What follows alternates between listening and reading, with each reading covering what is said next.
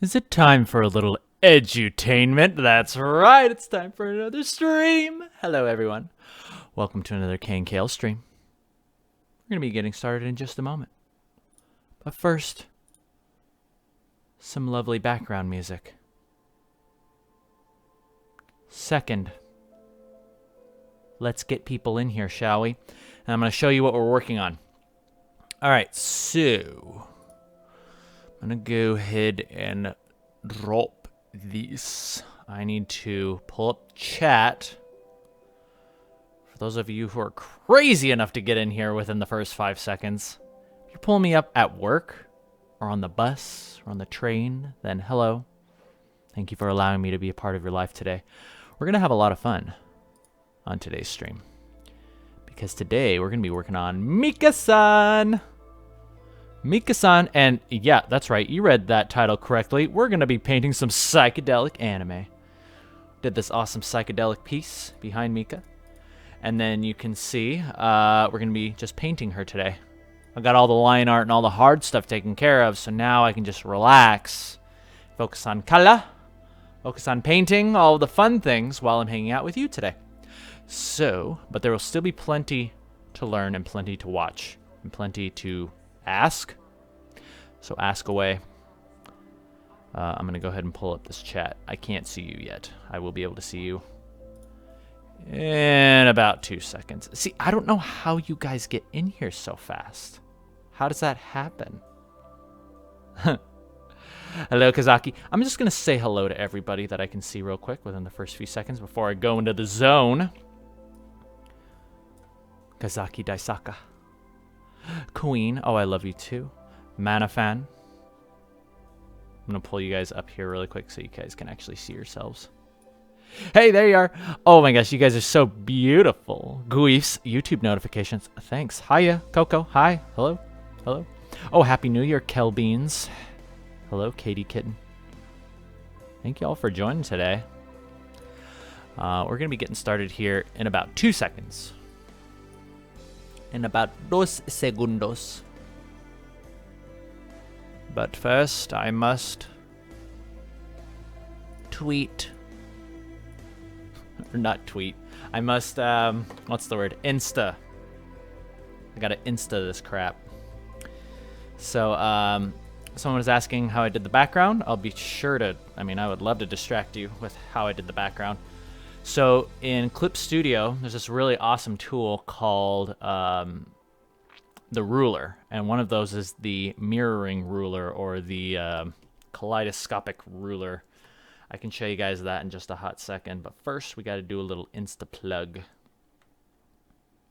So if you would so kindly, please light up the chat and just say hello, Instagram, or say whatever you'd like to appear on my Instagram. Because I'm about to take a video of everything that's going on here. I'm about to take a video. You guys are going to go on D-Instas.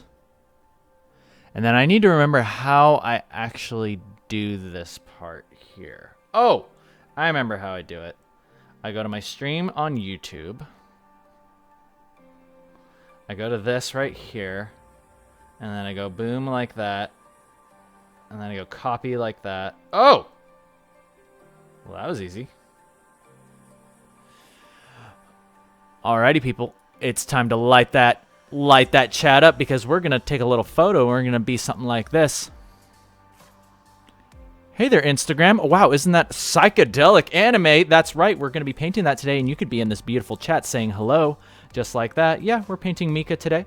Be learning about color, having a good time. Swipe up to come join us and hang out for the day. See you soon. Is there anything naughty on my desk? Oh, yeah, just this right here. Can you guess what this is for? That's right. Whatever you're thinking right now, you guessed right. That's exactly what this is for. All right, I'm going to post this onto Instagram.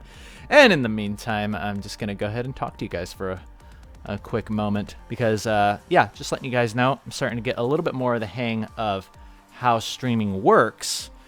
And I like to interact with the chat, right? I'll interact with the chat while I'm on break / making posts on Instagram.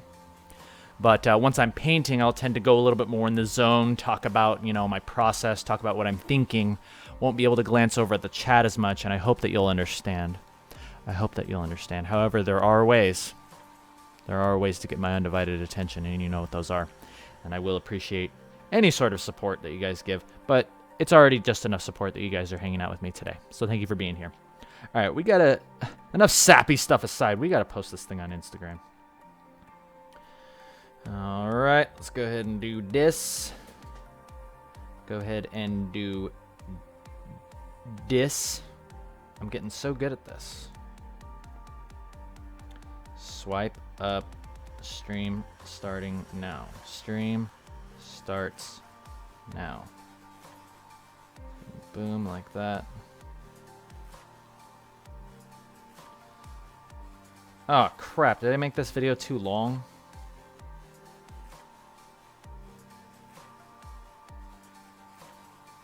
Yeah, it's just like 2 seconds long. Oh, great. Okay, so hold up. I'm going to fix this really quick. Can I make it? I'm just gonna post two. I don't care. It'll be a little bit janky, but it'll be slightly janky. Yeah, is that for your wrist? Close. Close, yeah.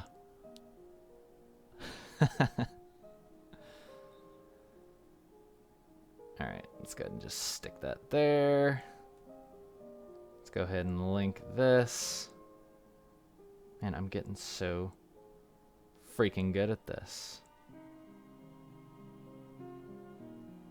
And for those of you who are not following me on Instagram, please follow me. I mean, okay, only follow me if you want to get daily updates and pictures of my cute bunnies, okay? If that doesn't sound like that's interesting to you, if you don't want to see pictures of my sketchbook and if you want to see pictures of my sketchbook and my bunnies, then don't follow me on Instagram. Don't do that. Okay? But if you do, then get your butt over there. Okay, we're good. Check it out, people. Check it out. Oh, wait. Oh, yeah, there we go. Booyah! There's your beautiful faces right there.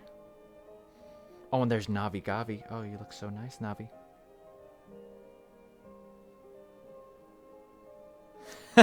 Yeah, it's like there's two parts to the story, and the second part is just like the last couple seconds of me talking. So yeah, maybe I should consider doing that. Maybe I should consider doing multiple kind of page or multiple post things. Anyway, okay, so someone was asking about how I did this background. And I want to show you guys this really quick before we get started on anything. Before we get started on anything, you guys got to first get over to Clip Studio in case you want to make your own psychedelic stuff. Let me just pull this up really quick. Okay, so what you're going to do is you're going to get yourself a copy of Clip Studio Paint. Get yourself, by the way, that's the Discord link in case anybody wants to join. Queen already starting off with 1,000 huffs. I don't know what that translates to, but thank you so much for the super chat huff. That should be, it's Queen. Thank you for the huffs. That should be popping up in just a second. And in case it doesn't, I will reread it to you. But, okay, so you're in Clip Studio, right? You want to go to like new document 9x9. Okay. Then you're going to go to brush, right? You're going to do like your normal little brush. And yeah, why is your thing not showing up, Queen? Or Owen? My Streamlabs should be working.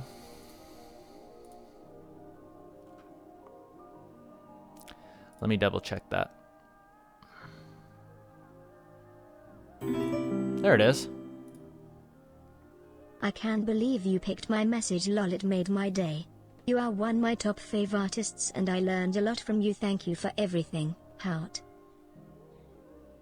I'm one of your favorite artists. Thank you. Thank you, Owen, Queen. Yeah, of course I picked your message. And thank you for super chatting. Thank you for supporting the show. You're amazing. You're the first donor of the day, and that makes you my friend for the day. I hope you hang out all the time. I hope you hang out quite a bit with me. We're going to go ahead and talk about this ruler. Okay, so see right here, Clip Studio. Direct your attention over there, right there. You'll see this ruler tool. And down at the bottom, right behind me, that right there is called the symmetrical ruler. And then you can set your number of lines to anywhere from 2 to 16. I just like to choose 16. Go ahead and draw yourself a line like that. And then, boom, you've got 16 lines. And now watch what happens. As you draw, as you draw with your brush, oh, isn't that nice? Instant psychedelic art. Isn't that awesome? So that's exactly how I drew that. So, and of course, I'm like using different colors and, you know, using all of my masterful skills that I've attained over the years. But then I'm just using this really handy tool in Clip Studio to just do that type of stuff. And then you can adjust stuff on the fly. I kind of set down a background color. I'll set down a background color early on. So like, say like that. That work? Oh, I gotta make a new. See like that? Oh, that's way too hard on the eyes. Let's go ahead and do that. Knock that down a tad bit. Do something like that. And then you can see right before your very eyes.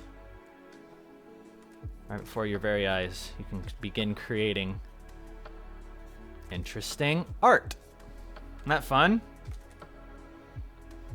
Give that a go, guys. Ladies and gents. I love Clip Studio just for this. I did the background for Mika in Clip Studio. That's actually kind of a cool drawing. I might save that. Yeah, let me save that out really quick. Let's save that just on, let's call that BG something. BG Psych. I don't even know if I spelled psychedelic right on this title. Hopefully I did. Okay, so anyway, that's the ruler tool. Get in there, get into laziness, or get into Manga Studio, Clip Studio. I think it's like $50. They were nice enough to sponsor me, so yeah, I think I do need to say that every time I use it. They were nice enough to sponsor me and send me a copy of their $50 version. Daisaka, thank you so much for the super chat. That should be coming in just a moment.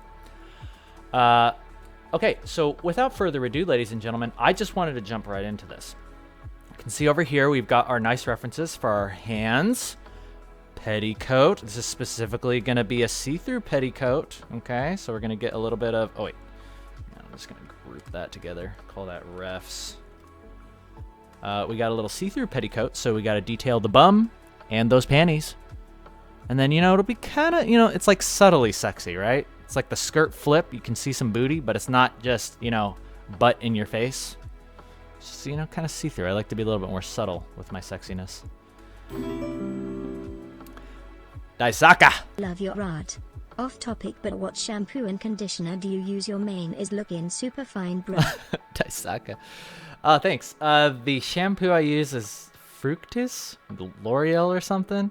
And then I use a conditioner that's like all natural. It's like some all natural thing.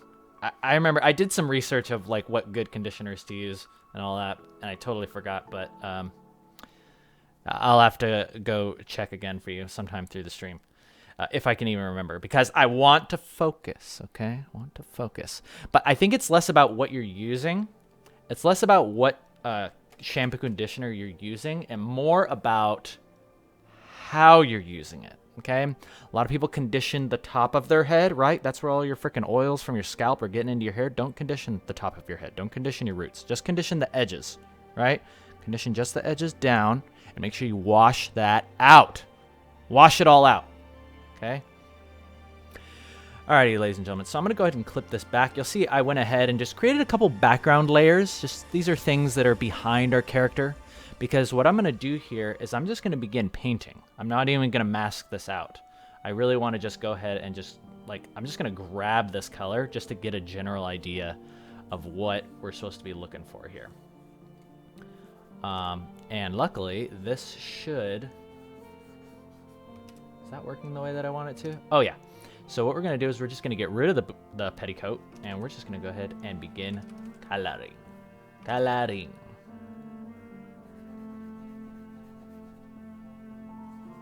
And why are those lines? Oh, okay, yeah, we're going to drop those lines completely to black first.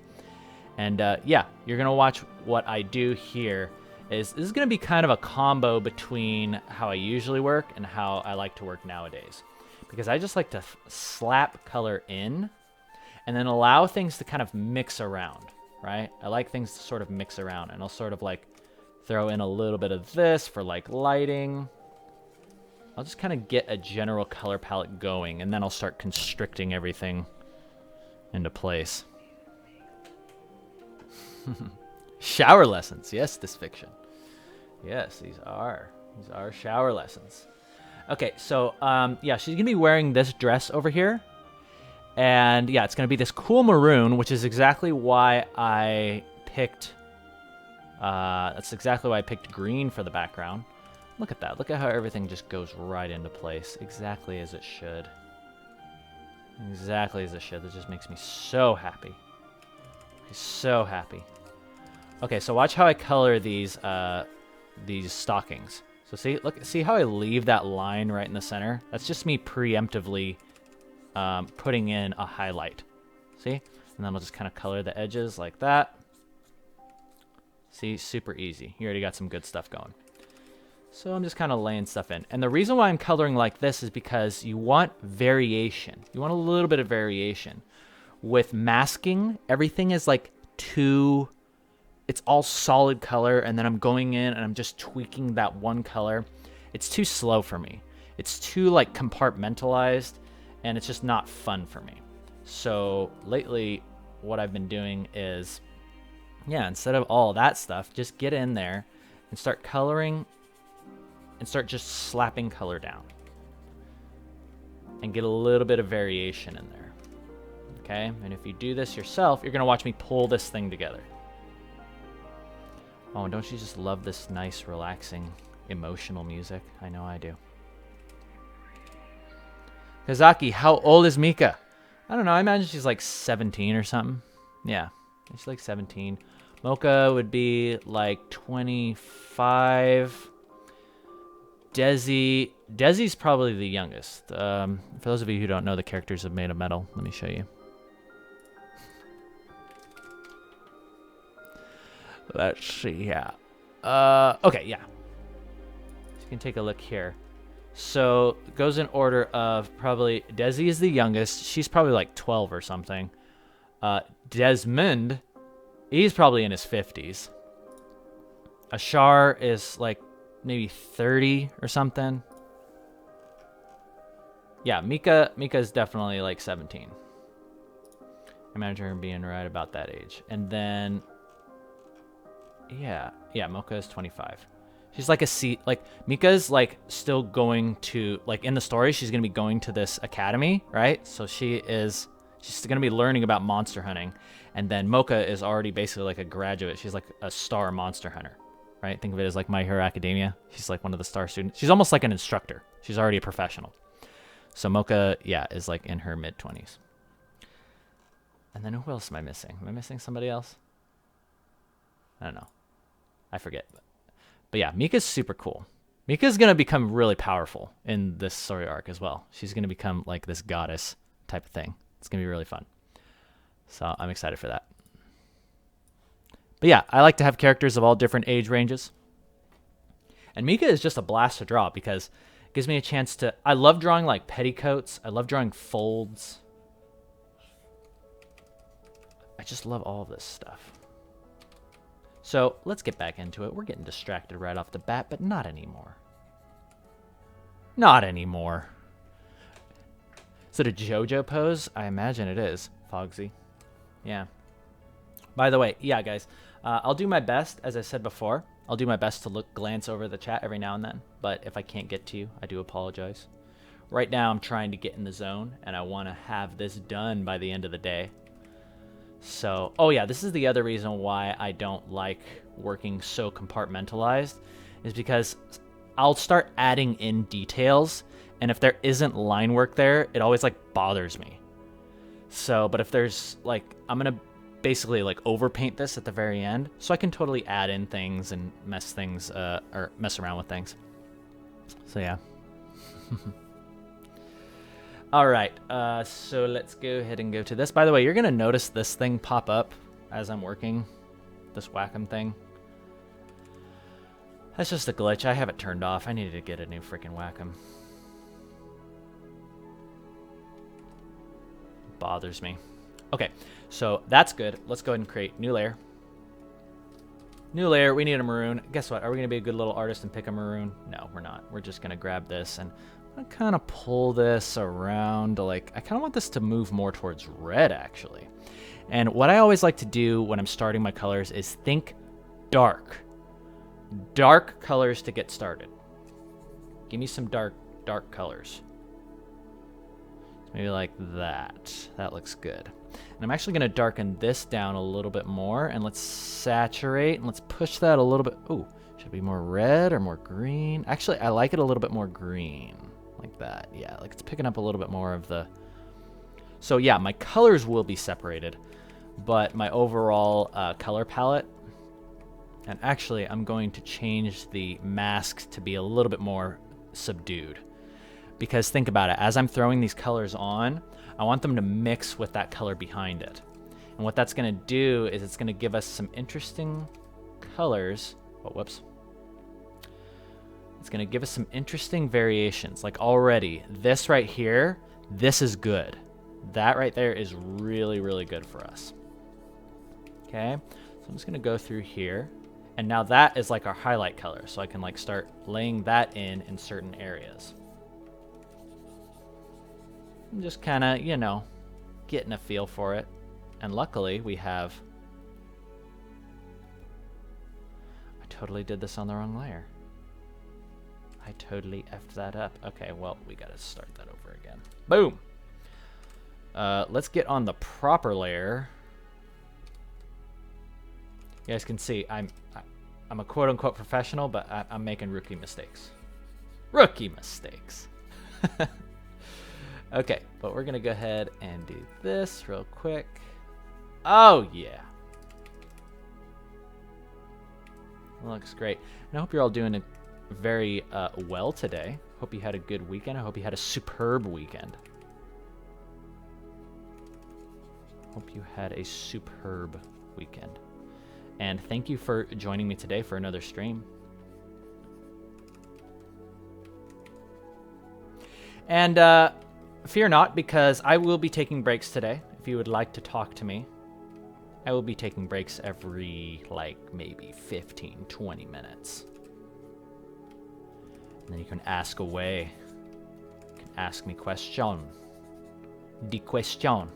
So see how there's just that little bit of color in there.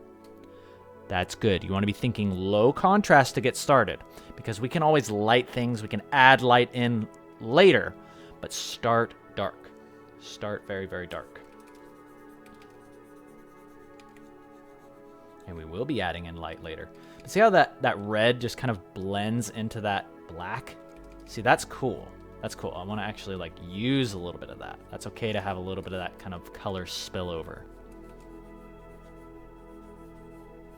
Because, you know, we're not perfectionists. And like, think about it. It's like, oh, maybe a little bit of reflected light would be hitting the underside of that tie.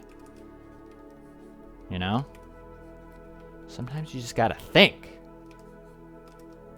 Be okay with those happy accidents. So I'm thinking, okay, so my first goal here is to, I would really like to get her dress painted, or just the maroon painted. Then we're going to take our first break, and then we're going to get into the skin, because once you start painting a character's skin, everything falls into place. You're like, oh, that was the purpose of my life. Oh, Prince of Kings. First video is around 6 years ago. Looks like you were used drawing pencil and paper before you learned digital. Oh, yeah. And since then, I've gone back to working in my sketchbook. I think sketchbook is where it's at. In fact, let me show you this character that I'm working on. It's the next character for Made of Metal. And it's a guy, believe it or not. It's a guy. Oh, here's some early stuff from Desmond. Check those out.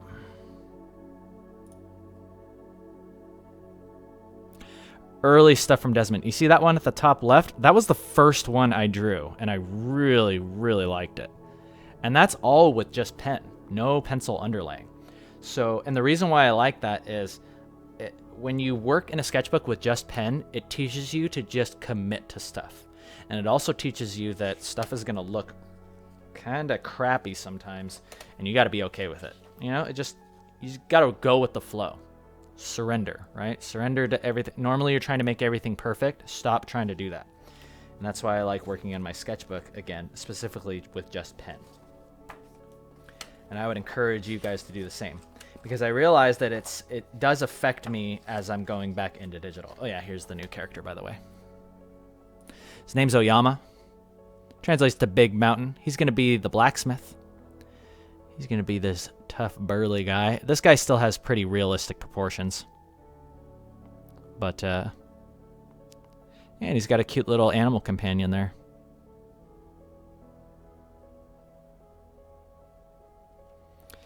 So, yeah, I really like this guy a lot. I want to exaggerate his body features a little bit more, and maybe we can do that on a future stream. But for now, we're gonna knock this Mika out, guys. I'm telling you this right now. We're gonna knock this out today. It's gonna be like fast. It's gonna be like, whoa, that was. I didn't know people could work that godly fast. I'm like, that's just me. It's just how I roll, you know. I know about them Riot deadlines, right? Back when I was working at Riot, I learned how to work real fast.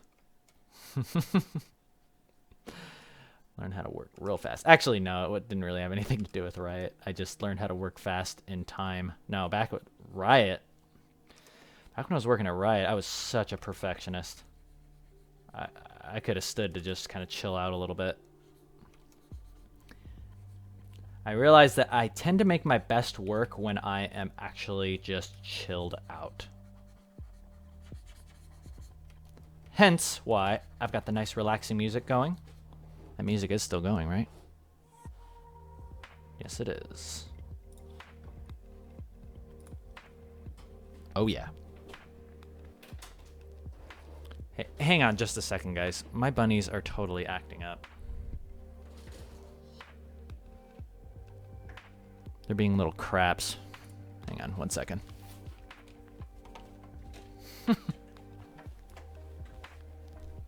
Hey!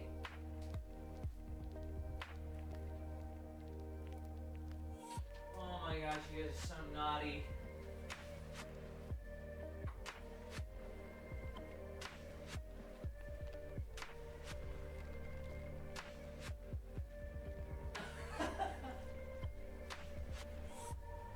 This is good? No, this is good. Guys, I'm actually going to use this quick break to grab a drink of water. I'll be right back.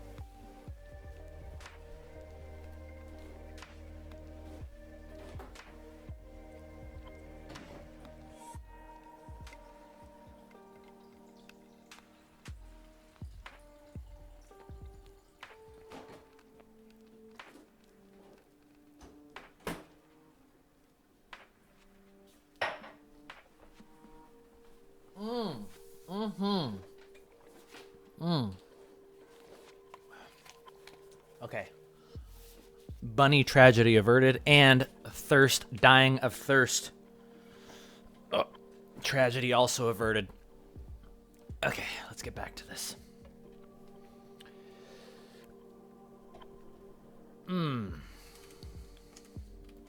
So, some people have been asking, oh, Genesis. Thank you for the super chat. Oh, you're making me blush. I will read that in just a moment.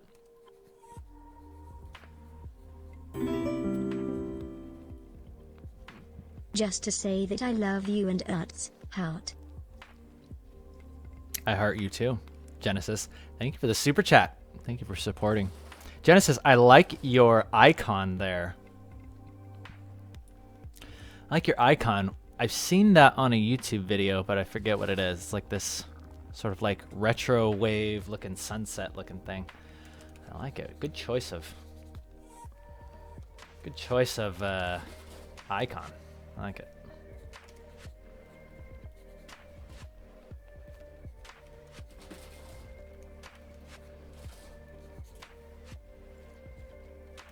All right, so see how we've got this all laid out? Now I'm just going to kind of erase a little bit out of this petticoat, but I'm okay with a little bit of that color splashing over, like I said, because we're eventually going to overpaint everything. Our priority here is speed over everything else. Now, I realize a couple of you have been asking, what is Made of Metal going to become? And I'm here to tell you. Made of Metal is going to become everything you could ever imagine it to be. But it's probably going to start as like a calendar or something. It's like a 12-page calendar of illustrations. And then from there, it'll become an art book. And then from there, it might become a manga. And then from there, it might become a fully fledged anime. Made of Metal is whatever you want it to be. But you know what I like Made of Metal to be? I like Made of Metal to be fan art. Those of you who have been making fan art and posting it on my Discord, link is up there. By the way, if you want to know, you want to get some little tidbits and early access to, I don't know. I post early stuff that I'm working on in sketches, sometimes that never see the light of day, on my Discord. So yeah, if that sounds interesting to you, then you should head on over there. There's lots of cool channels where you can share your art, meet other amazing artists. And yeah, we got channels for all sorts of people. So I mean, I'm biased. It's my Discord, but it's one of the coolest Discords out there, so you should definitely get on it. Okay, so there we go. We've got Maroon. Mika, you're looking great. Okay, we're going to go back to this real quick. We're going to paint that in. And now, ladies and gentlemen, now we're ready for the best part. We're ready for the skin. Skin is the best part of painting any anime waifu. That's when things begin to really come alive and things start to look really, really sexy. I feel like as humans, we are just naturally drawn to skin. That's why I always say, like, there's a few things you want to make sure you get right in your piece. One, the face. Okay, you see this face? It's all line art. There's only like, you have to be a master line artist to capture the level of character in a face that I like to get in my faces, right? I'm not that good with line art. This is just to get us started. I'll probably go through and like repaint that whole thing, or just like overpaint over top of it. And you'll see that happen. I'm gonna lower down this music. There we go. But yeah, it's gonna take quite a bit of time for me to get that face looking right. So we've got face, we've got hands, and then we've got arguably the most important skin in the piece, the booty. We're gonna paint all of those right now. So join me. Go ahead and just erase a bit of this away. Let's erase this away. I'm gonna leave a little bit of that black in there because that's sort of gonna act as our cast shadow. Yeah? You see what I'm saying? Leave a little bit of that on there just to keep a little bit of cast shadowage.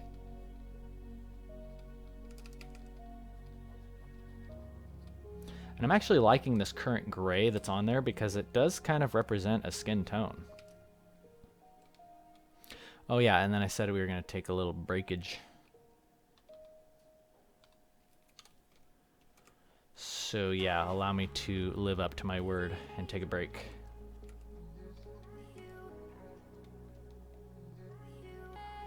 Alrighty, people. I'm going to take a quick break and interact with the chat now that we've got this done. Let's see how fast that is. I love it. Save it out. We're good to go. Bust out the antler. Lieutenant Klutzy loves my commentary style. Oh, thanks, Klutzy. Thanks. What do you like about it? You like that I just kind of take my time? I get really close to the mic and let it pick up all of the nice bass of my voice. Do you like that?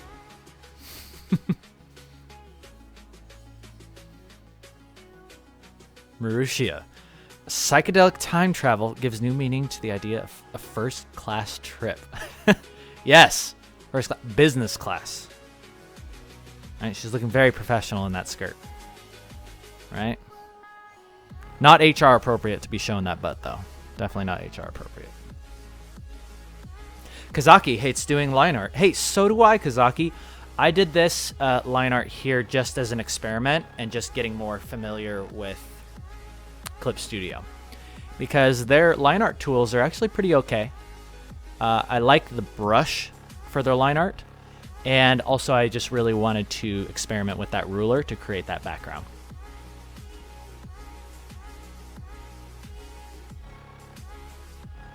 Hippo's asking, have I ever drawn bunnies? No, I haven't drawn. Well, kind of, but just sketches in my journal and stuff, and they're really kind of silly. And it's filled with all other kinds of personal information that I just can't show. But I would like to draw some bunnies sometimes. Thomas, ooh, cheeky little panty shot. Don't worry, it's going to be a little bit more all ages friendly, because we're going to have that petticoat on there, but it's still going to have, you know, the outlines. You're still going to be able to peek through there and see, like, oh, wow, nice lace on those panties, Mika. So yeah, there will be an additional kind of see-through petticoat, which is what that is right there. That's our reference on the right behind my head, this girl's butt, which is oh so nicely resting on my head. Yeah, that's the petticoat reference. So it'll be a little bit see-through. But of course we got to take care of all those details underneath the petticoat.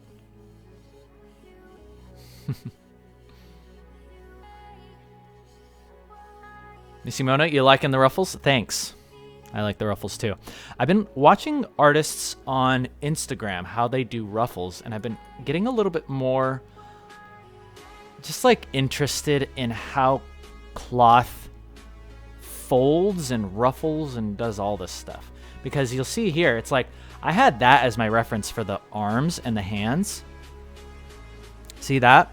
But I had to draw that clothing over top of it. So I still need to have an idea of, okay, so the cloth is pinching here, cloth is pinching like in this area.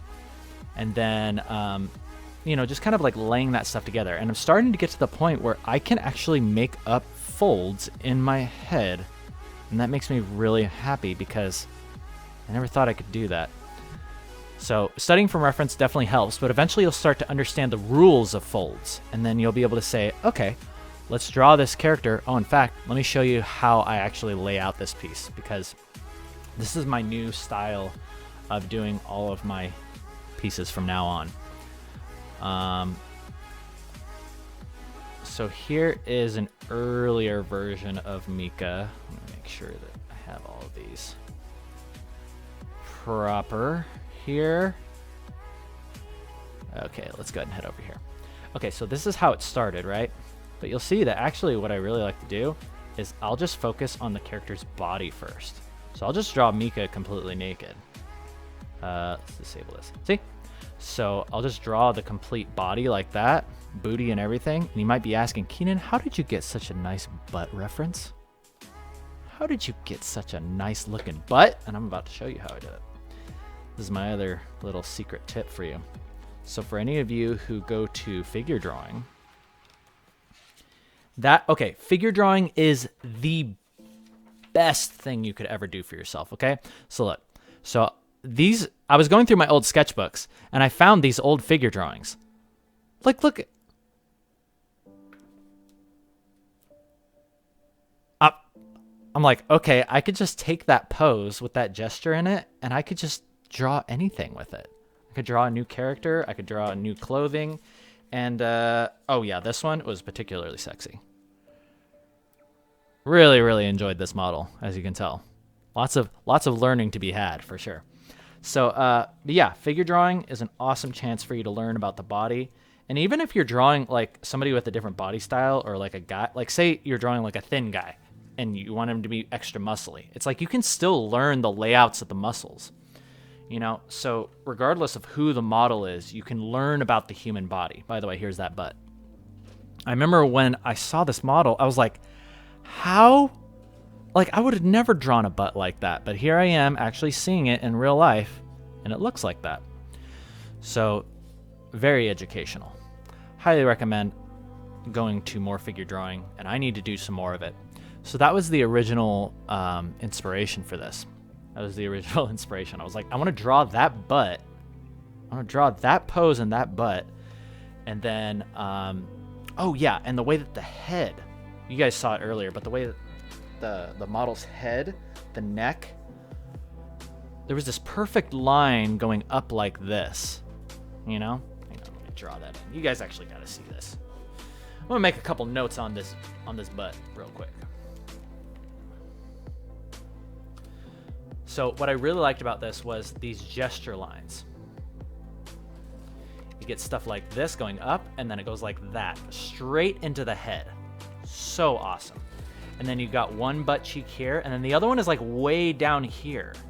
And I just would never think to do that. It creates so much weight on the character and gesture, and it makes it feel like a character is really standing there. And then, of course, the interlocking hands, the interlocking fingers. I was sold. I was sold. I absolutely loved it. So that was everything that went into this.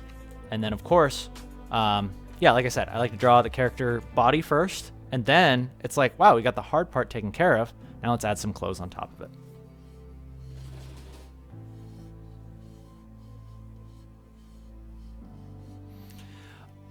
Smoothing. Oh, yeah. For smoothing, I draw, or I use Lazy Nezumi. It's this little program right here. It's really awesome. I'll have to show you guys another day, but yes, Marushi, I am using Lazy Nezumi. I love Lazy Nezumi. Highly recommend Lazy Nezumi. We're gonna be resting for about another maybe couple seconds, then we're gonna get back into this. Caster, I'm glad you like it. Aggression, Mika looks 12. No. No. She's 17, Aggression. Don't be gross.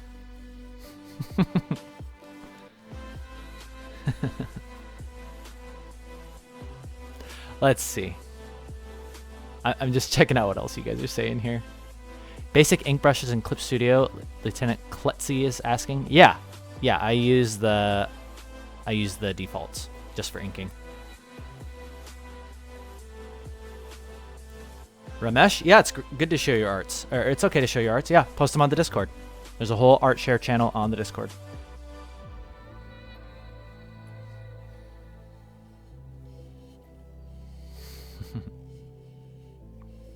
How can you get my chalk brush on Clip Studio? I don't know, Derek. You're going to have to tell me, because I don't know enough about Clip Studio or how it works yet. All right, ladies and gentlemen, and just like that, the break is done. The back is massaged. If you're drawing along with me, then please check your posture, and let's get back into this. Let's draw some booty cheeks. Let's shade this skin, get some good-looking booty cheeks going. Let's start with the butt, okay? Let's start with the butt. Perfect music. Perfect music for coloring a butt.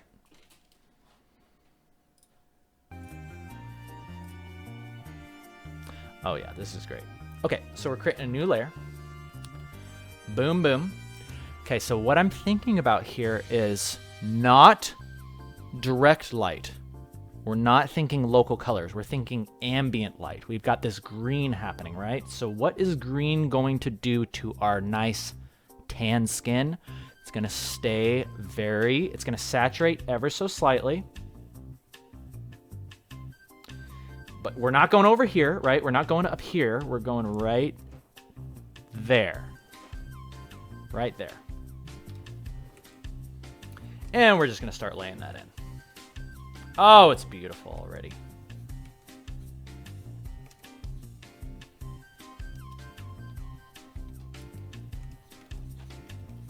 In fact, I'm just going to go ahead and do this. We're just going to focus kind of on highlights for a second, okay? Highlights look good, but let's keep them low contrast. Low contrast highlights.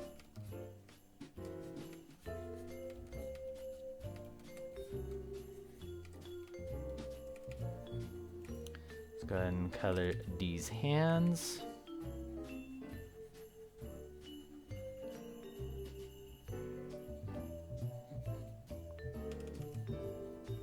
See, this is the reason why I like to pick a nice background color, because we don't have to color the whole skin now. See how we can just kind of get away with just putting in a little bit of color? What makes skin look interesting is variation, subtle variations. So on those knuckles, right, we're gonna have, right, we're gonna chuckle, and we're gonna go ahead and move over a little bit, and we're gonna go red. We're gonna add a little bit of that red in there. Why did that do nothing? For some reason that picked my secondary color. But see, I'm just adding in a little bit of red on those fingers, right? Let's add in a little bit of red to the booty cheeks. A little bit of red in there, okay? Little goes a long way, as you can see. Let's go ahead and clean that up. I imagine this is gonna be lacy, so there's gonna be a little bit, there's gonna be like little holes like in here. Something kind of like this. So I'm just kind of throwing in some color there just to remind me, like, oh yeah, there's gonna be holes in the lace patterns like here and here. Maybe like here and here? Huh. Whatever, we'll figure it out as we go. Looks nice, looks nice. All right, and let's go ahead and head on up to the face. Mika-san. Or Mika-chan. What would it be? I guess it would be Mika-chan. All right, cool. And so I'm imagining like the ambient light is kind of coming from the frontal ambient light. So let's go ahead and do this. Let's push this a little bit more up towards yellow. Let's go ahead and add in some more highlights like this. Looks good. I'm gonna shift over a little bit. You see that? I just did that so fast, but it's like saturate, hue shift down to red, okay. And then throw that in. That's our blush. See, so that's what it's all about. So throw that in a couple areas, especially in the ear, especially on that ear, and then kind of blend it away. Blend it in. See how it makes you feel. Try out a couple things, see how it makes you feel.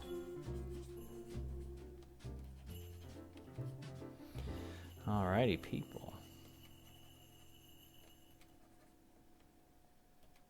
I'm gonna leave this nice and dark. I like that being dark. Yeah, and I like, okay, so this is what I like, guys. See how there's like that hard edge right there? I'm gonna go ahead and just highlight this. I like stuff like this in my art.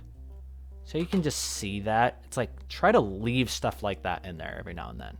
You know, we might end up blending it out later, but in general, I like it when there's like very like deliberate shapes happening within my art.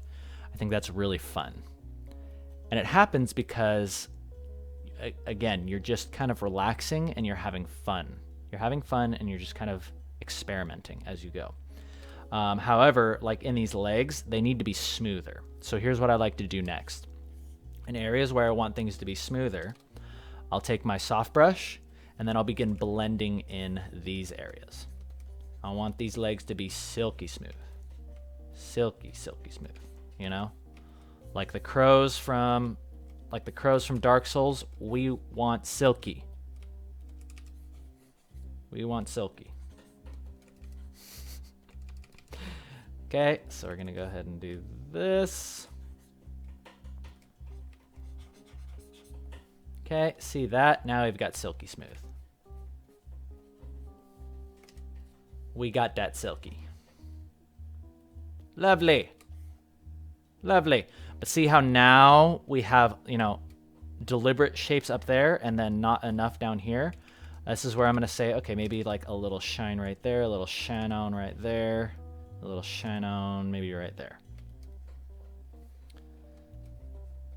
Deliberate shines. Deliberate booty shines. I don't know if those are in the perfect place, but they're good enough for now.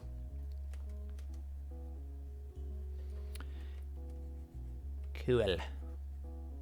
Cool. All right, let's go ahead and move on to the hair, I'd say. Let's go ahead and move on to the hair. So Mika's hair is going to be really fun in this piece because I want it to be kind of darker in a way. I want it to be like more red. Found that I have a lot more fun pushing her hair to be like more, like, because it's pink, right, normally, but I like kind of breaking those rules. Even her eyes look huge right there. I have definitely changed my eye style over the years. Actually, no, I guess her eyes are kind of big there too. No, here's what I've started doing lately is I've gotten interested, and this is from watching like coworkers and friends of mine. They work in 3D, right? So they would look at that and they would start saying, okay, so there's Mika. How do we take Mika and start thinking about her in 3D space? So now it's like, how do I turn that head and like put it at a weird angle where I would really start to see the depth of her nose, obscuring one of her eyes, and I have to start thinking about this thing in actual 3D space.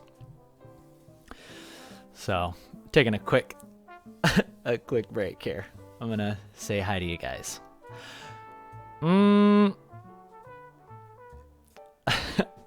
Nathan, super late? No, you're not. We literally just started this like half an hour ago.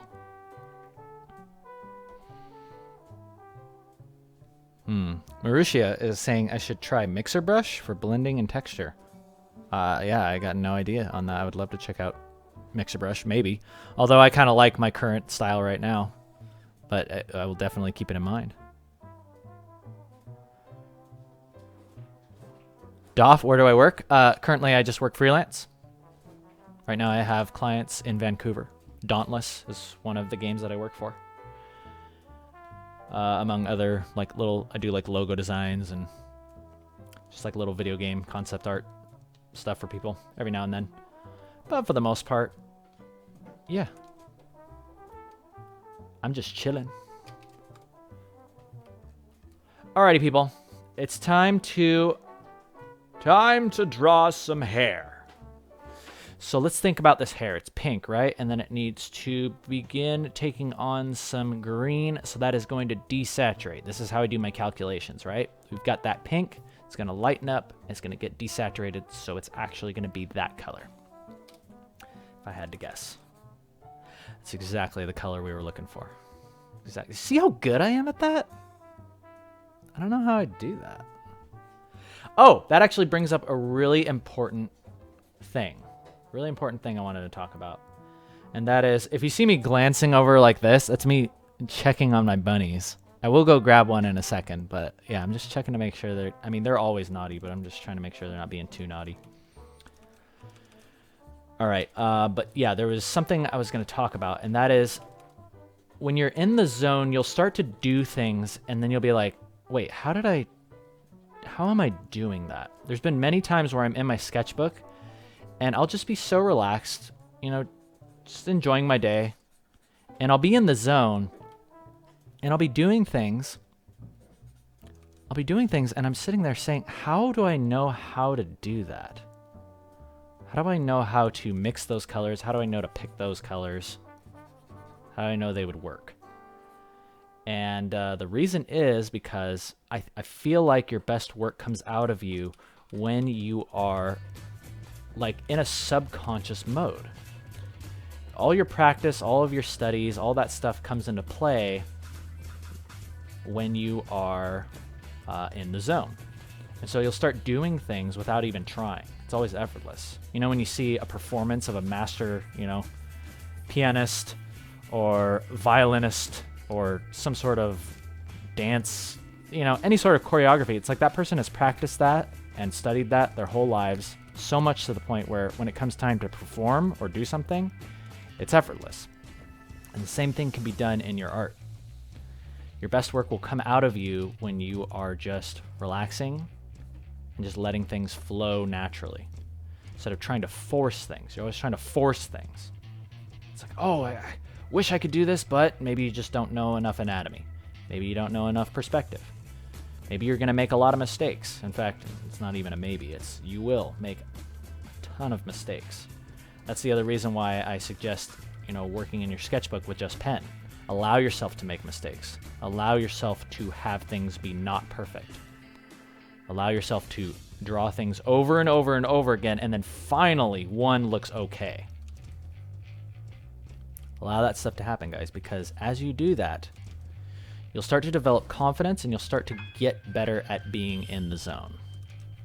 Thank you for subscribing. Black Ecto. Black Ectoplasm. Alright, you know, I am going to take a hot second break. I'm going to scare my bunny back into his cage. I'll be right back. Hey there, little guy. What are you doing?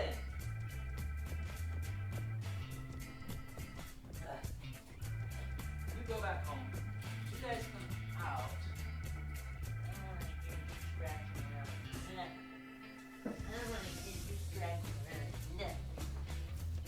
In fact, you're going to come say hello to the stream. Oh, he's so excited. Here he is. He's going to wiggle around a lot, but don't worry. He just wiggles to show that he loves me. This is my bunny named Rocky. He's one of 3, and he's a little cutie. And I love him very much. Okay, thank you for being good. I'm going to put you back. Here you go. Going down. Okay. Yeah. I just needed to put one away and let the other 2 out. Unfortunately, all 3 of them can't play together because they're very naughty. They're very naughty, and bunnies don't bond. Or some bunnies don't bond. And one of mine, unfortunately, is not friendly to the other one. So, yeah. Doesn't work. Oh! Whoa! Rimlight, 50 euro? Did I miss that? Rimlight, thank you so much for the 50 euro. Yeah, you know what I do to that? Finally caught a stream live. I had a question in one of the previous streams, but I forgot. Can't kill so Pog. here is a treat. Aw, thank you, Rimlight. Wow, you seriously just made my day. Thank you for supporting the channel. Thank you for being here. I'm humbled by your donation, your support of the stream.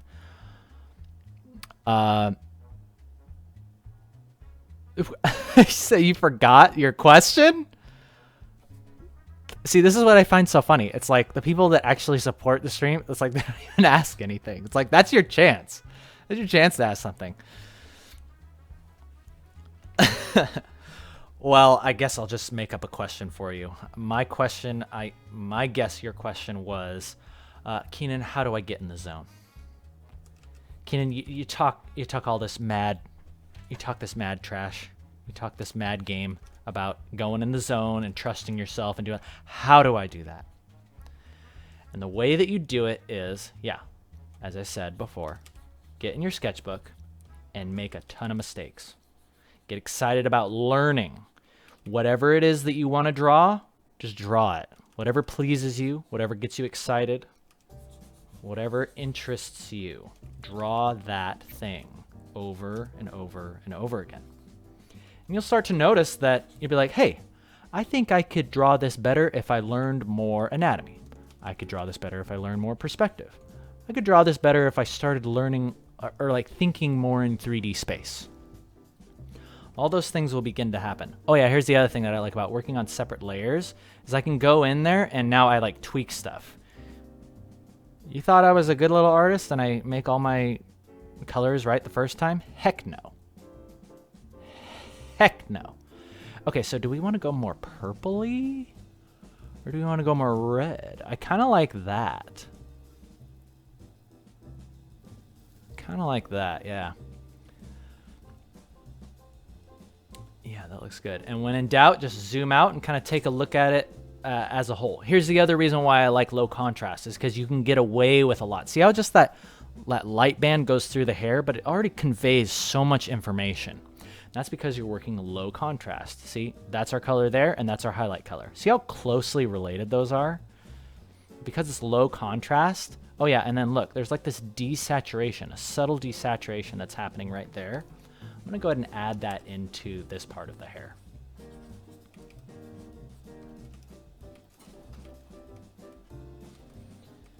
Yeah. So low contrast is key, I feel like. It's a great way to make good looking art, and it allows you to experiment and throw in colors that you normally wouldn't think of.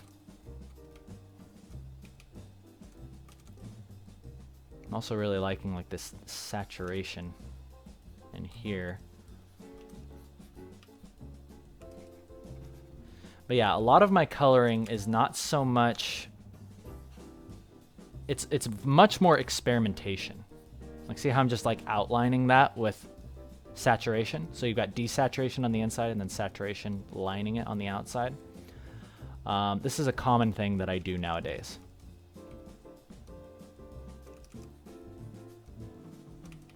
Think about pairing. Think about light fall off. I think that's really what that is it's simulating light fall off. And if you don't know what light fall off is, then I feel bad for you. No, just kidding. I'll teach you what light fall off is. So light fall off is, it's sort of like subsurface scattering. In fact, it's very similar. Because a lot of people will be like, oh, okay, I can do subsurface on the skin, but actually light is always falling off, and it has to do more with exposure. So, you know, if you look at a photo of something, I don't know if I can find something here. Okay, so yeah, see how on this shirt, it's like there's yellow light from the sun, but then as you go kind of towards the edge, it's just barely turning more orange. And then as it's going over here, see, it's going blue, and that's because of the blue of the sky. The blue of the sky is lighting the other side of this shirt. And that has to do with, well, there's two light sources that are blending together, but even if there was just one, there's just like a very subtle light fall off that happens. It's very subtle, yeah, just changes in color that are happening. And if you can start working that into your art, you're gonna have a good time. You're gonna have a really good time. Go ahead and mess around with this skin tone a little bit. See if we can find something that's a Glad to little bit catch more. another stream, Keenan. Apologies for blatantly stealing your striped scarf design on my last piece. It's just so good. Excited Wesley! to draw along with you. Regards, Wesley. Wezzy! How's it going?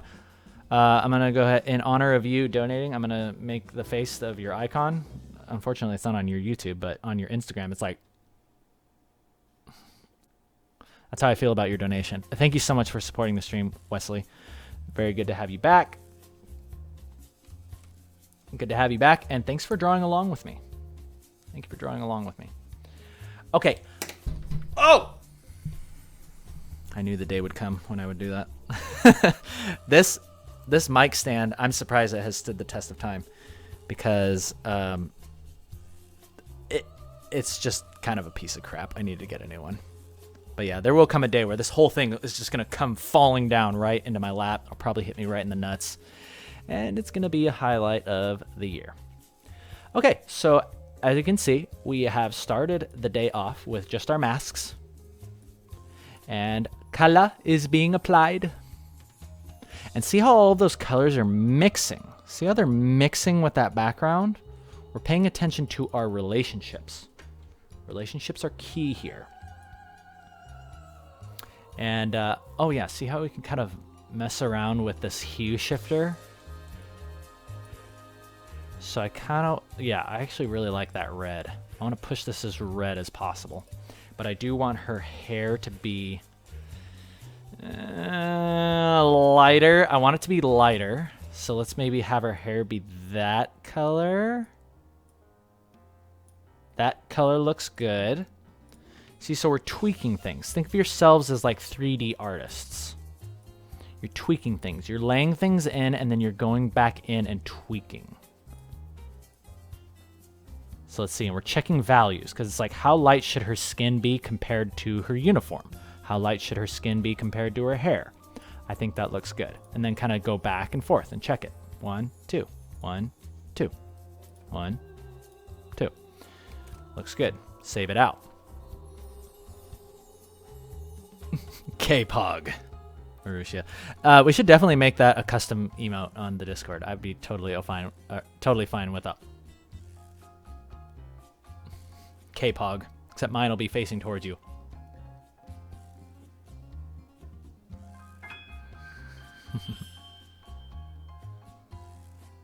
Razvi.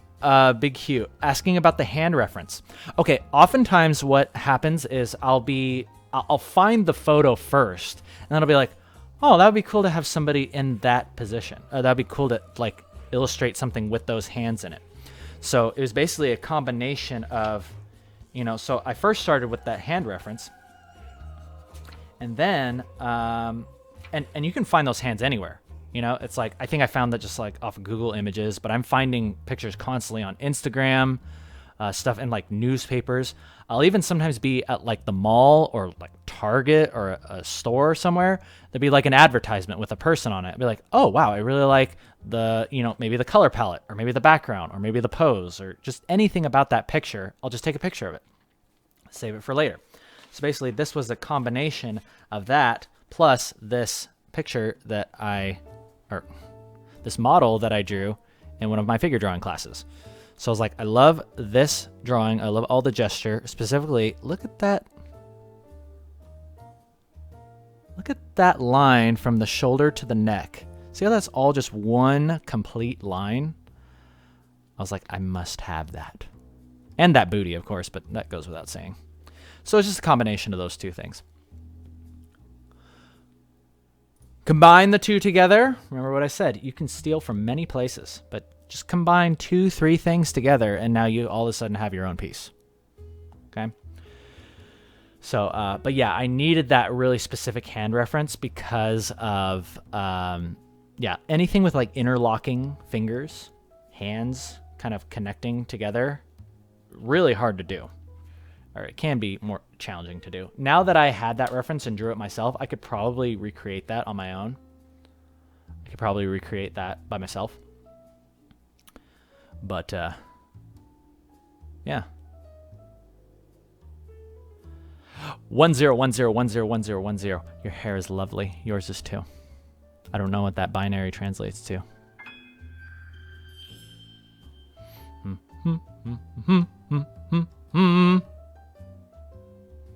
Nathan, how come I switched from Clip Studio? I didn't switch necessarily. I'm just more comfortable working in Photoshop on stream, just because I've spent like 20 years in this versus Clip Studio. I got literally this year, so it just has to do with what I'm comfortable with. But I did use Clip Studio to do this background. I did the line art in Clip Studio. So I'm just kind of using the programs for what they're best at least from what I can understand they're best at. All right, we're gonna go ahead and color this in. Let's go ahead and get some detail going on this face. Yeah, you feeling that as much as I am? Let's get some detail going on this face. I'm gonna start laying in some reflected lights.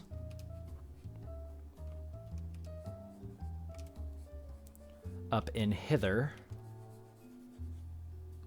And now I'm just kind of going for it, guys. I'm just going for it. I'm on one layer now. You could just call this OP. I'm gonna start just laying stuff in.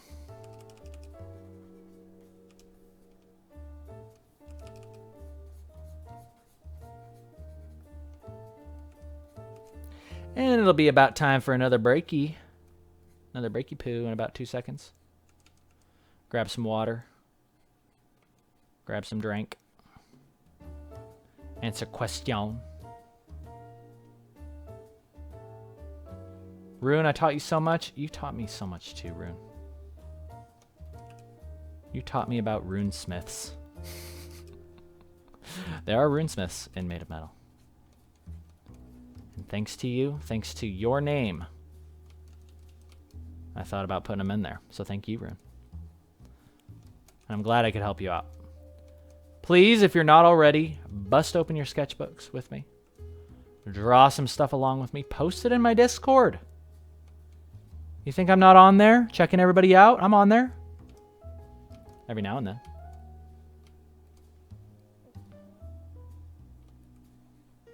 Ooh, I really like that. I really like that showing behind the ear and the hairline kind of going up to it. How do I do it? Is that another super chat I see coming in? You guys are too kind. You guys are just too kind. All right. Looking super cute. Oh, let's take this background layer.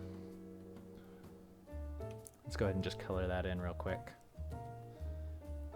So that's going to be this color. Something I always wanted to know. When you work for a company, how does deadline work? How much time do you have for a piece? Any pressure/stress?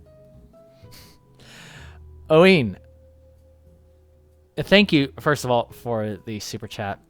They're asking, when you work for a company, how does deadlines work? How much time do you have for a piece? Any pressure, stress? Yes. Yeah, absolutely. Yeah, deadlines can be a source of much pressure and stress. Here's how you deal with it. Day one, you tell them there's 3 things that can work for you. Okay? 3 things. We call it the iron triangle. There's money, time, quality. All of those 3 things compose the iron triangle. And when you are basically negotiating, deadlines, among all those other things, are things you can negotiate. So let's say a client comes to me and says, okay, we need this full splash art done, something that would normally take, like 3 weeks to 4 weeks, a full splash art with a character and a background and everything's rendered out, hyper detailed, but we needed it in like a week and a half.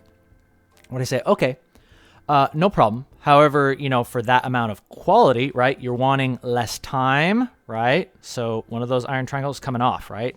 You take away time, you're also going to need to take away from somewhere else. You're going to need to take away from quality, or you're going to need to pay me a lot more, right? Because I can stress, I can sweat, I can work weekends, but you're going to pay me for that time, okay?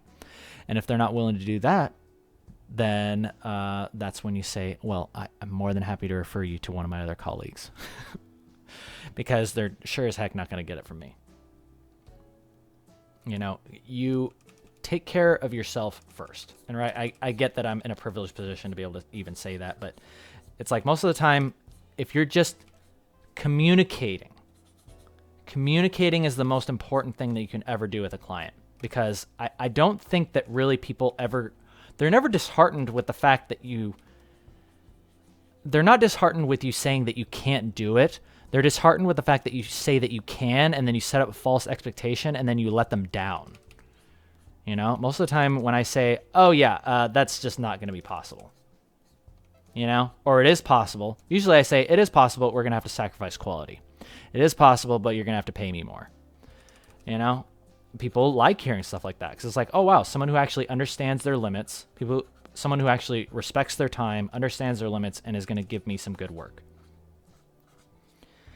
And believe me, ya boy always delivers. Always delivers. And it's because I learned my limits, and I learned how to properly set up good expectations with my clients. So yeah, but am I saying that I'm never stressed? Oh no, I still get plenty stressed. But I make sure that when I'm stressed, it's because I really care about the client. When I'm stressed out about my work, it's because I care just as much about that project as the client does. And it's your responsibility as the artist to care. And it's your responsibility to set up a situation where you can care. Because most of the time people are selling themselves too short. Think about it. Your time and your skills are valuable. So you want to make sure that you're charging enough to where you get up in the morning, you're like, I'm excited to work. Not like, oh man, I probably should have I should have asked for more. I really got lowballed on this. It's like, you're going to take that energy into your piece. Why would you want to give that to somebody? So don't do that. Charge what you're excited about. Charge something that you would be excited to jump out of bed. You're backflipping out of bed. Right? And then that energy is going to be carried over into your piece. And the most powerful negotiation tool, for those of you who showed up today, I can't even believe I'm about to tell you this for free. I would normally charge like hundreds of dollars to give this advice to people. But the number one negotiation tool is if people can't meet you on your budget, have other people in mind. Have other people in mind that you can refer them to. Be like, oh, okay, if budget is an issue, then you can talk to one of my colleagues, you can talk to one of my friends, and make sure they're not as good as you. refer them to some other people that are just not as good as you, and be like, yeah, their quality isn't as good, but they'll be able to meet you on your budget. And 9 times out of 10, when you lay that on somebody, it's like they'll be like, oh, okay, well maybe, well don't go away just yet. We can work with you. We'll mess around with some numbers. We'll get back to you. Always works. So yeah, that's gonna help you guys out, and I'm excited. But see, you have to be willing to like let stuff go. You have to, first of all, you got to be in a privileged enough position where you can let stuff go. But I'm telling you, if you have the freaking gall to like just say that, I'm telling you, like 9 times out of 10, you're going to get that job. You're going to get the job. You're going to get what you asked for. Although I did recently just lay that on somebody, and sometimes they're like, oh, wow, great. Yeah, sorry, we're not, clearly we're not ready to work with someone of your quality level. This is actually good. Thank you for referring somebody to us who is more within our budget. This will do just fine. And that's great. You help them out. You help yourself out. Now you're not stressed. You're not lowballed. You're not getting up out of bed like feeling like you got taken advantage of. And you help somebody get their project going. So it's a win-win, really, in the end. That's a nice looking dress. Yeah, let's darken that down. I like it. Then we got petticoat. See, I like that I made the petticoat on its separate layer, because we might get to the end of it and be like, yeah, you know what? I do want to show off the butt. Let's just put the butt right out there front and center. But just in case, we've got that little petticoat.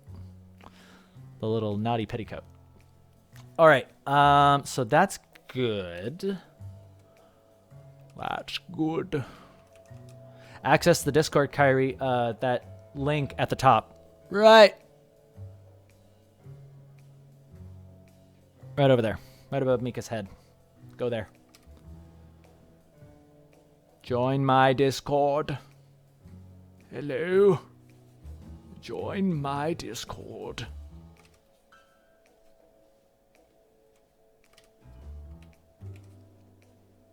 I don't know how I do it, ladies and gentlemen. I don't know how I do it.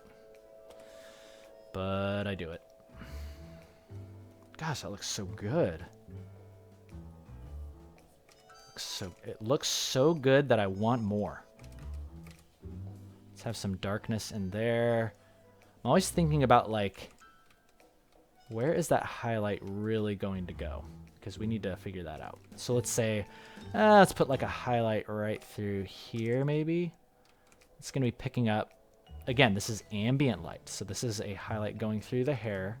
It's kind of like a ring. You want to be thinking about a ring that goes through, okay?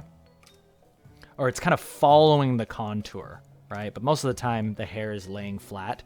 So here, you can even see it on my own perfectly conditioned hair, by the way. All of you should be conditioning your hair this way. See how there's a line that's going through my hair? But as soon as I take a tuft of hair and I move it, right, it changes. Because it's following something. It's following the curvature of my hair, okay?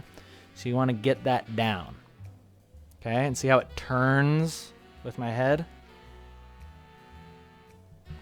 It's good stuff. As I get my hair caught in my earphones. Jordan. You guys are all asking how old Mika is. This is just going to have to be a frequently asked question. Here, I'm just going to put the number. Okay? There you go. Mika is 17. 17, okay? There you go. Now you don't have to ask anymore. That's our frequently asked question.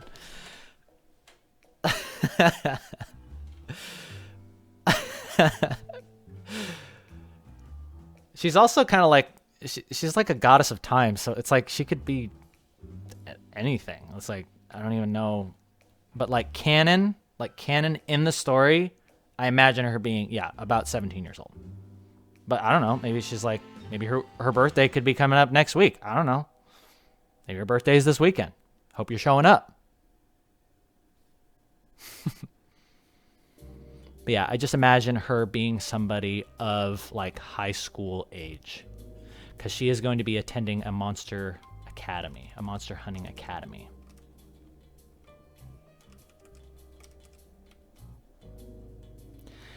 And we're going to be having a jolly time with that.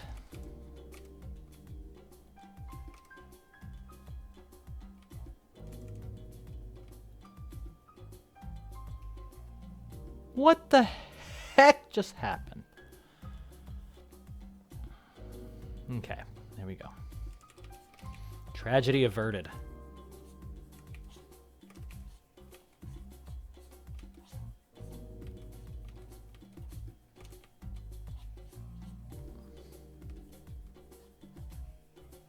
We're going to be taking another break here shortly, ladies and gentlemen. So ready those question catapults. Ready dem questions. Again, I can't guarantee that I get to you, but I will try to answer as many questions as I can. And then I'm going to take a bio break. Bio breakage. And, whoops. We're taking bio breakage. Whoops, we lost something. What the heck just happened? Oh, this is on the same layer. Dang it.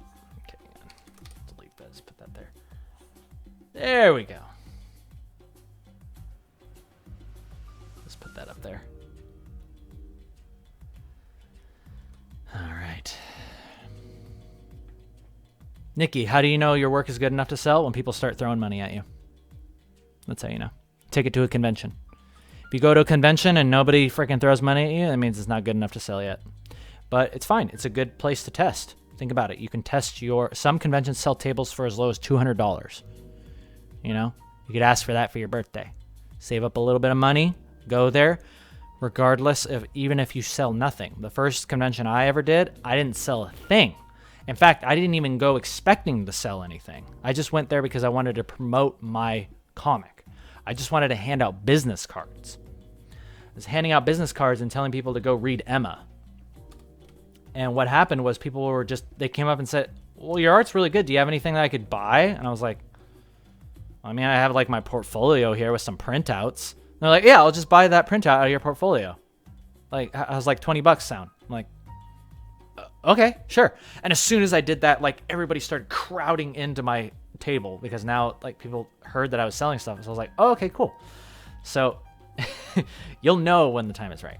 But I would highly recommend that you get out there to the conventions and start testing the waters. Test the waters as soon as possible.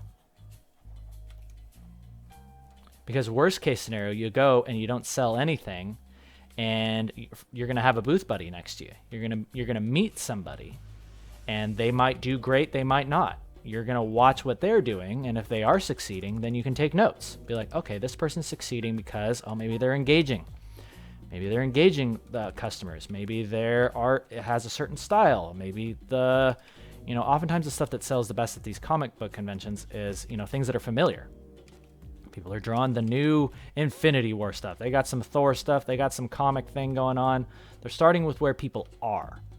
There's nothing wrong with that. Like, I personally don't really enjoy fan art myself. I don't like to do a lot of it, just because I got so much stuff that I want to do of my own characters.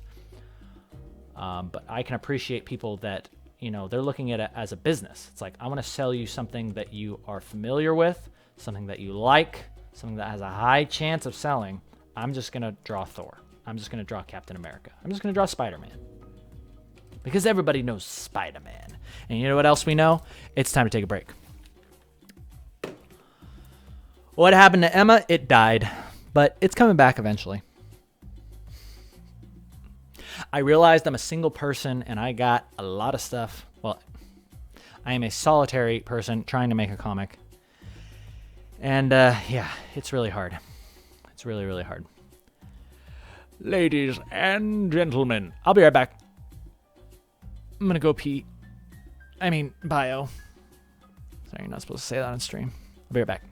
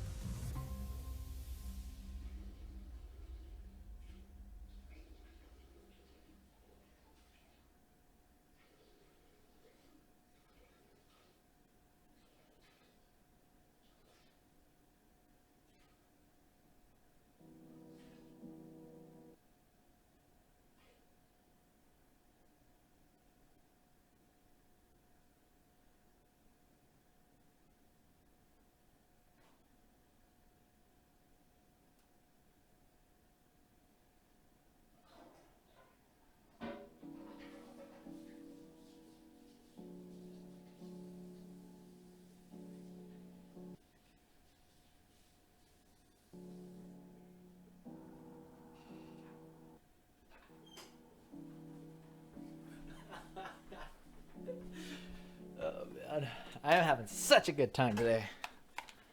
I'm having such a good time today, thanks to you guys. Ooh.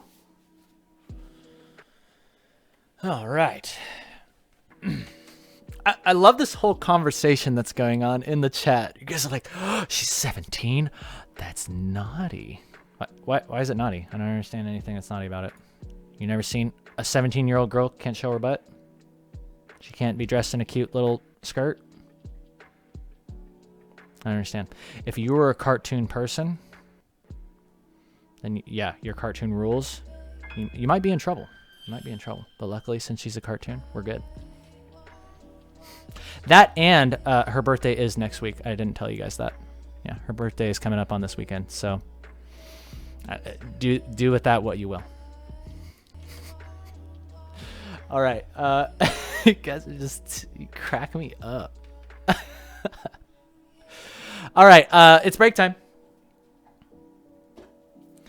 It's break time. Miguel, oh, you like the pigtails? Oh, thanks. I like them too. They're really fun. I'm really excited to render out her face. Mika's going to be looking oh so cute. Going to be looking oh so cute.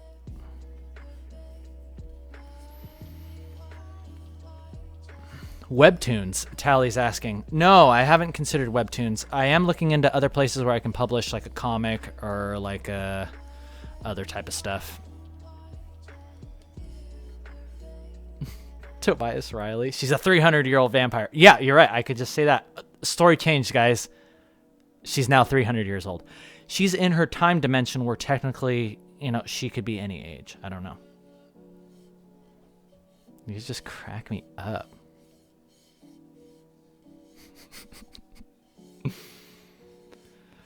Indiegogo. Oh, yeah. I would love to do an Indiegogo. I'd love to do a Kickstarter. Good stuff.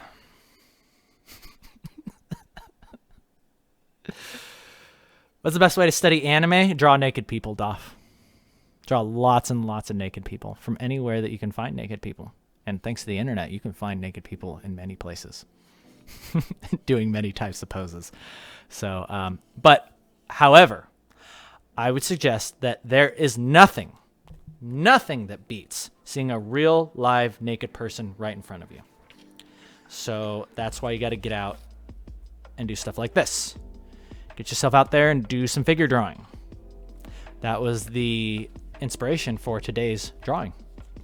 Actually came from something that I drew of a figure. Oh, you better believe we're going to be using this one too. Look at that sexy figure with the blanket. She had like some sort of robe on.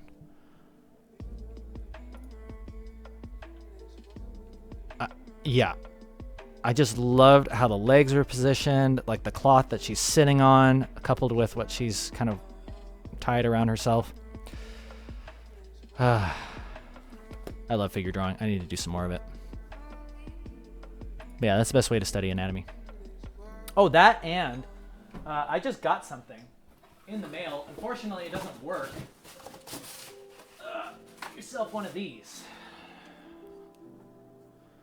Check this out. This is how you study anatomy right here.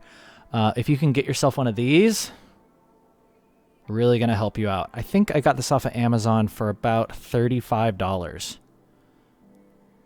It comes with a stand, but see these feet? This stand doesn't... Oh, that's why it didn't work. Didn't work as... Oh, wait. Is this actually going to work? Let's see.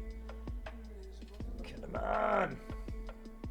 I'm either going to make this work or it's going to break right on the stream and you guys are going to laugh. I'm going to bust this guy's leg off.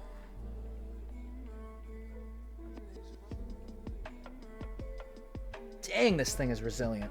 Holy crap. Oh, it worked. Aha! Yes! I got it working on the stand. Yesterday I was trying to put this together and it wasn't working. I was trying to put his feet into the bottom of the stand. No wonder it didn't work. But yeah, this is a great way to study anatomy. And I particularly like these ones because one side, see, it's all the muscle kind of carved off. And then the other side is, so you can see how the skin lays over top of it. Really, really nice stuff. And we got a female coming in today. So yeah, this is good. This is really good to learn like musculature and stuff, but then you want to start learning about like posing. You're like, okay, this is great for somebody standing. I can see all the muscles of the leg and stuff like that, but now how do I get them into like crazy poses? How do I put the arms up? How do I put them down? How do I get the freaking leg sticking up like this? You know, it's like, how do you do that? And that will come in time. You know, first of all, knowing structure and how to compose those things is helpful, but drawing from real life is always going to be the best.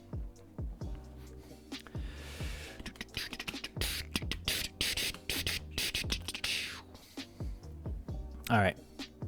I'm about ready to jump back into this, ladies and gentlemen. Kazaki. I love how you're just posting the same thing over and over again. I almost don't want to answer you just to spite you, but because I'm in a good mood today, I will. You're working on a drawing that has 3 sources of lighting. I don't know how to combine them. Can you give me some advice on how to combine multiple light sources? I mean, kind of. Render them one at a time. That's what I would suggest. Render them one at a time from the least vibrant or the least intense light to the brightest light, which is exactly what we're doing here. See how I'm putting in low contrast colors, and they're all kind of keeping in mind, like Mika's hair is pink, right? But how does that pink hair look with like green ambient light? See, or like a desaturated red. You see that? There you go. You're welcome. Bisco, steal poses. Yeah, steal poses. You better believe I steal poses. I steal poses. I see stuff on Instagram. I'm like, that's an awesome color palette. Whoop. Take a picture of it, right? Take a picture of it, save it for later. I have this whole refs folder. I just throw it in. I can be inspired for a piece just by looking at somebody else's piece. It's like, oh, I could totally build an entire new piece off of that. Off of just that pose, off of just that face, off of just that hair, background. Just let that inspire you to create a new thing.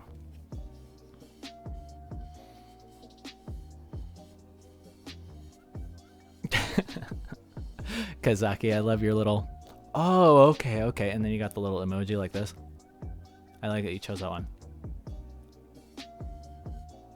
How did I get my idea for Made of Metal? A lot of soul searching. I went up into the mountains, no food or water for 3 weeks. I was about to die. And then right at my last breath, I woke up and I was like, I need to draw Mika's butt. And then I found my new purpose. No, I'm just kidding. Mika is like from a long time ago. Mika is from a long time ago. I've been drawing Mika since frickin' 2001, 20 years ago. 19 years ago, technically. But yeah, she's been a character that's always been on the back burner, and it makes sense because there's not really anything that interesting about her. She's like the most run-of-the-mill, boring, pink-haired maid girl that you could ever, imagine. But I liked that. I liked that she was a character that you instantly understood. It's like, oh, it's like Tuhu or Toho. She's like a Toho character. Like this magical maid girl with pink hair.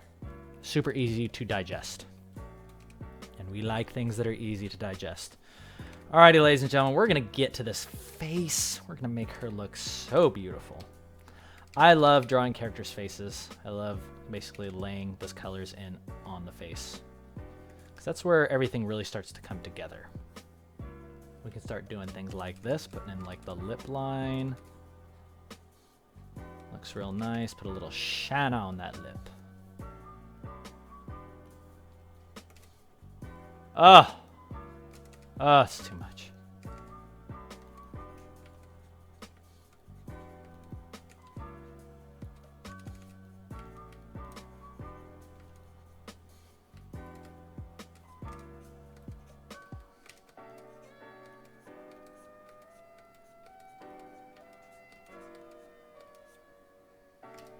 Blush on the cheeks.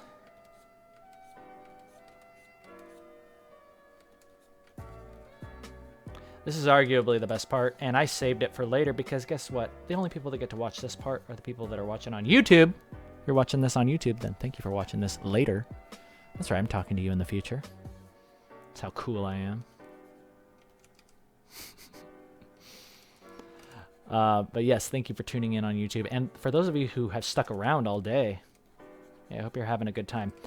I don't know how long we've been streaming for. I just kind of play these things by ear now. Let's see. If I had a shine on going right here, it'd probably be right there. Right there. Cool. Let's lay in the eyes. Oh yeah, this is where everything starts to come together because we have ambient light, right? This green. Watch what happens when I paint her eyes that color. Now all of a sudden you can be like, oh, oh, I see. It's gonna make everything fall into place because now we know what color is truly affecting everything else.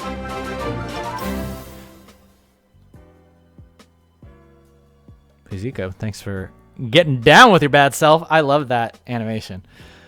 Pizzico, thank you for supporting the stream. It means a lot. Puzzico. I'm curious where that name even comes from. What is a Puzzico? Sounds like a dog breed. At any rate, you just made my day. Every time you guys donate, I just want you to know my heart flutters. I feel warm feelings inside. Just makes me feel like you guys really care. Makes me feel like you really actually care about whether I live or die. And that's a good feeling. Because sometimes you're not sure about that stuff, you know? No, sorry, that got way dark. You know what I mean, though. I appreciate you guys. I appreciate all of you. Those of you who donate and ask questions, those of you who ask questions and then I answer you and you don't even say thanks, I even appreciate you. Because I'm just happy that I could be a part of your learning experience. Because this goes into something else that I want to talk about. And that is, what is the true importance of art? And this is going to get a little bit kind of thoughtful on you. Okay, we're going to get a little thoughtful here. I think that if everybody knew how to draw, how to express themselves in some art form, some way, it doesn't have to be drawing, but it could be music, it could be sports, anything that you are expressing energy, love, passion.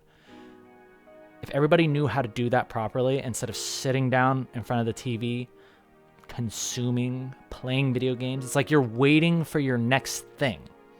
So many people out there, they even just a hobby. Some people don't even have freaking hobbies. It's just like they consume one form of media, then they're on to the next, and they're just waiting for the next freaking hit of whatever's going to help them be distracted. And that's why I feel like a lot of people are frustrated with themselves. If you had something where you're able to express your emotions, express your thoughts, you don't even have to share it. Nobody even has to like it. It's like, say you just did art for yourself. I feel like the world would be a better place. So the fact that I could be any sort of catalyst for you guys to learn that about yourselves, I feel like that's what I'm here to do.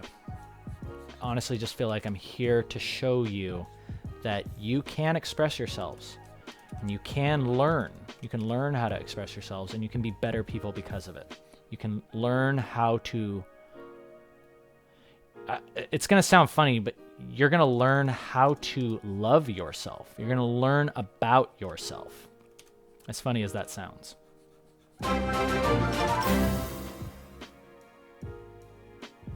Valkaros, thank you for getting jiggy. Look at that girl getting jiggy with it. Look at that little anime girl. So cute. Thank you very much for the donation. Valkyros, that was your name, right? I'm going to double check. Oh, Valkaros. Valkaros. $5. Thank you so much. You just bought me a burger at my favorite place. I'm going to eat that burger today, and I'm going to say, this is because of Valkaros. Thank you, Valkaros. But yeah, the world would be a better place.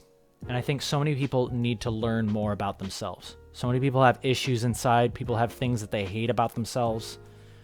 It's like that can all be explored with your hobbies. That can be explored with your art. You can learn about yourself. And you can learn that even the things that maybe you consider dark about you, you know, darkness inside of you. That's what edgy art is all about. You're exploring your darkness. You're exploring your emo, feelings. You can get that out in your art. And you can start to realize, wow, because of these emo feelings, because of these dark feelings, I was able to create something. I was able to express something. I was able to learn something. And you can start to realize something very interesting, that even in your darkness, there is something to be obtained.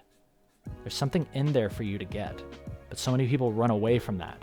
So many people run away from their darkness. And I don't want that to be the case anymore for you guys. I want you guys to express yourselves. And the other thing that I like about art is that, yeah, it doesn't hurt anybody. You can express yourselves in a very, very safe way. You can create emo art. You can create characters. You can create stories. You can do whatever you want. And I think that is a tool for the world to be a better place. Anyway, that's my 2 cents. Oh! Wow, you guys like the thoughtfuls, huh? I was wondering, would you mind giving me a minute to review my art and give me a couple of advices? As a wonderful artist who inspires me a lot. Inst. @Puzico_royal. Yes, of course. I would love to give you an Instagram review. We did this last time. I'm still trying to figure out how I'm going to make this work. But yeah, last stream it exploded, like literally exploded, because I just started opening up Instagram and I was giving people reviews. So I haven't figured out exactly how that's gonna work, because like I was working on something and then boom, it was just like straight over to Instagram for the rest of the stream. And I want to be able to focus. That eye looks really cool, by the way. I want to be able to focus on this art today. Ooh, Mika, you're looking so hot. So hot. Loving it. Okay. Paziku. Here we go. Quick review. Okay, so if this is an Instagram review, first of all, where the heck's your story? You know how Instagram's algorithm works? You need to have a story, my friend. You need to have a story. Okay, you want to know what my story is? My story here? Yeah, look at my story. See, there's my stream. Get that on yours, please. Uh-oh. Hang on. But let's get to your actual art, Paziku. Give you a quick review. Okay, I love what you're doing. I don't know what the heck that's doing there. Why is there a picture of like some dimly lit ping pong table and it's like some flowers? That's nice, but like keep it consistent. Give me more of this. Whatever you're doing right here, just do that and your Instagram will be awesome. And give me a story of your progress on that. You're going to be in a good shape. Okay? Love it. Thank you, Pazuka.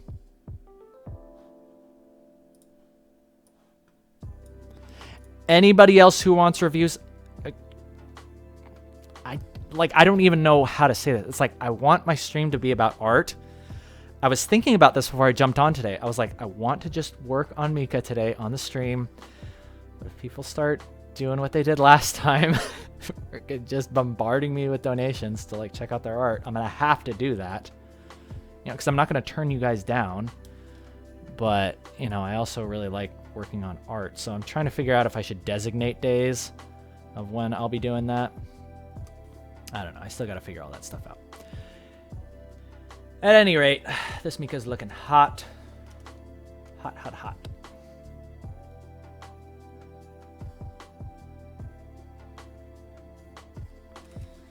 Oh, wow. Ramez. Oh my god. Oh no, it begins again. Oh my god. Okay. Whew, man, I got scared. Can you review mine too? Just kids, bro, haha. Thank you, Shady.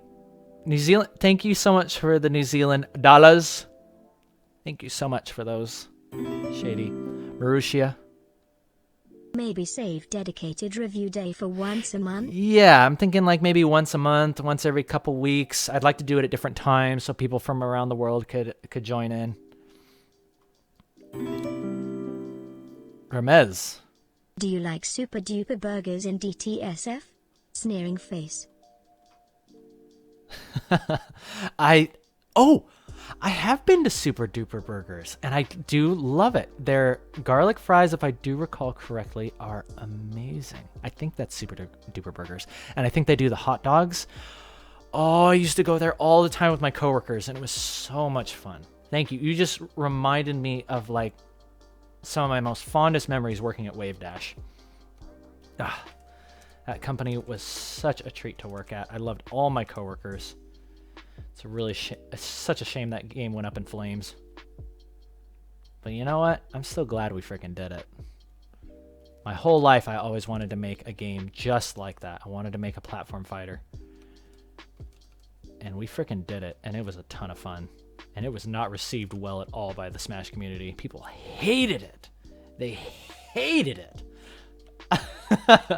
These people were just completely trolling us with how much they hated it. It was like, you guys are really pushing back on it. And I was trying to figure out why. I was like, oh, is it because like our characters are something about the characters being like too, I don't know what they were thinking, but I think that they didn't like something about the design of our characters. But that's just my speculation. But I didn't give a crap. I was really proud of the game that we created, and it was a ton of fun.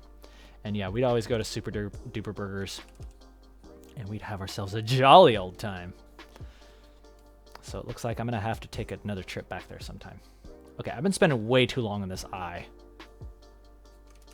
But you know what? I like eyes. Okay, so for the shading on the skin, I'm going to want to push it like, ooh, yeah, maybe purplish. That seems kind of nice.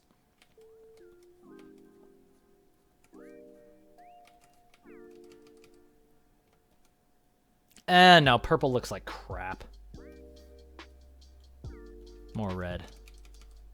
So I want just a little bit of action going on right here. We're going to have a Shannon happening right there, I think. And we're eventually going to overpaint this entire frickin' face, so I'm not too worried about that.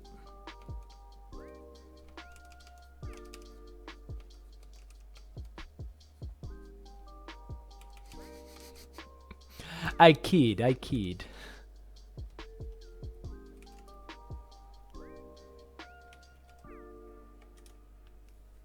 Oh, I totally missed the chat. Sorry. Marussia, I see your message coming in multiple times. Let me see if I can get that real quick. We can make our own server emojis. Just take photos or drawings and cut out the PG. Save the PGs. Oh, cool. Thank you, Marussia. Thank you very much.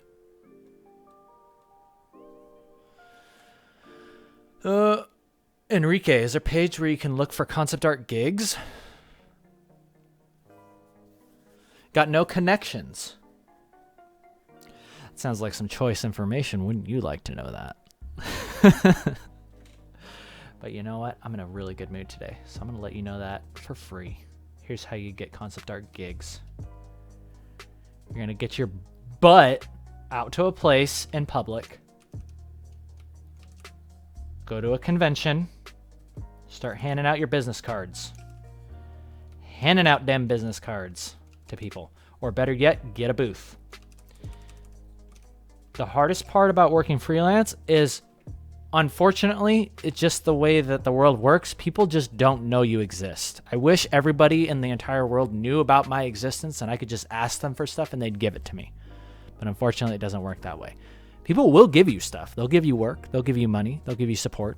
They'll give you love, as all of you have shown up today. But it's like you needed to know that I was here.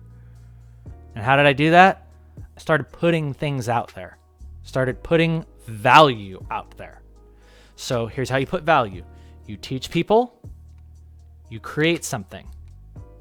You show up at a convention. You help somebody. You go to some sort of meetup. Meet people of similar, I don't know why I'm doing this with my hand. Meet people of similar interests. Make friends. Who knows? That friend that you just made at this, get together. Let's say you're interested in pottery. Go do some pottery thing. Or even something completely unrelated. Say you're into like cars. You might meet somebody at a car show. You never know. It's like your friends, people that you meet, can be connections. Those people are sure as heck working somewhere. Your friends can help you out. So make connections, make friends. And you make friends by going to places where people of similar interests to you are. So if you like comics, go to a comic convention. If you like cars, go to a car convention. You see where this is going? Good. So proud of you. Okay, so I'm going to go ahead and just undo all of these. And we're going to go through one by one and just delete the outsides. Delete, delete, delete, delete, delete, delete, delete, delete, delete. I think that worked. That surely looks like it worked. Okay, so there's some things about this that I'm liking, things that I'm not liking. One is the face, I think, is looking okay, but it's not looking soft enough. It needs to be softer. And we're going to do that by going into overpaints, I'm guessing. Oh yeah, by the way, check this out. At the very end, I've got this really cool layer that's going to bloom everything. Is it here? Is it this one? Yeah. See that? Look at that nice bloom layer at the top of everything. It's going to make everything look really, really nice. That's also why I'm okay with the character being kind of dark to get started.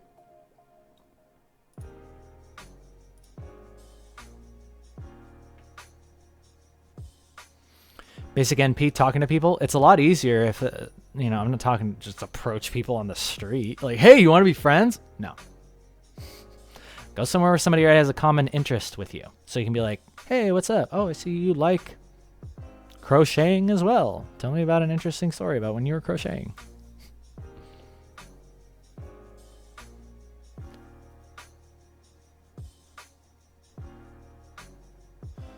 Yeah, the eyes really make a huge, huge difference. In fact, they're still a little bit bright. Oh, that's what it is. The eyes are bright. Thank you, Marussia, for pointing that out. Or, is that Marussia? Yeah, thank you, Marussia.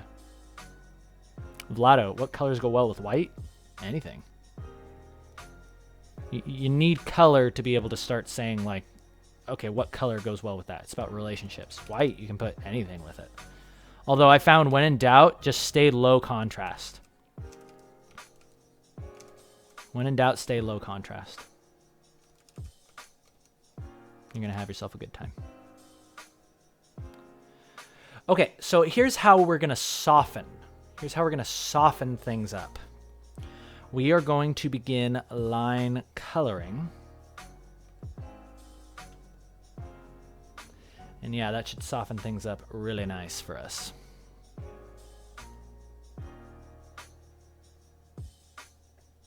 Yeah, been trying to get serious, but I don't know where to start from a beginner level. Any tips? Wouldn't you like to know? So I say yeah.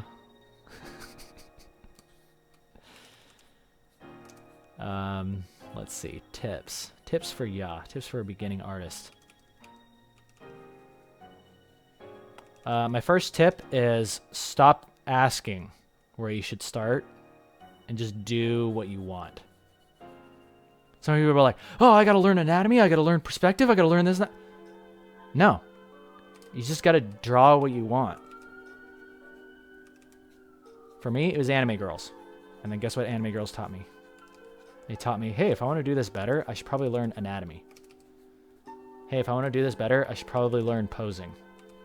And then I started, like all of the fundamentals will start showing themselves as you get kind of engrossed in your own work. I don't know if engrossed was the right word to use there, but it just came to mind, so I used it. Get engrossed in your own work. And you will find things that you can be improving on. And I'm telling you, you're going to have a wonderful time. You're going to have a wonderful time. Stop worrying if you're... Have you thought about doing a Made of Metal and Monster Hunter crossover? Like Mika and Mokka sitting on top of a murdered rat Arlo's just chilling. What? No. I don't murder the monsters in Monster Hunter. I always trap them. Because they're all... You ever notice how most of the monsters are just friendly? Like, they don't even attack you. And, like, the animations that... Like, Monster Hunter did a really good job with their animations. Because it's like, when they're all beaten up and they're, like, limping away, like, I legit feel bad for them. Unless they're Elder Dragons, I don't like to kill them. Elder Dragons, I understand. They're, like, literally, like, threatening the existence of humanity. So it's like they have to be put down. But, like, all the other monsters, I usually try to trap them. It's because they're so nice. And it also gives you a little bonus because you get to take them home with you. You get to take them home back to the little base. They're on that pallet, and you can see all the scientists kind of picking them apart. Like, taking off their little scales and studying them. And then I'm sure they tag them and release them back into the wild. But Paintsuit, thank you so much for the $5 donation, or the super chat. It means a lot.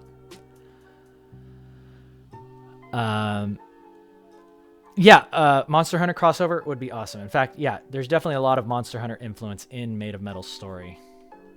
It's like, imagine like you mixed Monster Hunter, but then you had like My Hero Academia. So it's like, where do those hunters go to train? Where's the academy that they go to learn how to hunt these monsters? I want to see that story arc. Where does that come from? And that is what I'm hoping to capitalize on with Made of Metal. Or at least one of the things. They do hunt these monsters, but as you can see, it goes to some pretty trippy places as well. This anime goes to some trippy places. Kuya JP, why don't splash artists use 3D models of champions and pose them to plan their composition? I don't know. Next time I see one, I'll ask him. Spectre, overpainting a dark skin character. I feel like it's a little muddy. Is there a way to bring life back into it? Dark skin characters, I find that, yeah, I still need to practice more with painting dark skin. But I found that one of the most common things that you can do to bring life back into any skin is making sure that you have just a slight bit of redness or like more like pigment and like, you know what I'm saying? Put some more red into the cheeks, red into the nose. And yeah, as you can see what I'm doing here. We are about ready to start getting into this and really start painting it. I'm feeling. Dark skin characters are cool because they really show, like, see this light that's on the edge of her face, that becomes much more brighter on dark skin characters just because of the contrast, right? Her skin is already pretty light, so this reflected light, or like this kind of, yeah, this reflected light from the edge, it's only just slightly brighter. So yeah, take a look at your reflected lights as well. That might be something that you can do to show some additional depth and dimension in your dark skin characters.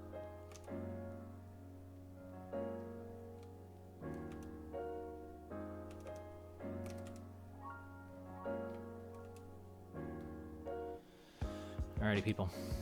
I think what I want to do for this stream, because it's becoming very apparent to me now that I'm not going to be able to finish this in the stream, there's a certain part of me that when I am all alone and there's not the camera on me, and as much as I love you guys being in the chat, when all of you are gone off living your own lives, I find that there's just like another part of me that is really able to dial in and finish pictures quicker. But the reason why I'm doing these test streams is because I would love to be able to get into that zone like live. I would love for you guys to be able to see that live. But I'm doing my best, doing the best I can. And I'm thinking that for the purposes of today's stream, I would like to focus on... Yeah, I'm really liking the way that looks. Oh, it looks so cute. Yeah. It's looking really cool. For the purposes of today's stream, I'd like to focus on the face. I'd like to at least get a treatment of the face. I don't know if it's going to be final or not, but we're just going to take a stab at it and see where it takes us. So come along with me, journey with me, and let us paint a face together. Marushi, I'm using XSplit to capture. Cheesy Sama, have I had art burnouts before? Oh yeah, it's time for a quick break. that's what we need to do. We need to take a quick break, and I'm going to answer a couple questions, and we're going to get back to it. In the meantime, this is a perfect chance for me to take a look at the piece as a whole and just ask myself, am I accomplishing what I set out to do? And if not, what's missing? And I can already see what I'm missing. That reflected light, that rim lighting that's happening on our face, that needs to be throughout the rest of the piece too. So that's probably going to be one of the first things that I do. And then we're going to line color, and then we're going to paint the face. That's what we're going to do. Oh, art burnouts. Yes, Cheesy. I've had art burnouts. And the reason that you get them is because you're just not confident. You're not confident in your work. You're not confident in your abilities. And what you need to do is get out of your own way. And the way you get out of your own way is just get in there and make mistakes. It's a simple answer. The answer was always simple. The hardest part is getting past yourself. And I really wish that I could give you advice on how to get past yourself, but it's tough. There's a ton of reasons why we get in our own ways. I've found that oftentimes it's something that has to do sometimes with our past. Something you did, something that happened to you, made you feel like crap about yourself. You second guess yourself. You're not confident. But, or you get on a stream like this and you look at that and you're like, oh wow, Keenan like draws this amazing maid girl. It's far from perfect. I am like my own worst critic. But just realize that even like professional artists, we wake up every day and we're like, crap, I have no idea how I'm going to do this. You know, it's like, oh man. But it's like, you just got to trust in yourself. Just trust in yourself that you will improve. You will improve with everything that you do. You got to be okay with making stuff look like crap. Matthias, how did I make the background? I used the symmetry tool in Manga Studio Pro. It's detailed at the beginning of the video. So you can check that out later on when the vlog is on YouTubes. YouTubes.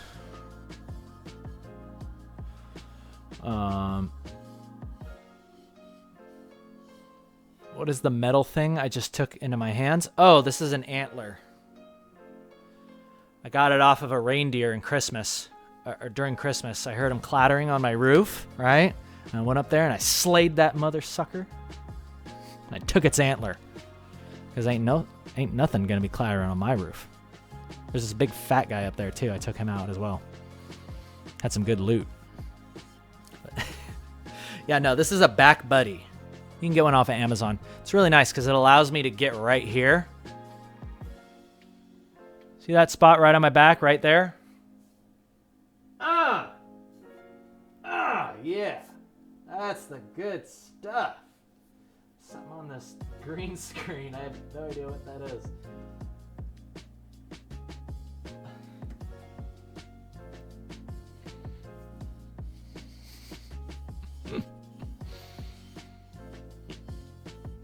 Oh, Kegana asking a great question. Started drawing lewd stuff in quotes. I love how you put it in quotes. Never tried it before. I'm having so much fun. That's great that you're having fun. You should be having fun drawing lewd stuff. It's very fun to draw. It's a bit uncomfortable asking for opinions. Why would it be uncomfortable asking for opinions? You can ask for opinions on my Discord. We have a whole Not Safe for Work art share channel specifically for looking for critiques. I highly recommend you get on there. The link is up top.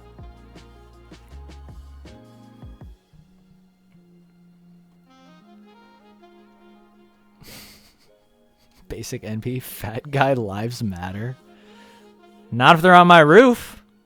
You should have thought twice before you brought yourself onto my roof. Now I have to be Santa. It's in the claws, Captain Lestrange. I remember that movie. How do you know I'm not Santa? I could be Santa.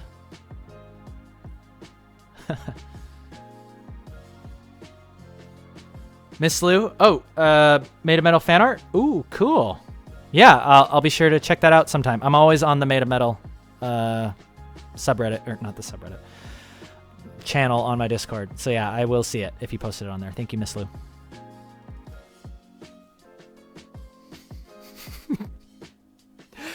Hydro would not slay monsters, but deer on the other hand, yeah.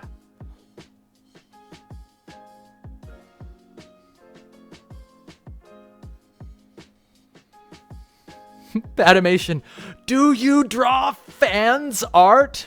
Is that asking if I draw art with fans in it? No, I don't draw a lot of fans in my artwork. I prefer dresses, petticoats, cute girls with pink hair.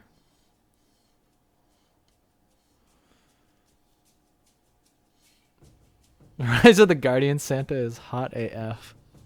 I haven't seen that. I'll need to check that out.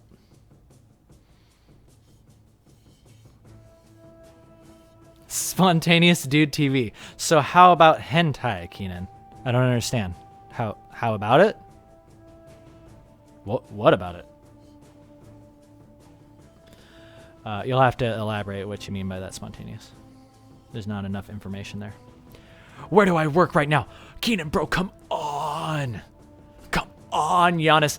I could seriously just sit here and read you guys on the chat. Look at this is what I have to work with right here. This is what I have to work with right here.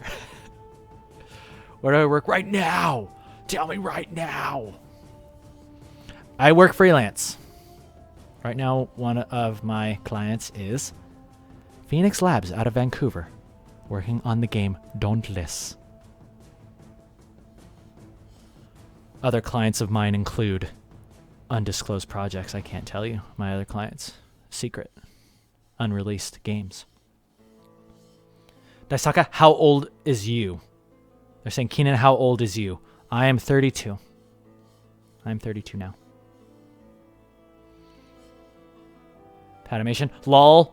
I meant if I show you my characters, would you draw it in your style? No. No. I'm busy drawing my own characters, Patimation. Sorry. You're going to have to draw your own characters. And you can post them on my Discord, and people will give you feedback. And I'll check it out. Basically, tell me how to live my life. I'd love to tell you how to live your life. In fact, I've got Keenan's steps. Keenan's steps for living your life happily, right? I'm like Ty Lopez. Ty Lopez has what, like 60-some steps? 69 steps? I've got maybe like 2-3 steps. Create stuff.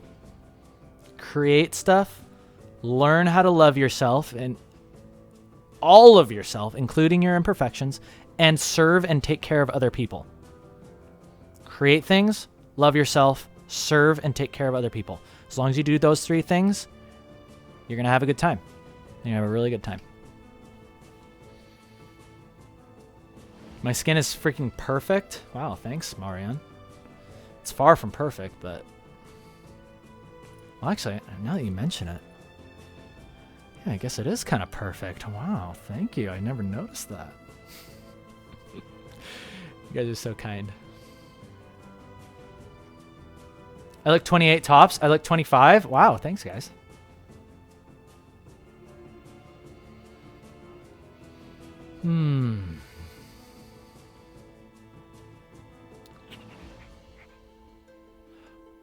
Ansalon. They're asking quick sketches or long drawn-out illustrations to improve. Both help. I personally like doing kind of a mixture of both. I like to do pieces that I can finish up in about a day or 2 tops. Because halfway through this one, it's like, I've already got ideas for the next one. I've already got ideas for like 2, 3, 4, 5 pieces that I want to be doing. So and if I hang on to one for too long, it's like the excitement for those other pieces starts to die.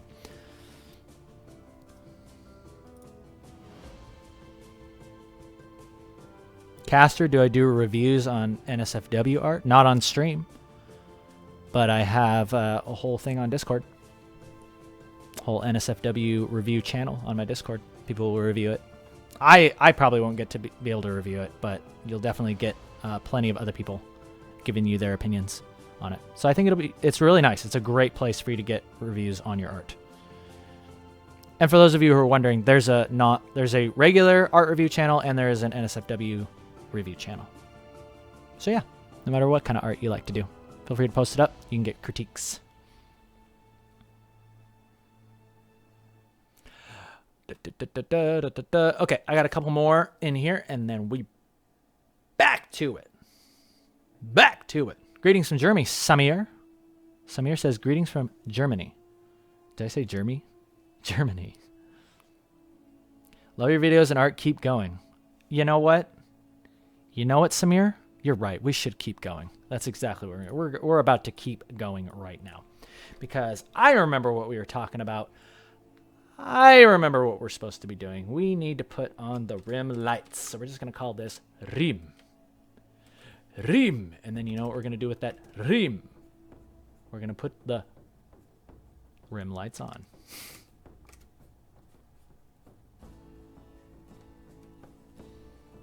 Cool. And what this is going to do, ladies and gentlemen, is going to make you smile. It's going to make you smile real big. Because now you're going to be like, oh. Oh, he was saving that for later. He was saving that for later. Yeah, I love rim lighting. Rim lighting is a ton of fun. Yeah, by the way, everybody's asking questions right now. I can see out of the corner of my eye. They're not going to get answered by me. They're not. They're just not. Okay? I'm back in the zone right now. If you want to get my attention, you know the way. You know the way. Just like what, the Mandalorian? Is that what I was trying to quote? This is the way. Hey, Mandalorian's got to make his armor, you know? He needs some frickin' steel, okay? Send me some steel and I'll answer your question. Or wait till the next break.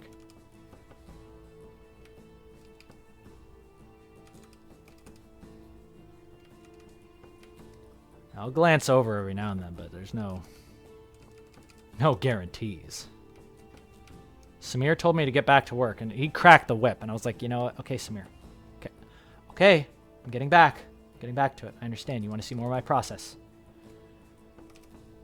So we are rim lighting. We are, what was the other thing we're going to be doing? We're rim lighting. We are line coloring, and then we're overpainting, specifically dat face. Specifically dat face. Okay, so there's something that I want to do here. I'm going to teach you guys about light fall off. So check this out. So see this color? We need to make that go to green. So the light fall off is probably going to be something around that color. Maybe a little bit more saturation, more red. Let's get in there and start throwing that in. Ah!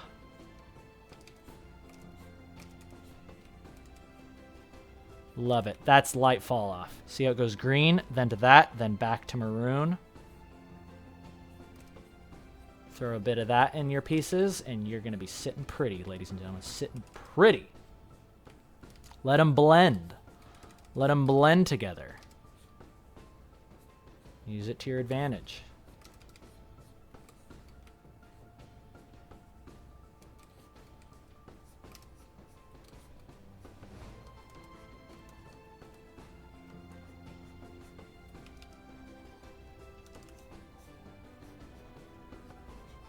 Also, what is this music we're listening to? I like it, but I don't know what it is from. What it is even. What is this even?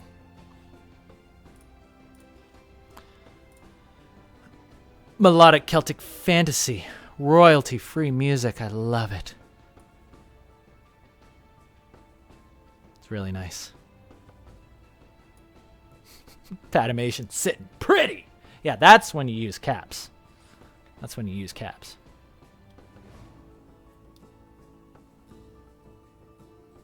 Vino, thank you for joining. Glad you're enjoying watching me paint. We're working on Mika. See how the lights are coming in? Boom. Rim light. Rim light. Rim light. Everyone's like, oh, yes, I see. This is when I imagine you'd be making notes. Rim lights, rim lights, rim lights. Drawing along, painting along. And if you're not drawing along, what are you doing? Are you just watching me on the couch right now? Shame on you. You should have a sketchbook out. We're here for hours. We're here for hours. Get your frickin' sketchbook out and draw with me. I will check on you, okay? You might not know this, but since I became Santa, I can be anywhere at any time. I can teleport. And I could be right behind your shoulder right now watching you, right? I'm watching everything you do. Some things I wish I would have never seen you do. But I saw it. And so yeah, make sure you got your sketchbook out. Draw with me or do something. Because I'm Santa now. I'm Santa and I got the power to teleport. So I will be checking on you from time to time.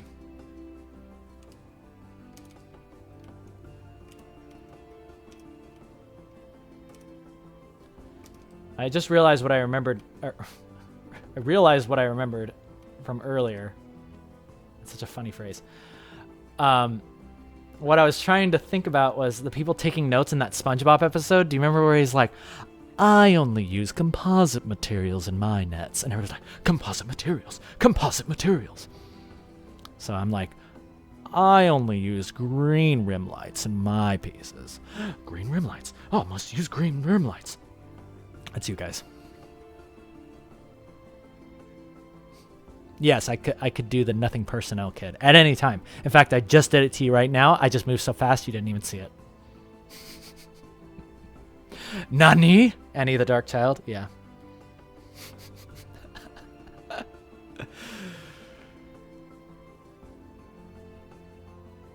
Oh, Rimlight! Thank you for the euro.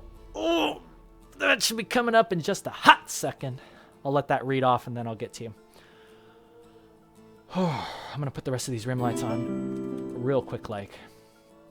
I heard you calling out for my name, and am here. Whoa!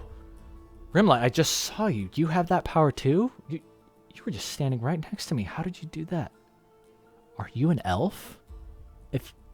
Are you my little helper? Okay, great. So not only you gotta watch out for me, ladies and gentlemen, I'm checking the back of your shoulder to see if you're drawing along with. I got my buddy Rimlight, who's also going to be checking on you. He's my elf on the shelf. Or he or she is my elf on the shelf. I hate how I always assume people's gender. That's very wrong of me to do. Definitely something I'm working on, guys.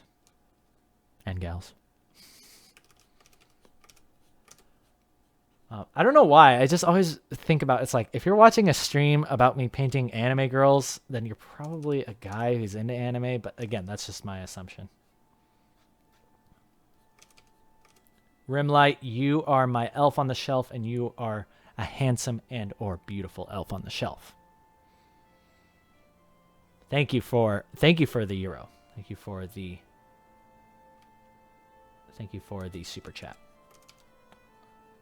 All right, so let's go ahead and get a little bit of this going. I'm going to put in some additional lights back here, and that is to lighten the values. Okay, do you see what I'm doing?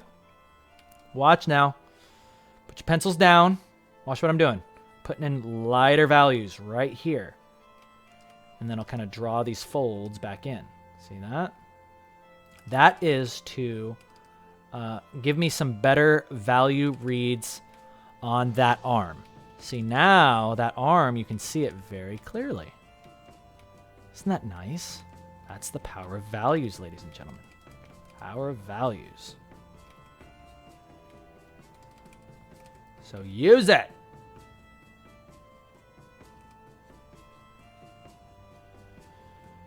Oh, it's lovely. Okay, so see how those colors get muddy right there? Look at those muddy colors. Boom, just move it to the right and then throw it back in. Move it to the right, saturate just a tad. There we go. That's how you unmuddy things. That needs to be hue shifted. Like right there. Aha! Ah! Unmodify.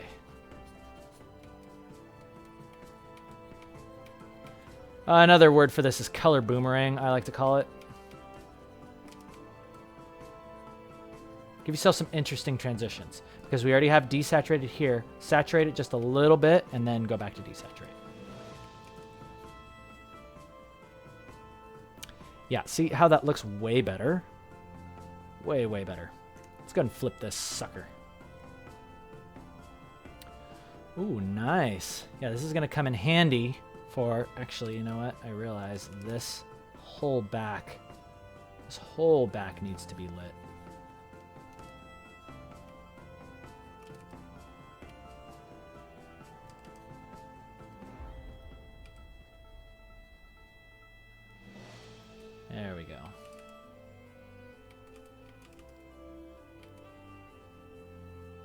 Yeah. Yeah. When in doubt. Okay, here's the other thing that really helps. When you're painting stuff in, consider the piece at large. See how when I zoomed out, I was like, I don't like the shape that that's making. And it's because I'm thinking about this right here. I'm thinking about this is a shape. Like that is a full value shape. Whereas before, it was just like this tiny little thing, right? It's just like that tiny little shape right there. Lame. Boring. So you know what we did? We, well, first of all, we totally messed up our whole thing. We got to do that over again now. But that's okay, because watch what I do. I'm like, that shape needs to be bigger. It needs to be like this size. And then maybe have that fall off there. Yeah, consider your piece as a whole. And then get that looking good, okay? And then you can go in there and worry about all the little details. But too often, I'm like zoomed in, like, oh, yeah, okay, so this fold needs to be like that. And then let's get a little bit of fall off there. And it's like you're not even sure if you're working with the right shapes. Come on. I'm watching you. Don't let me catch you doing that, okay? Consider your piece as a whole. Get interesting shapes going first. Interesting color comps. All right, it's time for a little bit of line coloring, ladies and gentlemen. Photoshop is lagging up a storm. But that's okay. We've learned how to live with the lag. We have obtained a symbiotic relationship with the lag of Photoshop. And we're ready to start line coloring. Oh, it just looks so good. It just looks so good. I could play around with these colors all day.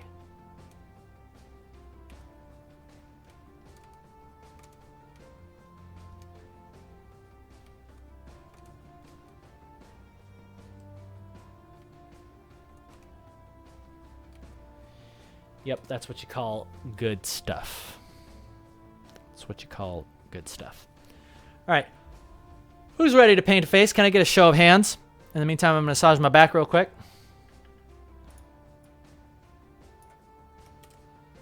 Who's ready to paint a face and make Mika look like the cutest little pink-haired anime girl you've ever seen? Show of hands. Herman. I'm gonna put the chat up real quick. I guess I could do that. Yeah. I could totally put the chat up while you're doing that. Some butters. Because I thought about it. Even if somebody posts something like really rude in the chat, it's like I just don't care. I don't give a crap. People have already done that in the past, and I don't care.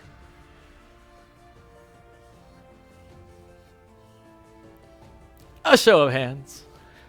Baby powder hands. Sweaty baby powder hands.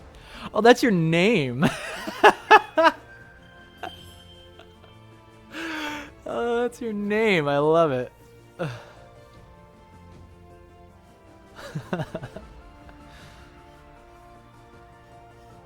Yanis Piqué. Keenan. Pulls. Yanis. Dude.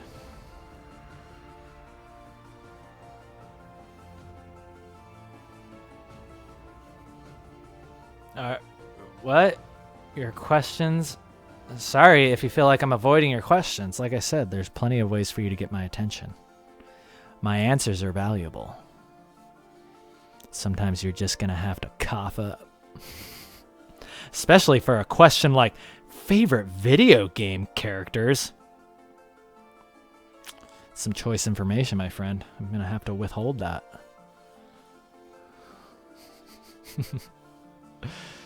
Kazaki, yes, I'm working on the art for Dauntless. Please. Interesting. So, when I go to my apartment complex, when I go to my landlord and I beg him, please let me live here another month. I know it costs me thousands of dollars to live here, but please. You know what they do? They actually let me live here because they're very nice. In fact, that's how I've been living the last 6 months of my life here. I just go in and I beg them. I just like, please. And they're like, yeah, you know what, Kenan, you're a good guy. You're a good guy. I will tell you that my favorite video game artwork is like Earthworm Jim, Sonic, Monster Hunter. They tell me stuff like that, just out of the kindness of their heart.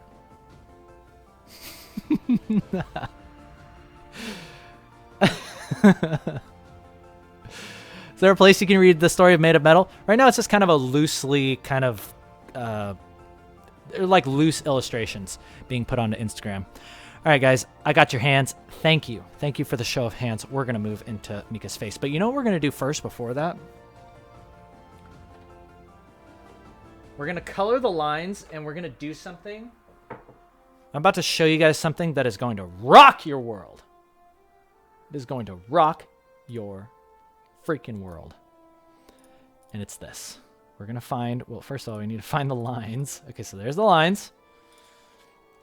We're going to condense everything down, right? We're going to go ahead and do this because I'm pretty happy with where we've come so far. We're going to condense this down to one piece. One piece. That petticoat, that is another thing. We'll deal with that later. But right now we need all of our colors on one layer. And watch what we're going to do. Just watch what we're going to do. VP Graham coming in with the 10. I'll just wait for it. I am Thank you. working on a fighting game collaboration with people's original characters. I would love to have a Made of Metal rep on the roster. Feel free to check out my work at Backgorund on Instagram. I will check it out, VP Graham. Thank you so much. Yeah, sure. I don't care. You can put my characters in your game. That would be great.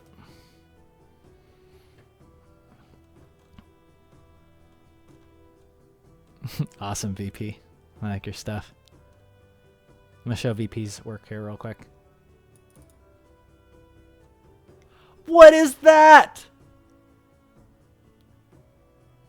That is so cute. Oh, and you got a story? Oh, hold up. We have something just for this. We have something just for this. I can click this and be like, oh, great. Wait, let me check out all your stories. Wow. Great story stuff. Love it. Oh, who's that? Dragon Girls? Dragon Girls make my tongue stick out like a snake. I like it. That's cool. That's really cool.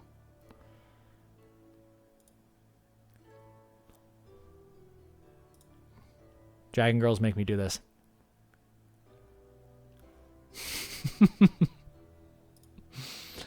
All right. Let's close this down. All right, people.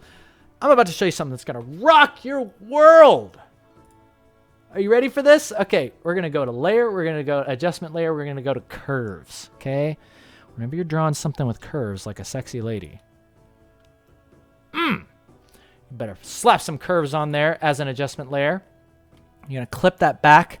And what you're going to do is you're going to put a dot there. You're going to put a dot there. You're going to put a dot there. This represents your shadows, mediums, or midtones, lights. Watch what we're about to do. We're about to change the lighting on the fly. Oh, I was not ready for this amount of power. Oh, Kina, what have you done? You just revolutionized my whole process. Yeah, I did. That's what I do. Okay, so usually what I like to do is just kind of play around with this to get those values looking proper. Midstroke Sniper, thank you so much for the $1 super chat. Thank you for supporting me. I really appreciate it. I like your Deadpool icon, by the way. Okay, so I'm thinking that I want to do one of these. Let's see. Sometimes I'll just kind of mess around these little things up in here. So let's find something that works well. Like, I like that one too. See how that like pulls everything together? It makes it lower contrast. But then I want those rim lights to come through. So maybe something about like this. Ooh! Ooh. Wow. Okay. So there to there. There to there. Awesome. Let's go ahead and throw on a new layer too. Let's also do like a color balance layer. Click OK. Make sure you clip it back. Hold Alt and click back. Oh, Marussia. Hi. When are your and Jalei's birthdays, Senpai? Birthdays? Mine is Virgo? August. I'm a Virgo. Yeah, how did you know? I'm August 28th. Jalei is July 10th. So what does that make us? Yeah, I'm a Virgo, and I don't know what that makes Jalei. But yeah, that's us. Okay, so we are going to also mess around with these color balances. See how we can push it more green to kind of pull it more into the space. I kind of like that. But also maybe push it more red. No, let's mess around with a couple things here real quick. Have the lights be green. Midtones red, shadows blue. Nah, shadows cyan. I like a little bit of red in the shadows. I really want her to feel like she is out popping off. But I want her skin to be very bright.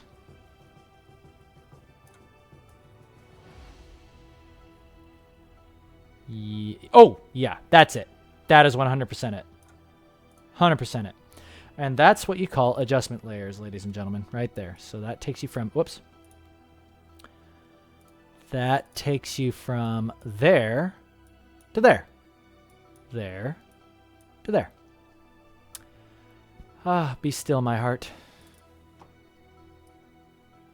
Line this up just a tad.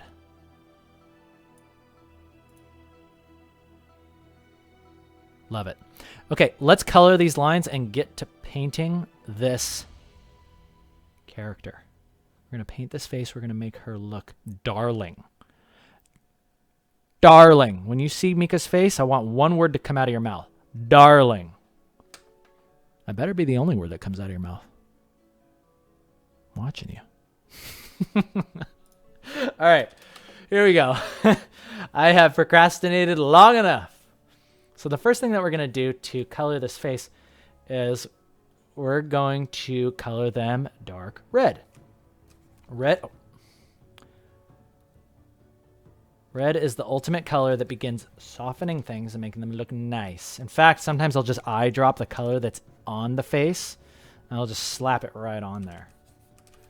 So let's go ahead and color all of this stuff. All of this. All of this. Especially like in here on the hair. Like, we need to get rid of that stuff. These are all just guidelines. These will be going away in time. My general rule is the outlines I like to leave kind of brighter.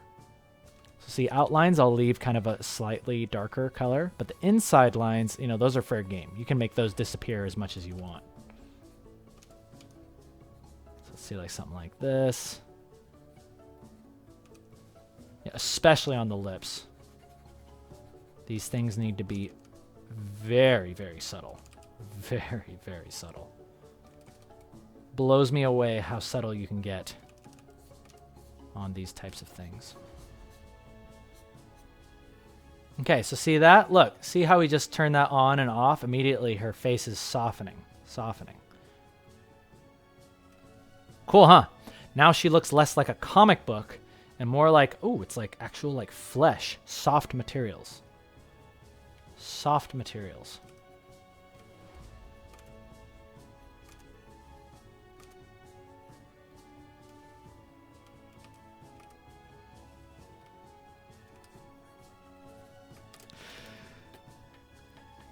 Background music is just like some royalty-free stuff that I found. It's just stream safe music. Stream safe. In fact, we can switch it up. You guys want like some Chrono Trigger music? Yeah, I'm gonna put on some Chrono Trigger music. This will help me relax. Learning so much, Sweaty Baby. Thank you, Sweaty Baby. Very clay-like. Yeah, it should start to feel softer. You start working with clay. Alrighty, ladies and gentlemen, let's begin painting this face. So the first thing I'm going to do is, yeah, we're going to just overpaint. We're going to go right into overpaints. So make a new layer, call it OP. Your word is law now. Your word is law. Nothing stands between you and finishing your piece. Okay, so use that to your advantage. Use your newly found power for good. Okay. Give people some clear values to read.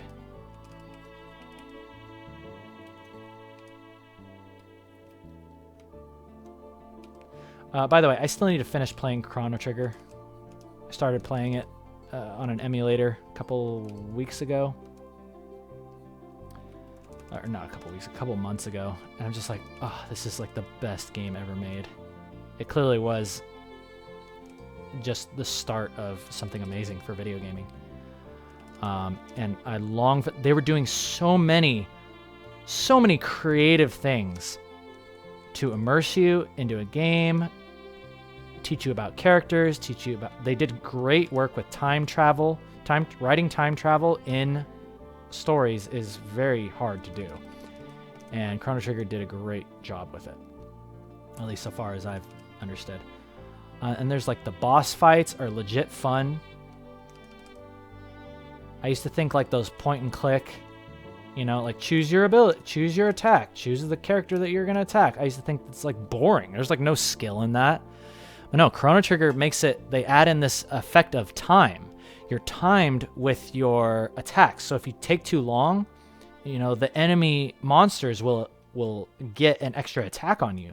So it's in your best interest to go as fast as possible. And I'm just like, it's genius game, just absolute genius game design. Hats off to the people who created Chrono Trigger. I can only ever hope to create a game 1/10 as amazing as that. So yeah, what I'm doing now is I'm just kind of going through and I am overpainting. So I can draw anything. And I'm just grabbing colors and painting them in. I've got a palette that I like, and now I am really just getting in there and defining everything.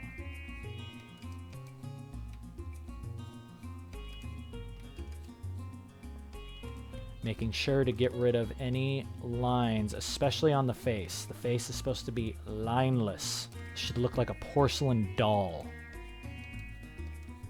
Mika should look like a freaking ball-jointed porcelain doll, airbrushed.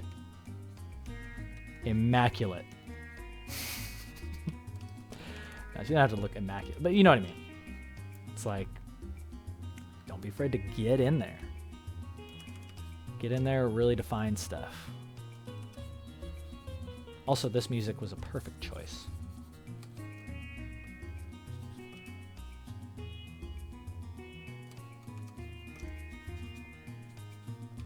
We're going to take a quick break here in a second.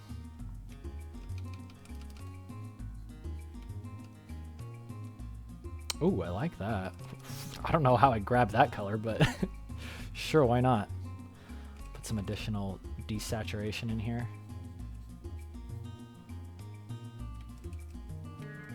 See how those colors are just splashing over? That's okay. It's totally fine. Just allow them to mix a little bit. This is what I'm talking about, guys. Like, when I am by myself, this is where I just go into a zone, and I can't really, like, it's so interesting because being on stream, trying to describe what's going through my head is nearly impossible. Because I'm doing things now not thinking, I'm just drawing, and I'm painting what feels right. And, so yeah, I'm just talking to try to keep you guys entertained, and I can't stand it when I tune into a stream and the person's just like sitting there like,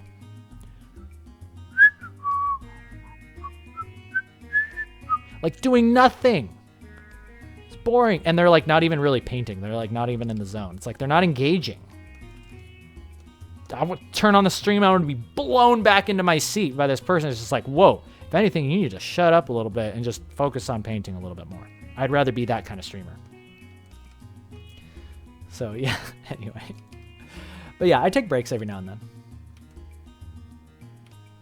But I always appreciated people that could simultaneously do their thing and communicate. So that's what I wanted to focus on with my stream and my show. Thank you for the subscription, my friend. Sicaros! And it is a skill. It's a skill that needs to be learned. Okay, so already we can see this coming together. See those OPs coming in?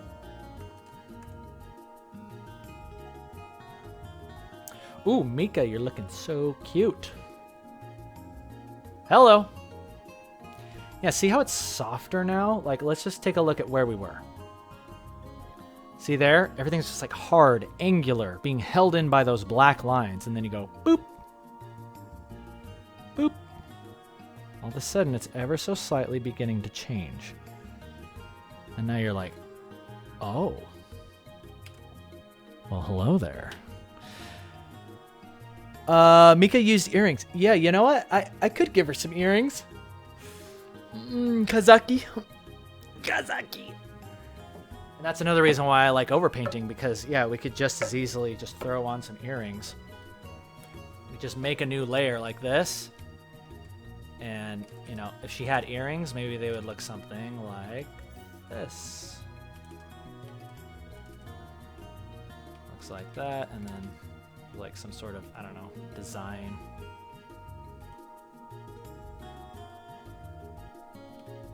And then you can kind of shade that. See how quickly we can just lay that in?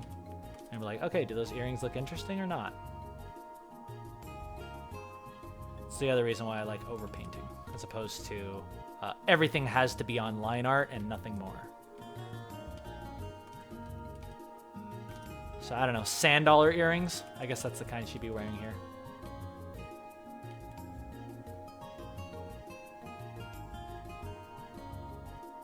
I don't know. Anyway, something like that. I don't like it. We could just try again, or we could just make it a hoop earring. Just erase all that out. And now just like that, we have a completely different earring.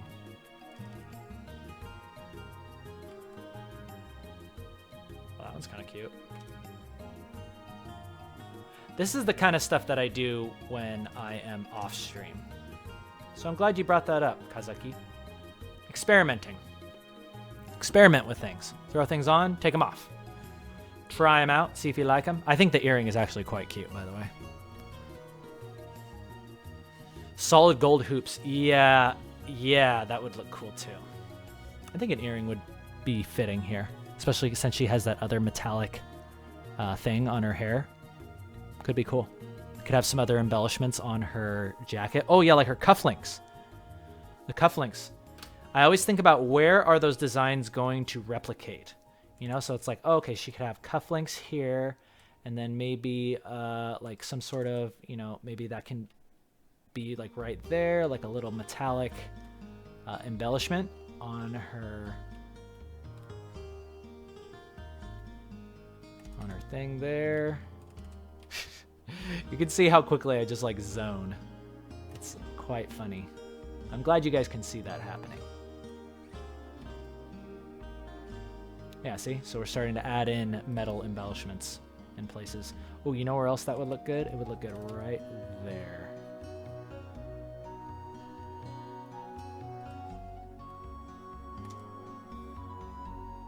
Oh, yeah. Oh, yeah. As far as the... Yeah, that looks really cool.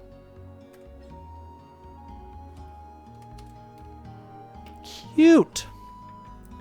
Cute. Oh, Samir, massaging your back is the best thing. I know. Oh, also, this is a good time for a posture check. Check your posture, everybody. I will not be responsible for your terrible posture and or neck problems throughout the days. A nose ring. Yeah, I don't know if Mika will wear a nose ring, but we could throw it on there. You like the music? Glad you like it. It's from Chrono Trigger, or Chrono Cross, whatever it is. There you go, there's your nose ring. Oh, it's perfect. Actually, it does look kind of cool. And then while we're at it, get that eyebrow ring going. Mika, you got some snake bites going on? She's just turning into a complete punk. But yeah, see, I like how you can do that. Sweaty baby, you want to see what part I'm massaging? Yeah, you're about to see it up close and personal. Right there. Right there. It's like between the trapezius and the shoulder blade. Oh, that's the spot.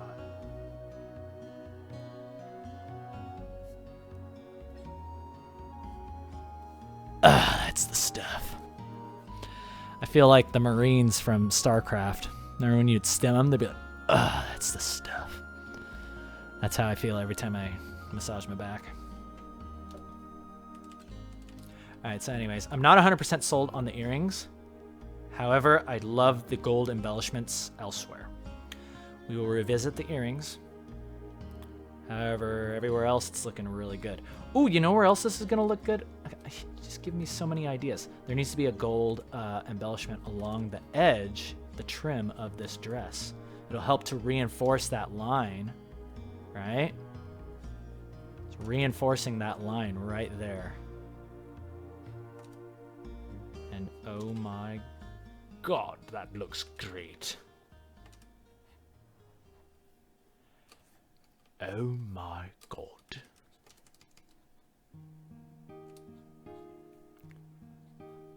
Lovely. Lovely. Lovely. Yeah. Okay, but I don't want to get distracted. We're going to make this face look top-notch. Top-notch. And we're going to reference one of our other top-notch faces.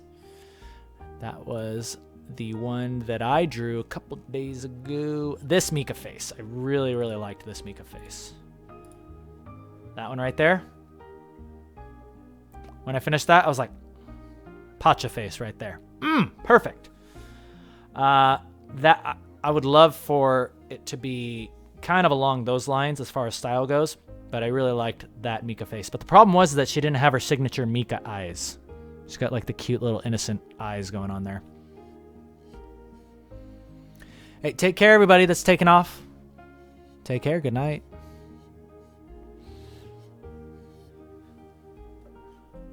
When do I get to use the "this is my style" line? Anytime. Oh, you mean like if like your art sucks and like people use that as like, oh, it sucks because it's my style? I mean, technically, you're right. It's like, okay, your style is unappealing and incorrect and crappy. Cool. I'm sure you might find one person out there that likes it, but if you want to have art that everybody likes, you got to have your fundamentals down. You got to have art that people look at it and be like, oh, okay, I understand what's going on here. It's like there's lighting, there's anatomy. I'm just pointing to my own, not saying that my art is perfect, but you know, it's like people can relate to my art because there's things that are familiar to people. It's anime, but then it's also like lit interestingly. There's colors, there's composition. There's different kinds of characters. It's like here you have pink-haired maid girl, here you have freaking dragon girl. You got some dragon girl with completely different body features. I love Ashar so much. She is, I'm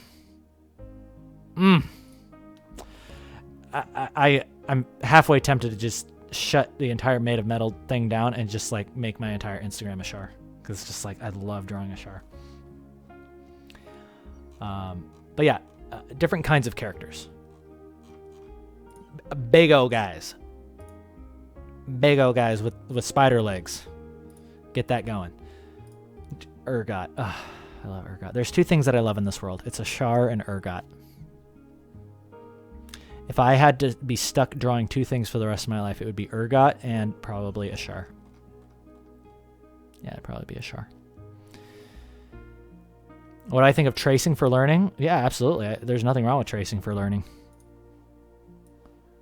It's the same thing as like I'll take photos. I'll take actual photos and I'll just slap them in, and that's like a background. I'll take a photo and I'll eyedrop the colors from it. And then that's my color palette for a piece. Whatever you want to do to learn, whatever furthers you in your destiny for learning, then use it.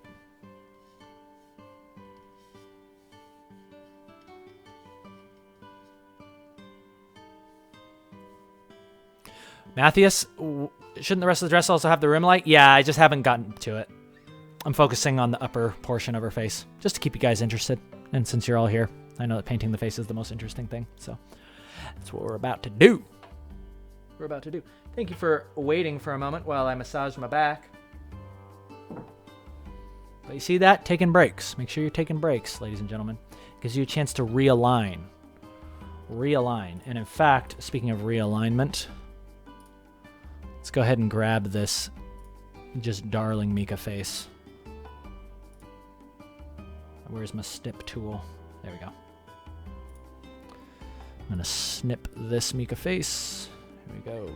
Copy that.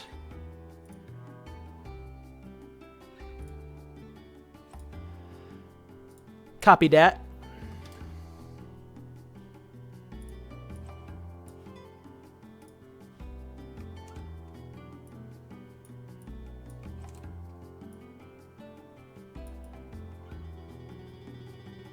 All right.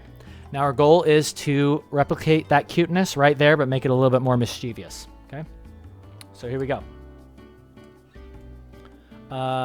Best advice is, again, start far away.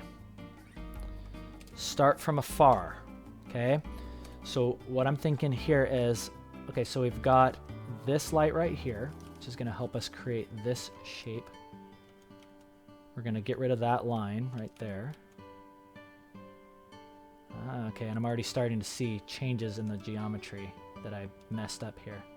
So her nose is actually more like this. And this eye is going to be more like that. Oh! Oh, okay. Oh, okay, I see what I'm doing here.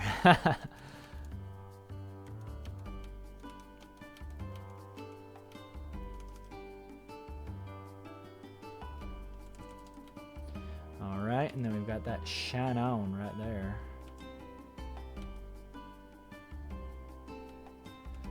And then this line, that needs to blend a little bit softer. Again, my best advice for drawing female faces is keep your transitions soft. Try to keep them soft and low contrast. Already much better. So see, we went from that to that, that to that. Just kind of shortened the bridge of her nose a little bit. Oh, yeah. Oh, yeah. That's what I'm talking about. You know when you're onto something. You know when you're onto something when you look at your piece and you're like, hell yes. Okay, so here's the next thing I'm going to do. I'm going to take these lips right here.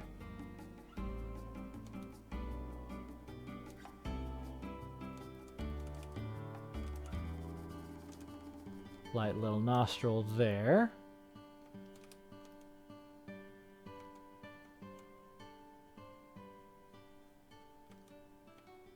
Okay, darken this whole area down. Okay, now it's like, see how I've got some general things in there? Look at all these interesting colors that are happening in this face. That's why it looks interesting. You've got yellowish here, red there, moving towards a little bit more purple. Again, when in doubt, check out the color Richter scale. See how it's moving around all over the place as I select colors from this face? It makes it interesting. Makes it very, very interesting.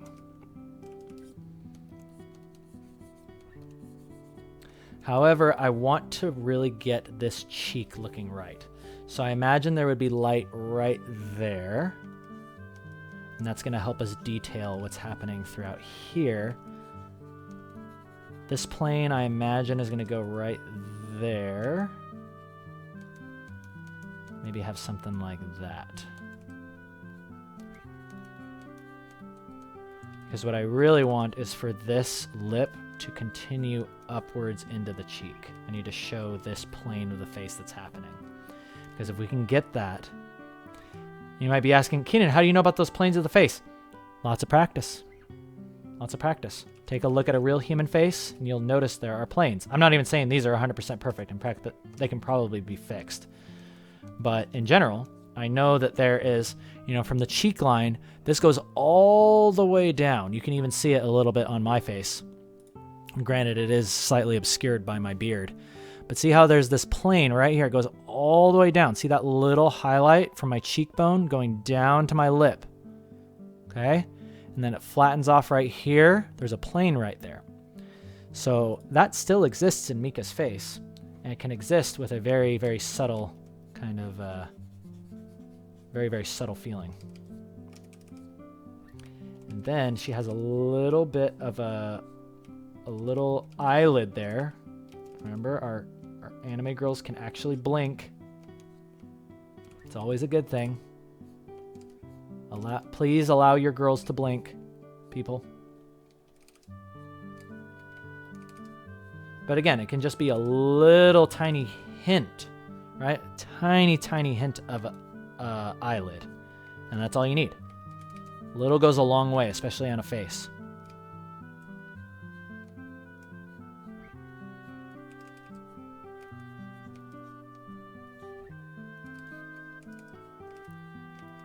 This music is so relaxing. It just makes me so happy.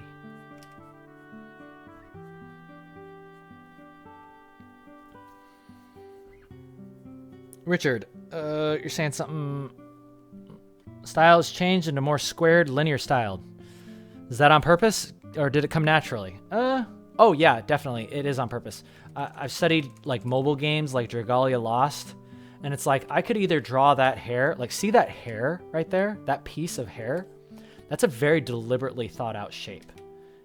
I drew that hair like this. It's like boom, boom, boom, like that. Whereas before I would do it like, oh, okay, I guess it looks kind of like that. Boring. Come on, get me some deliberate. Give me some actual deliberate shapes. Show me that you thought that out, that you designed it. Give me some additional planes. See how there's additional planes on this? Shows depth. Since I've seen people work more in 3D, I start thinking about like, oh yeah, that hair has like real three-dimensionality to it. Let me try to show that with my line art. Let me try to show that in my line art. And then I did, and then I was a happy person, so I just kept doing it. Just do what makes you happy.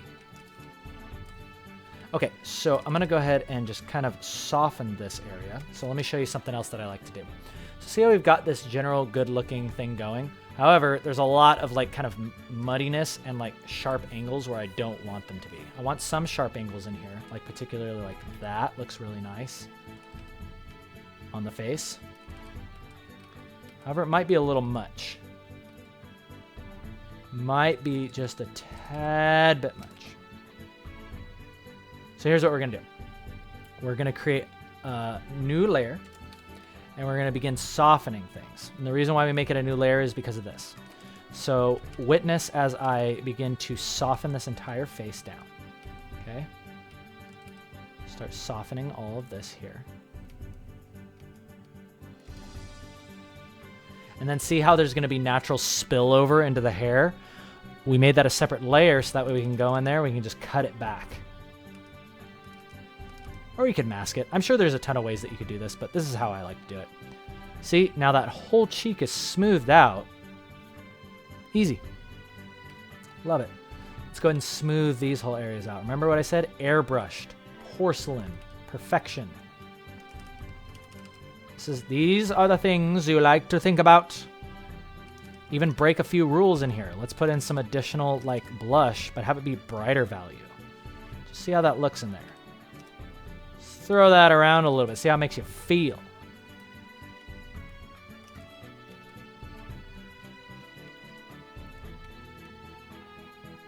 Cool. And then I'm going to go back in and say, okay, so here's where I want my harsh lights to be. I want a really I want a really harsh light, like right there. There. I'm even going to put a little bit of green. So this is where things get really interesting. See that green right there? I'm going to grab that. I'm going to throw that into this little highlight. Oh, do you see what that's doing? I would have never thought to do that. Well, yeah, of course you should be doing that because that's me talking for you.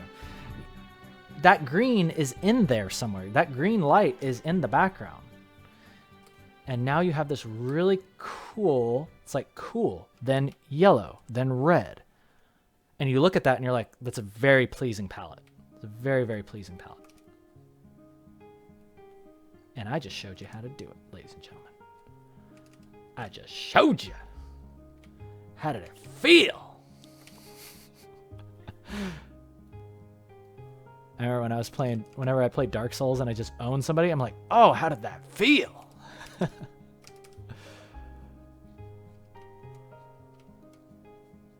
I am pretty good at Dark Souls. I need to play some more Dark Souls sometime soon.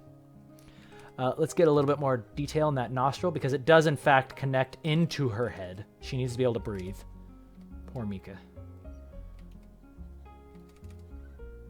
See, just look at that. See what I'm saying, guys? This stuff is so subtle.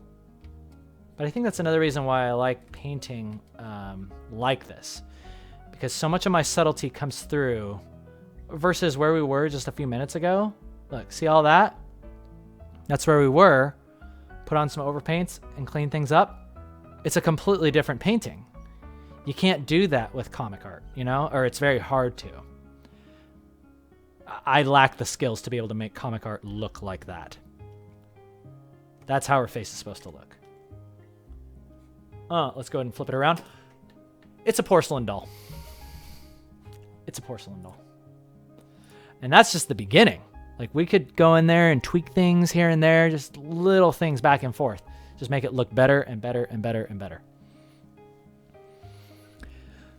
The hair, my hair reminds me of cake frosting. That's awesome. If it looks delicious like that, then that makes me very happy. I hope that drawing my hair makes you lick your lips. Alrighty, people. I'm going to take a quick break, and you can stare at this Mika face. And that same thing, right? Remember what I said? Porcelain face, porcelain doll. We're going to make that butt look porcelain, too. In fact, that'll be the thing that we end with. We'll end with painting that butt. We'll make it look just as good and as soft as that face. But first, of course, I'm just going to tease you, and then I'm going to say, let's take a break.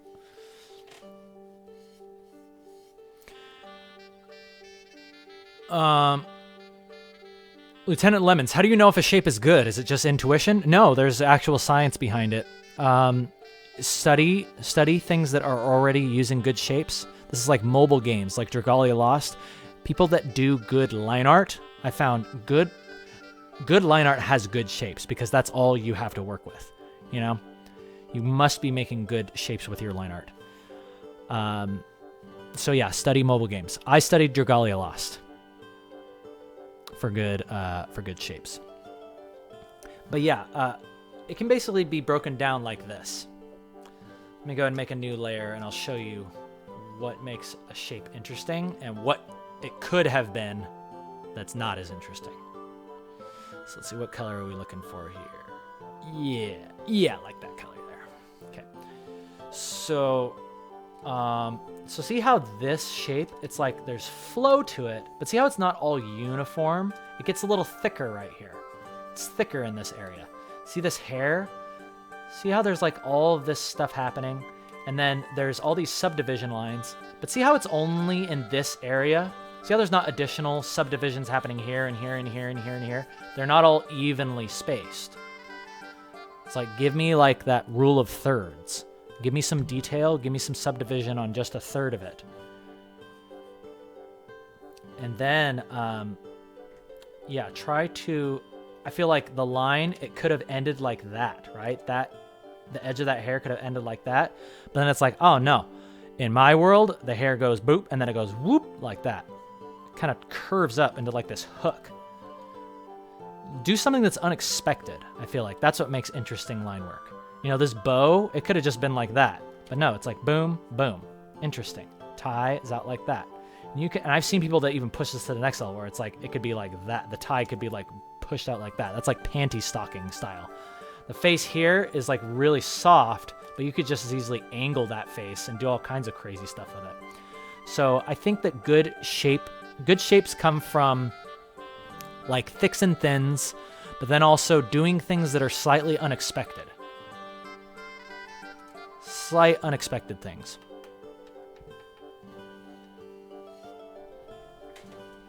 Kel Beans, how does making an art book sound with tutorials and all that? Are you making an art book, Kel? That sounds awesome. I would love for you to make one. I'd check it out. Tobias, what's comic art? Oh man, you must have just been born yesterday. It's a great world that you should check out. Just Google it. Google comic art. You will find out.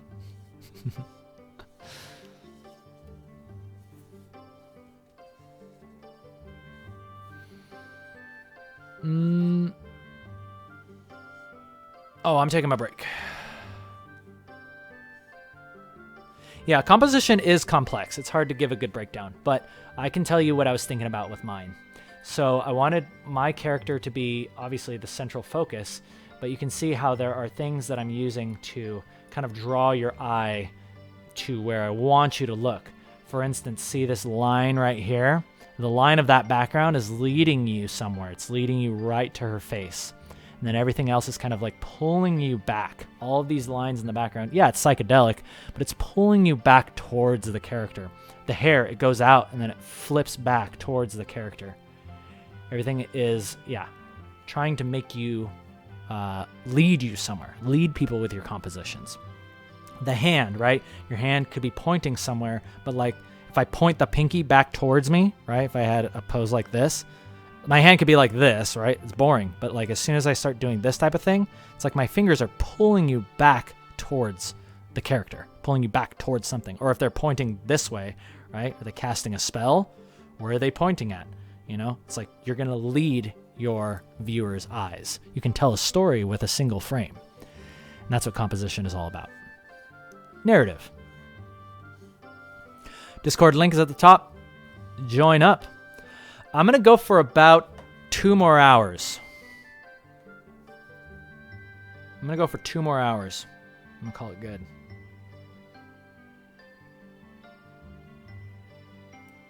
In the meantime, I'm going to get up, go take a break, grab a water, do a little bio. That's wee wee for those of you who don't know.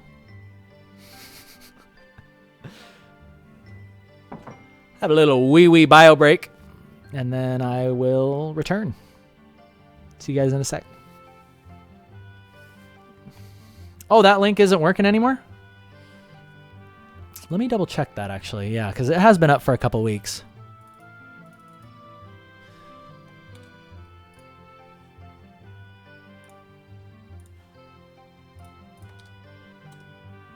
I guess it does shut off after a while.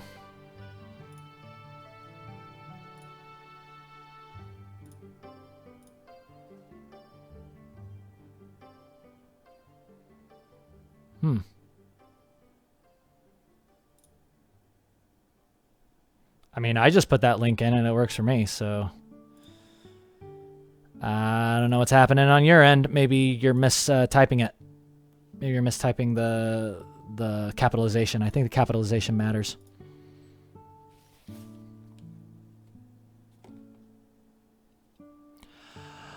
I'll be right back.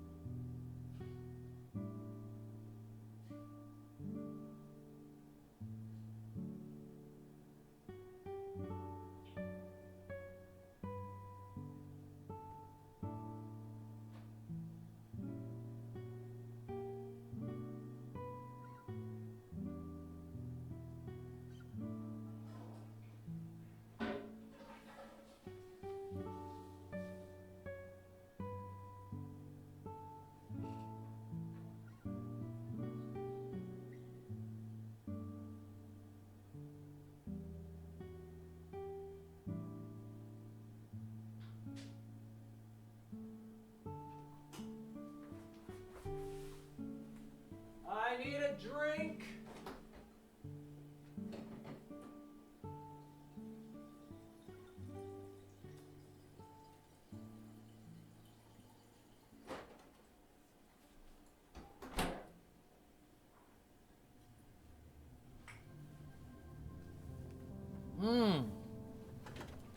Ah.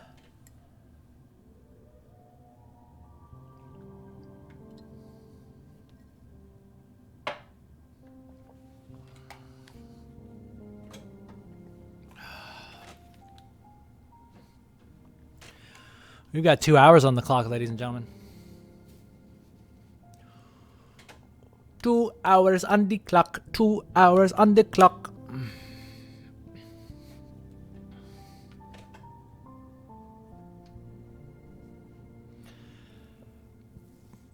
Perfect painting music. Yeah, what music is going right now?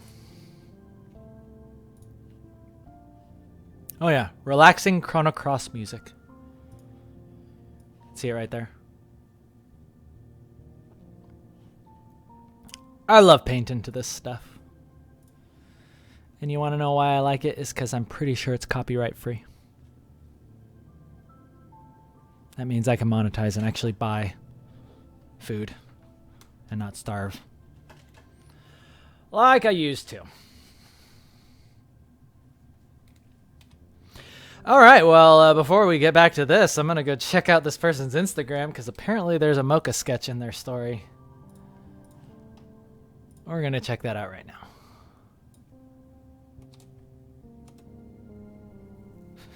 Let's see it. Oh, hell yes. Hell yes. All right. Oh, I love your art, by the way. Oh, wow. Hell yeah. That leg is so huge. It's so juicy. I would expect nothing less from a sexy demon lady. All right, check this out. We got some nice music to go with it, too. What a burger. Okay, that's cool. I don't know how you put that music to it. I got Captain _Shima Mocha sketch in my story.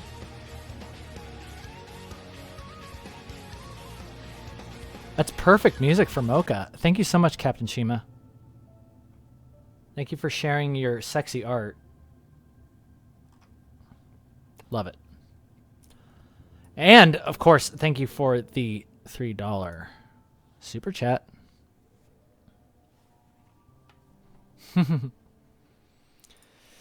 I like my ladies thick. All right.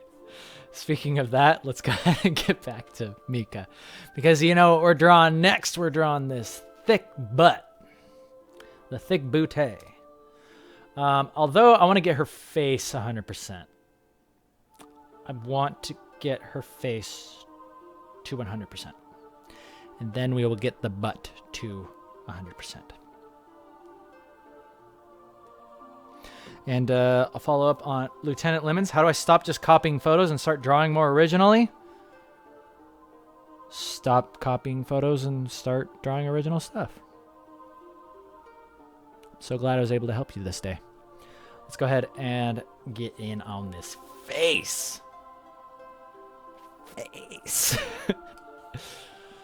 All right, so what I'm thinking is, but in all seriousness, just, there's nothing wrong with copying photos. Copy them to your heart's content. You'll start doing original stuff on your own. You'll be like, oh, hey, you'll go to draw something, and then you'll remember.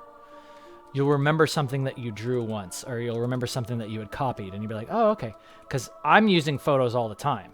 Look, I use this photo right here. Those hands. Boom, right there. Photos are a very good thing, and you should use them in your art. Just trying to figure out exactly how these lips work. How do your lips work, Mika? Oh, that's how they work. Oh, that's how they work. Okay, okay, okay.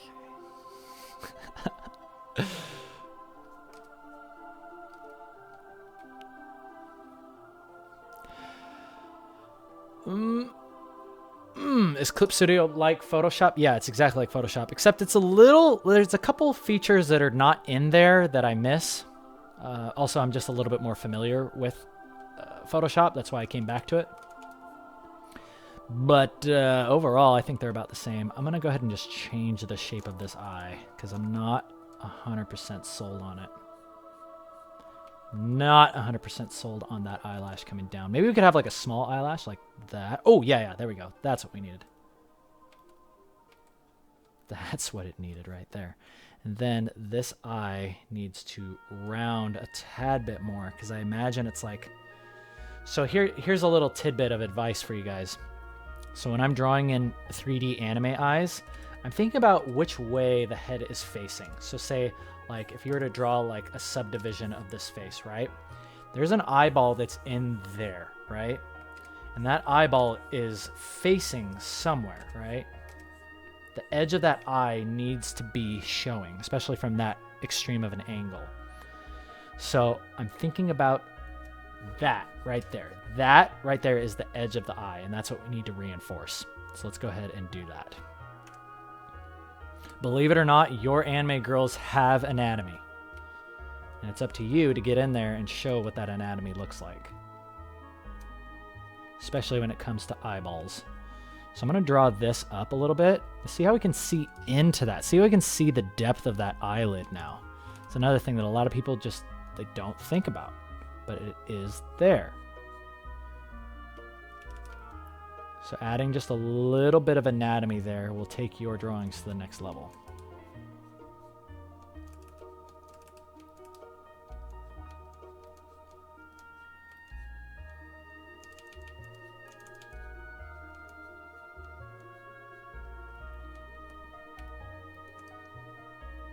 And yeah, I'm loving this music, by the way. So relaxing. We could darken that down a little bit.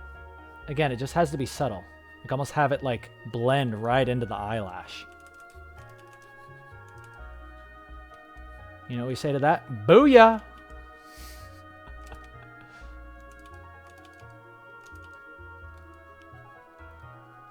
It's a pat yourself on the back moment if I've ever seen one.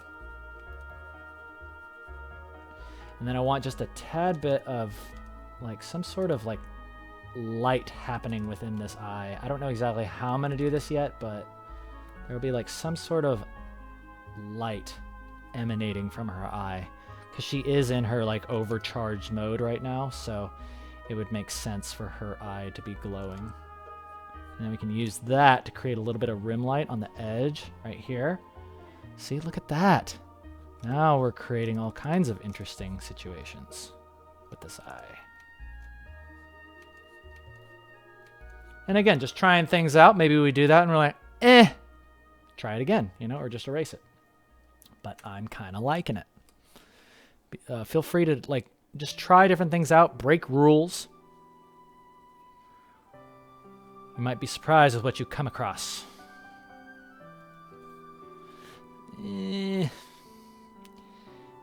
Okay, so here's what I'm going to do. I am going to redo this entire eye. I'm going to show you guys right now. So just look at how little I am, like I'm not committed to anything, right? I'm still in the dating phase. Still in the dating phase of this drawing relationship. And Mika usually has these huge eyes, right? She usually has like huge pupils. So let's see if we can do something with that. Maybe we can have like a fall off happening within this huge pupil like this. Oh yeah, see? That creates a completely different feeling than that. There's that, and then that. That, and then that. And when in doubt, I zoom out to kind of just take a look at it as a whole. And I kind of like that bigger one. I think that one looks really cute. Oh, I'm actually going to grab a little bit of that pink from the other piece.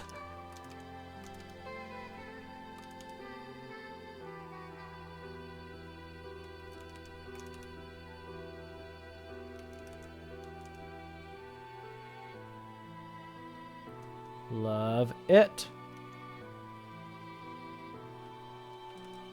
Try making this just a tad bit darker.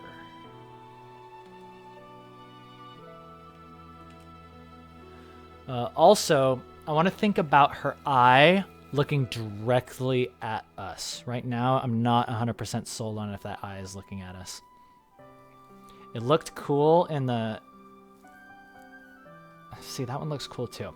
This is another common thing that I do, guys, especially with the face. I'll like try something and I'll switch it on and off, switch it back, forth, see which looks better. Because subtleties in the face can make mountains of difference. Mountains of difference. And when in doubt, I just like to erase the entire eye and start over again. So I'm going to show you how I do that right now. And we'll get three different what's it called? Choices. So this is going to be a little scary, but we're going to turn her into a zombie real quick. We're actually just going to erase everything away. Oh, that looks cool. Isn't that awesome? Okay, so now you have that. So now let's say to ourselves, her eye is supposed to be looking directly at us. So actually it would be something more like this.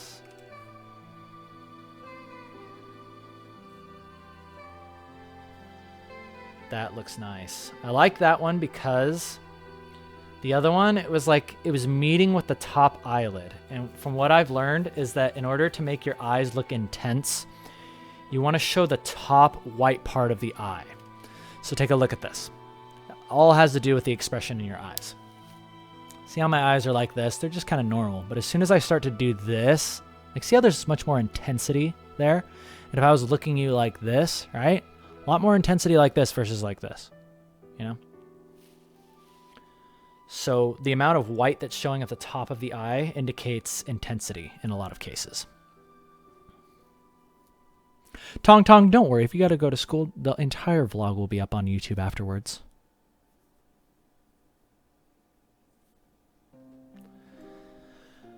The entire VOD is what I meant to say. VOD will be up on YouTube afterwards. But let's go ahead and finish this eye, because I'm pretty certain we can come up with a better eye.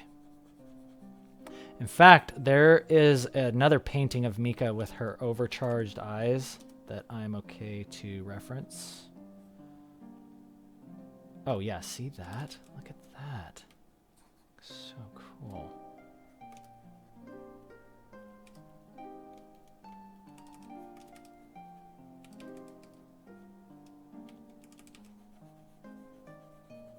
Yeah, there was an earlier piece that I did with Mika with her overcharged eyes.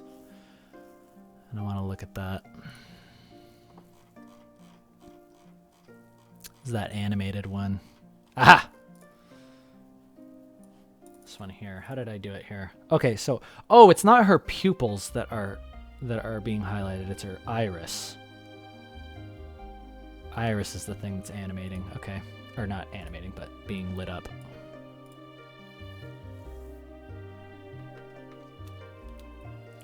I also like my eyes to be low contrast, I've noticed.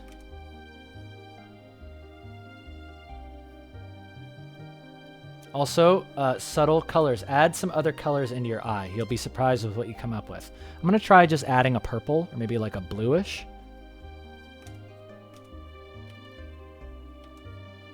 Yeah, see that? That looks cool.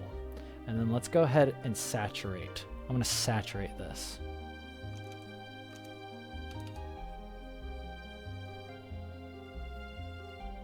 Now we can start adding in those punch colors. Remember what I was talking about, ladies and gentlemen?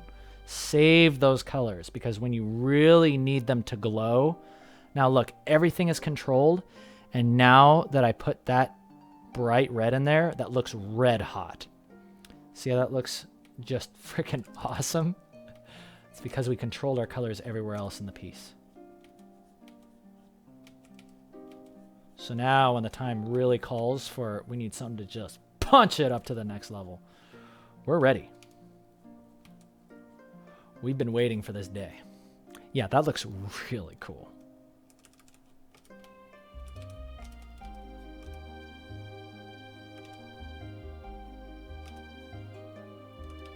Yeah, her eyes, like, anime eyes never make sense, so I'm just kind of going with what feels good. Okay, so there's a new eye. So let's go ahead and compare that back to the old ones. So there's our other eye, and there's the eye before that, right? Was it this one?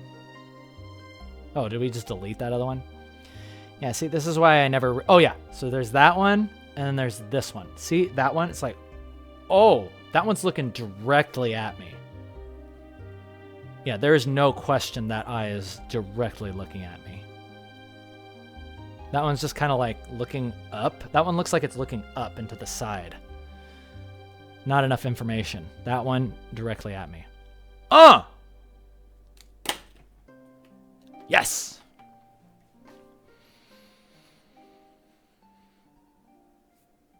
Oh boy.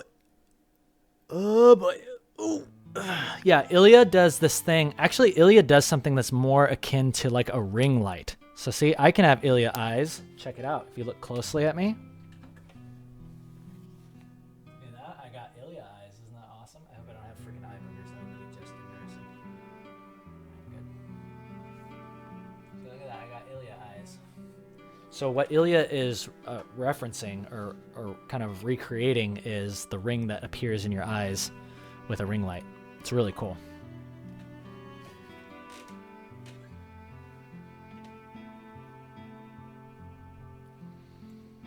The panty shot is still there? Oh yeah, it's still there. We've got we can still pull the ripcord. We can put the little censorship petticoat, which is arguably more realistic. For something to be that fluffy, you would need like a petticoat underneath. But don't worry, we're not going to lose that butt.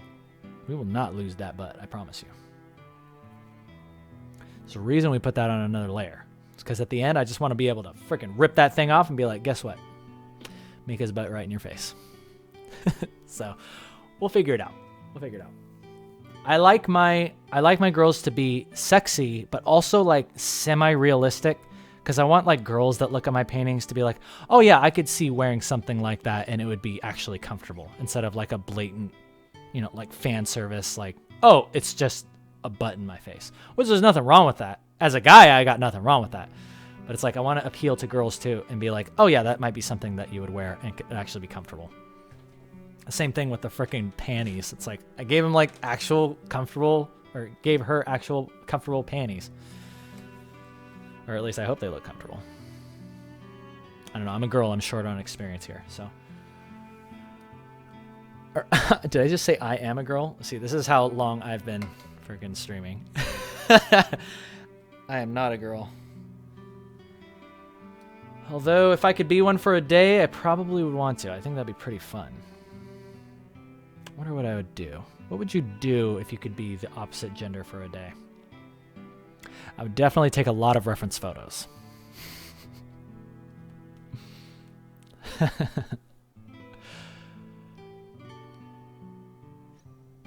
And Jesus hair. Yeah, did you ever think Jesus would be painting stuff like this? Bet you never did. But he is today. You get to watch him. All right, so yeah, my vote's on that one. I'm gonna go with that eye. I like it. Let's paint the butt. Let's paint the bootay. I'm gonna show you guys some really cool stuff when it comes to painting butts. You are going to love me for this, okay? And you should. You should love me for what I'm about to show you.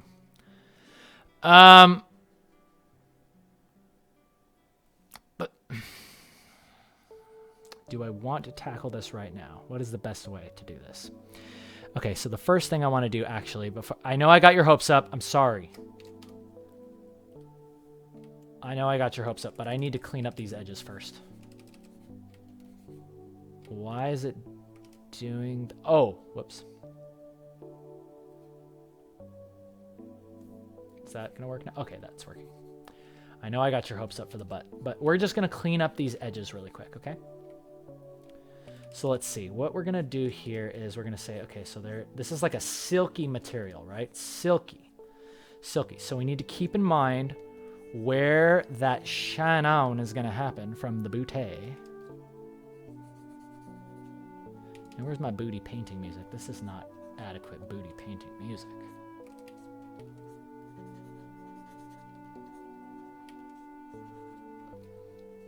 This is not booty painting music. Where's my booty painting music? Here we go.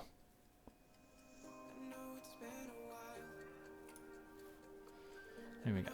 Yeah, clean dem edges. You're right, Ann Knight. We need to clean dem edges before we even think about touching the butt. I don't even think about it. Okay, so see what I'm doing here? I'm kind of putting in some darkness, but then I'm letting it lighten up towards the edges, okay? That's our reflected light. That's the ambient light coming from the rest of the piece, okay? So that's going to go right there. That's the edge of the butt right there. Edge 1, edge 2. That is going straight in towards the crotch, so that is going to be heavily obscured, right? Basically going to go right into shadow.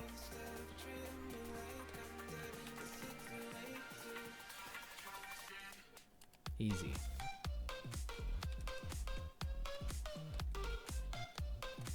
When I listen to this music, I say, where's a butt? I need to paint it now. All right? Is that how it makes you feel?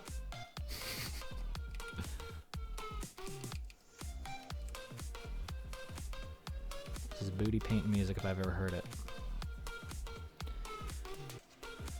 Okay, lovely. Lovely. This is already looking so much better. And this is going to be sheer still. That's going to be a little sheer, so that's going to be a little darkened. That's not straight skin showing through. It's sort of lacy, cute. You know. It's got a little bit of breathing room, but you know what I mean. Okay. Nice. So see, look at that. From there to there. See how that feels much more silky now? There's more interesting relationships happening inside of that. I kind of want to lighten it up just a tad, maybe. Yeah. Yeah. And then what we need to do is, let's go ahead and throw on just a little bit of a shine going through there. A little shine on going through there. Go ahead and lighten this up and desaturate.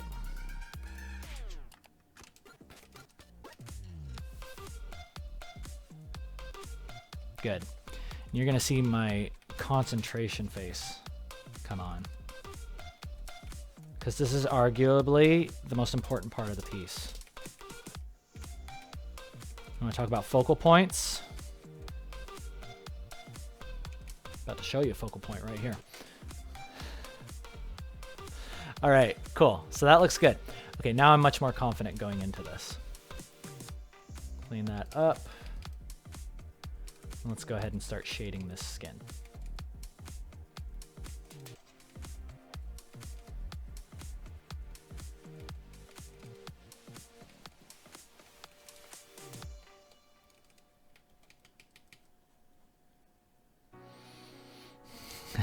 The real focal point. At art, yes, the entire VOD will be online afterwards. So don't worry if you have to go. You can always watch it later. I'm streaming for about another 2 hours. I'm thinking that will be hopefully just enough time to finish this butt.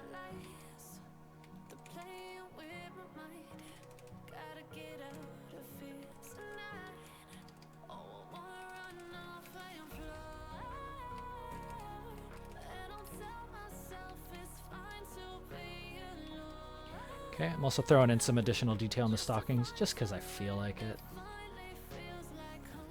So stockings are cool because, like, I've learned that to make things look metallic, you just gotta, like, darken. Things get darker towards the highlight, okay? So see that? You have reflected light. Things get dark right before that highlight. And then when you get to the actual stocking, it's like a sheer material. And the way that you render sheer materials is like this. The inside, like this, it's like you're going to see a little bit of that leg coming through, and then it's going to get really dark towards the edge. So you have this really awesome juxtaposition of materials happening. Oh, now I wish she had more of her legs showing, just so we could see that. See what I'm talking about? See how those, like, that feels like a silky sash, and then that feels like skin showing through on the sheer material. Now I just want to draw an entire piece dedicated to that. Stockings are fun to draw. Really, really fun to draw.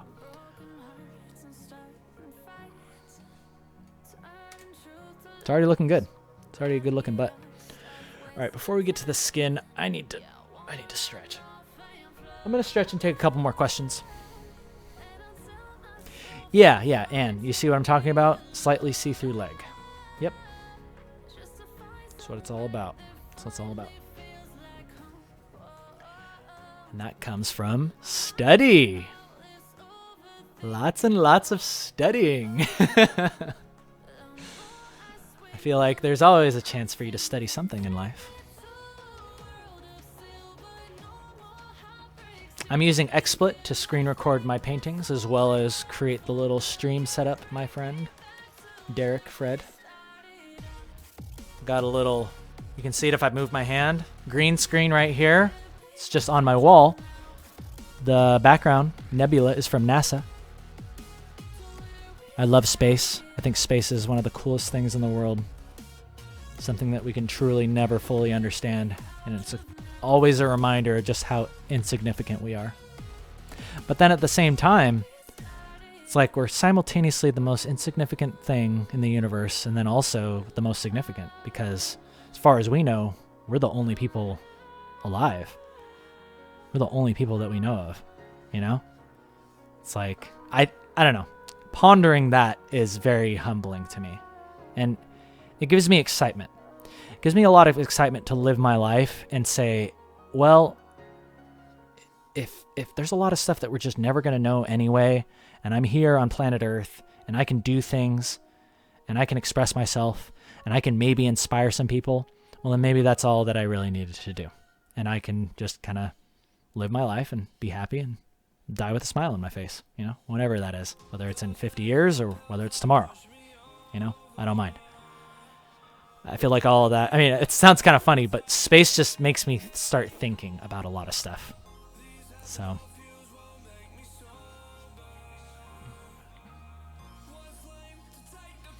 Yeah, Anne. Yeah, definitely. If I could choose to do one thing after I die, it would be to explore space. I would love to be able to just explore all of the galaxies out there and see what else is there. I think that'd be a lot of fun. What does space smell like? I don't know, but I bet the guy that did the Red Bull jump knows.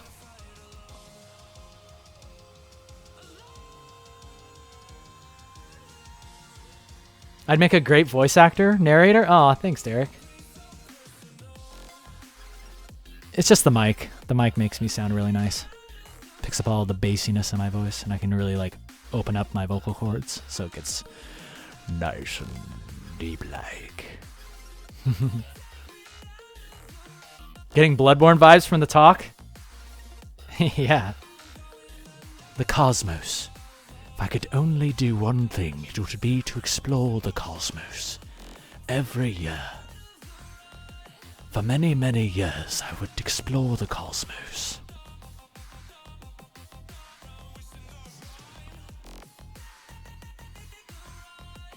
Ooh, I like this song.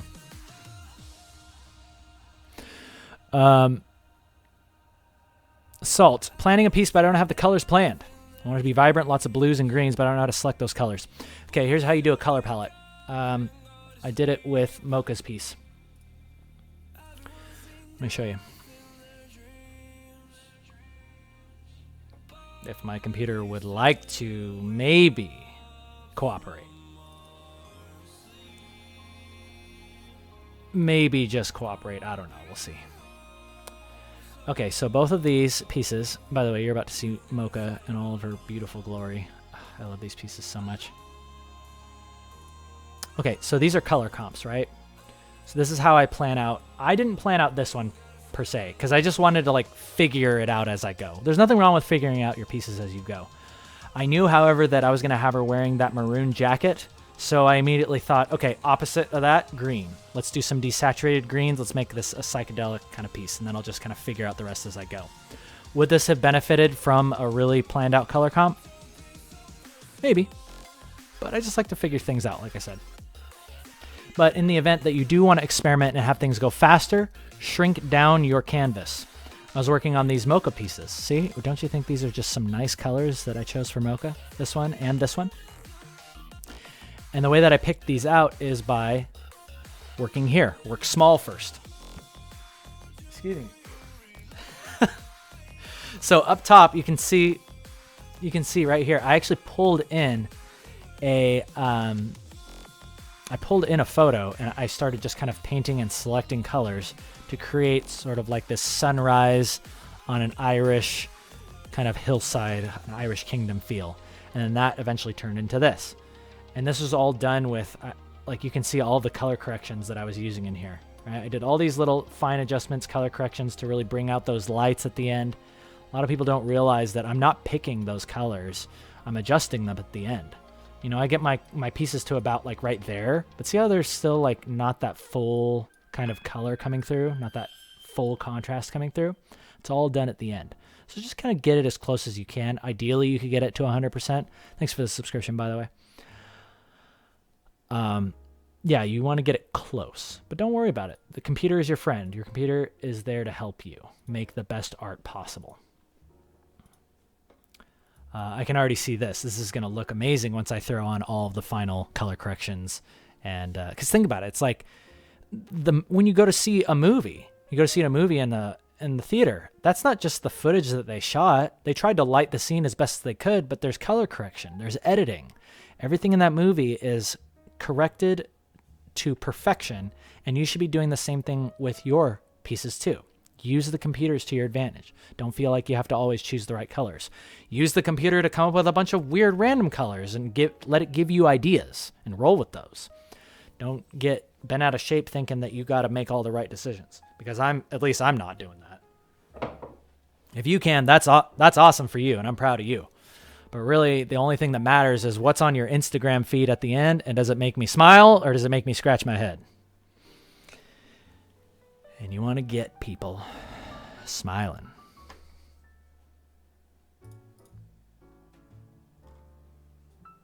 And now we're to the jazz, which is even better for painting a butt. All right, we have about an hour and a half left, ladies and gentlemen. I think that's enough time, wouldn't you say? I'm going to take one more question while I jump back into this painting. It'll launch me on. I love how I can just read one statement from somebody and I can talk about it for probably about a half an hour. This is a trait I inherited from my father, who never stops talking. I love that man to death, but man, he'd be a great streamer too. He'd be a great presenter because he can talk forever. Joke Blue heading out. See you later.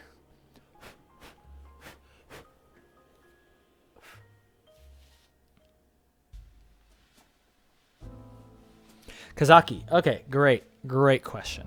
Why is it important to have Instagram stories? Is it something with the algorithm?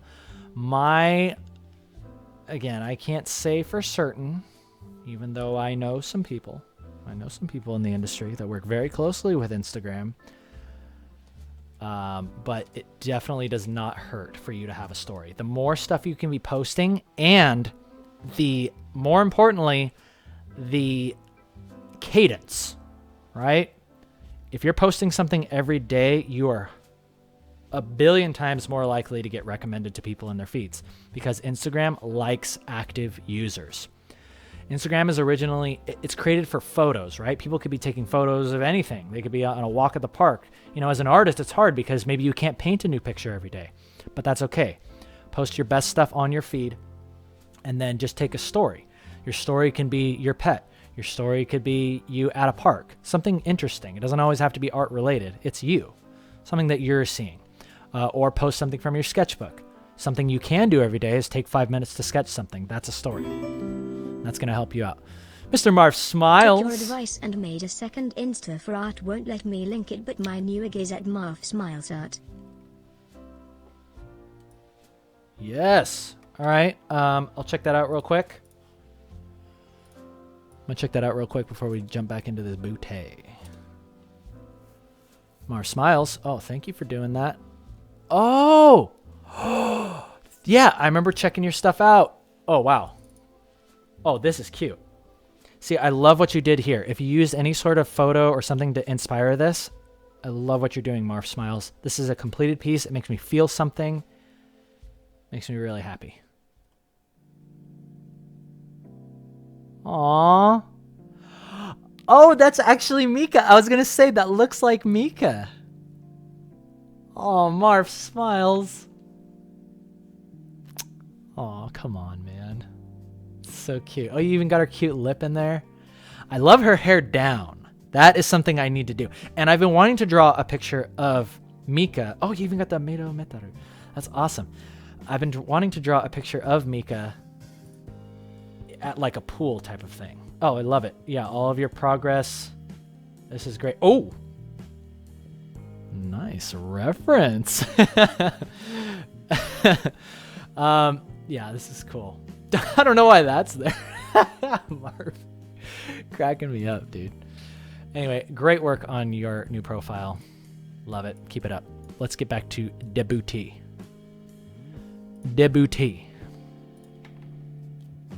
Shall we? Where's my OP at? Oh, before we do that, we need to soften these lines. Soften the booty lines. What were we thinking? Oh man, we were about to paint the booty and didn't color the lines. I should smack myself. Okay, so I put that line there for a very, very important reason, and you're about to find out. Okay, oh, and yeah, let's go ahead and just kind of clean up those hands real quick, put some red on those hands.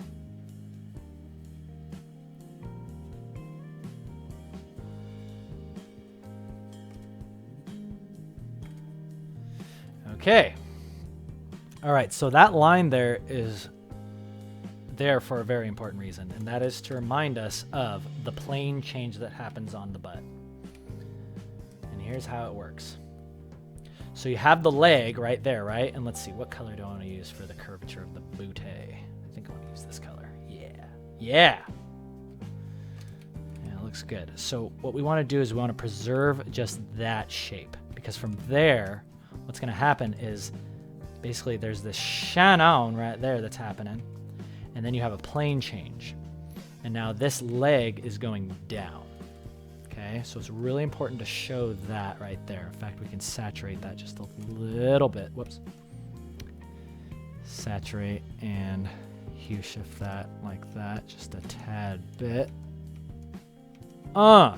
Because now what you're gonna do is you're really showing just the butt cheek peeking out.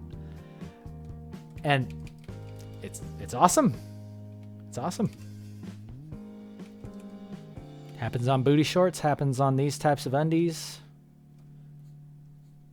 Sometimes I find that less is more, and I think in this case, definitely works.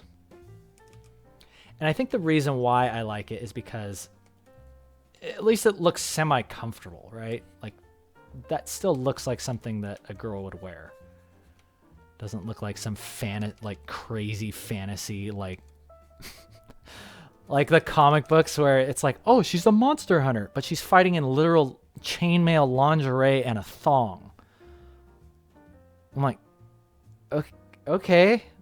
Like, that's cool, I guess, but I don't know. I like a little bit more realism. I like it sexy. You can be sexy and realistic, I've found. In fact, the more realistic it is, sometimes it can be even more sexy, I've found. So that's what I like to explore with my art. How do I make things appealing, sexy, but semi-believable? I think that's what it is I want it to feel believable. How do you make something believable?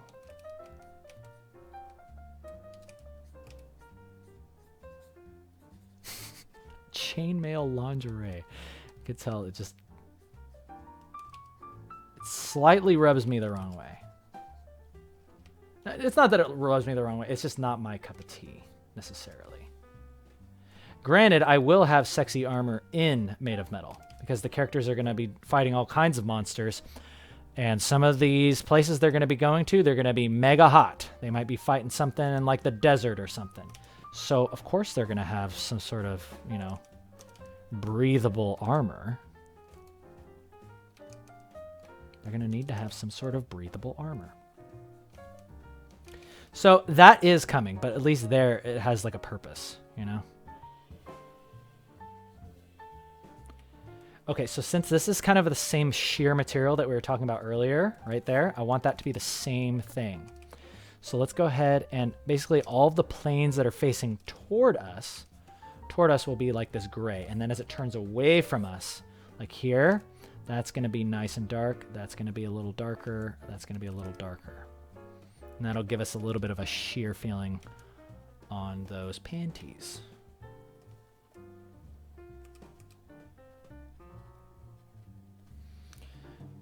Cool. See that?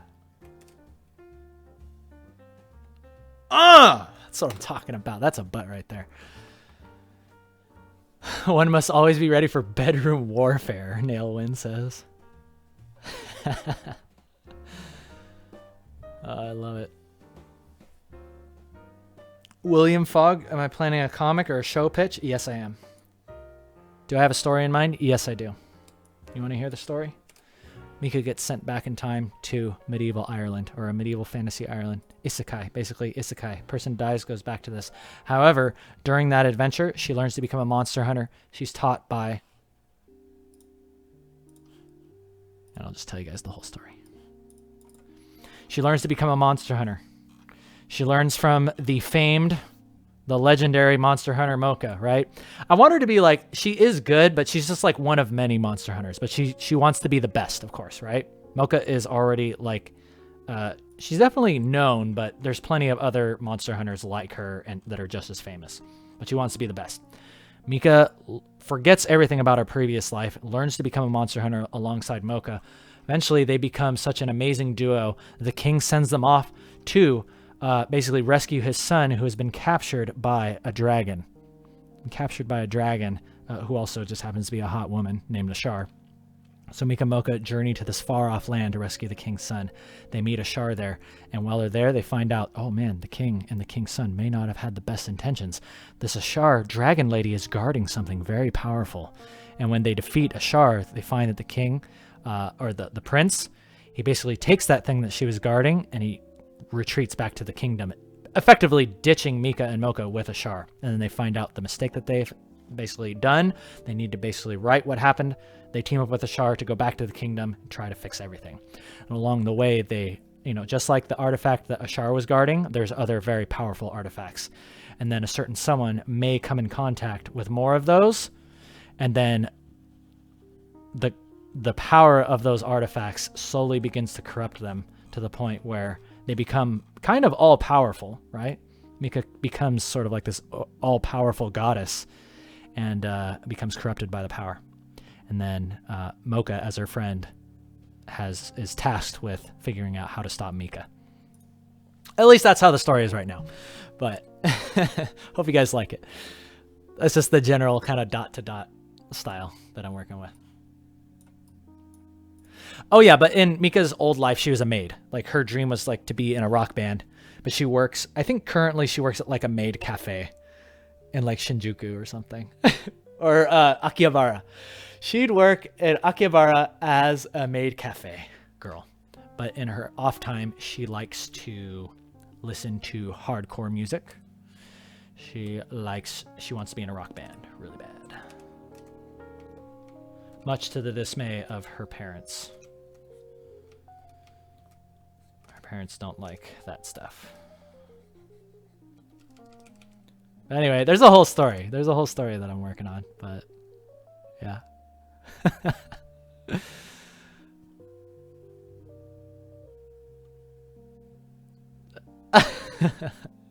Booty corrupts, master potatester. Bunch of babes dupe a kingdom. Yeah. Oh yeah, and there will be guys too. There will be guys, because Mocha has her sword forged with like this legendary blacksmith. That's Oyama. Oyama is going to be the next character that I develop. And he's going to be like this just buff, burly, awesome blacksmith, right? But he's like engrossed. He's just like so engrossed in his craft. He's so interested in the art of creating weapons that he's just not that good of a fighter, right? He relies on Mocha to do all like the kind of like the heavy lifting. He's there as backup when she's fighting the monsters. Because in my world, your weapons need to be switched out because they'll absorb power, much like souls in, Dark Souls. they'll absorb power, and once your blade absorbs too much power, it'll become brittle. So you need to switch out your weapons. That's what the blacksmith would be doing. He'd be tossing Mocha new weapons, basically keeping the blades fresh, and just backing her up in any way that he can. But that all needs to be kind of figured out as we go forward. But anyway, this guy's going to be really cool. Okay, so what I like that's happening with the skin right here is, okay, you see what I did with the legs? I did this on purpose. The way that the legs are pushing into each other and the flesh is like squishing. Squishing. Love it. Flesh should be squishing, especially if it has to do with legs. See, that's what I'm talking about. Sometimes realistic can be just as sexy, if not more. Think about how that flesh, it's supple, right? It would like push into itself and like deform it. And if you can begin rendering that in your characters, your pieces are going to take on a completely new life. And people are going to start looking at your stuff and be like, oh, and they're going to be like, oh. And they're going to be like, where can I download this PSD so I can study it? Patreon.com/KandKale. That's where you can. This is going to go up there when it's all done. But in the meantime, to keep you busy, there's 150 plus other PSDs on Patreon. Patreon.com/KandKale. I should have had it in the description, dang it. That was what I forgot. See, I'm making rookie mistakes. Come on, Ken. At least have a link for people to go to so they don't have to type into Google KandKale Patreon. You like that I'm laying it on thick?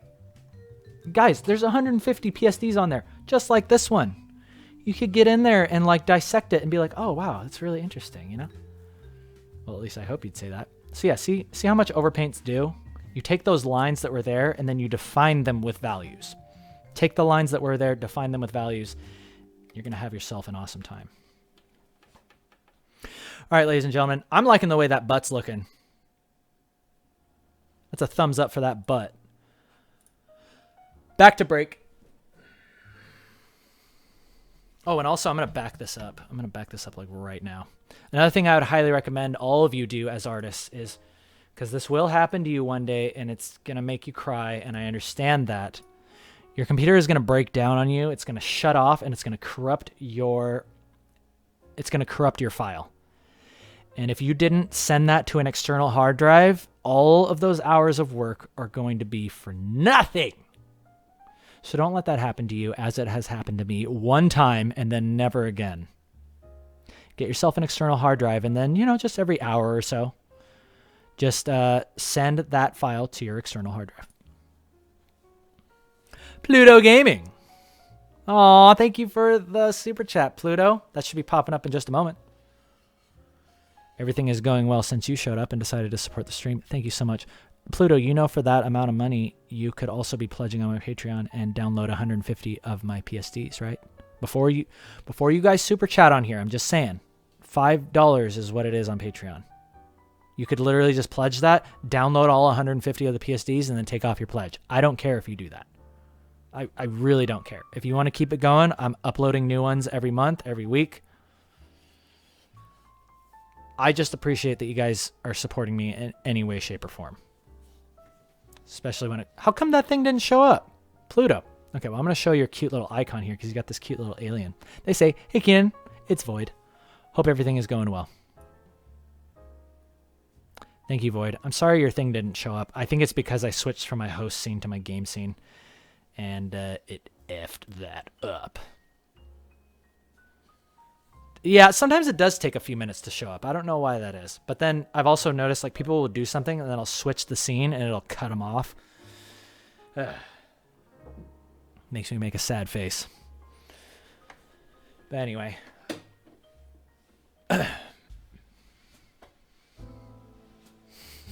Put a lot of skill points into advertisement. Yeah, I did. Because this is my job. It's like I work freelance and then I stream and I try to sell my artwork, so you better believe I'm selling the crap out of it. And I hope you guys realize what a good opportunity it is for you, because last time I checked, there's no other artist on Patreon that's doing something like I'm doing. Good luck finding somebody that's going to let you download 150 other PSDs for $5.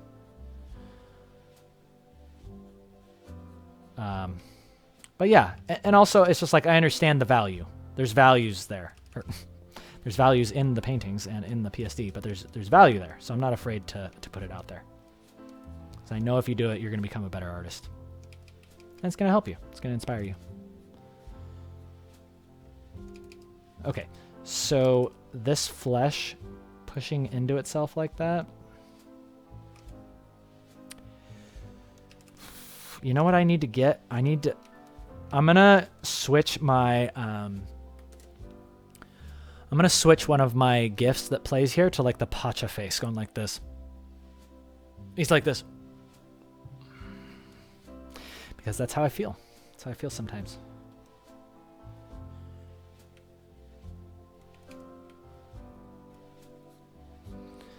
Alrighty then.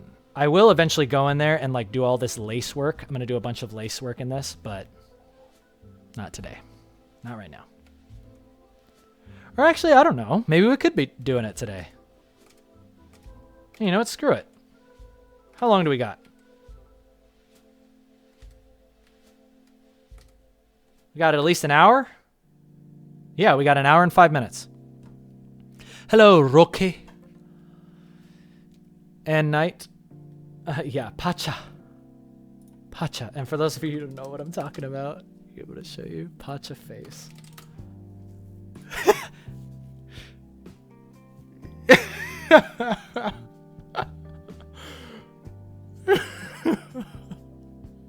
Yeah, this right here. So he's like this.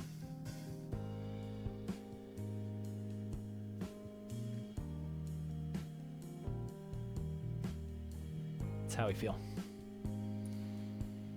Pacha facing it. Okay, so anyway, legs looking good, butt looking on point. Panties could be better, but I don't know exactly how I'm going to solve that right now. Actually, I know exactly how I'm going to solve that. There's just too much frickin' light.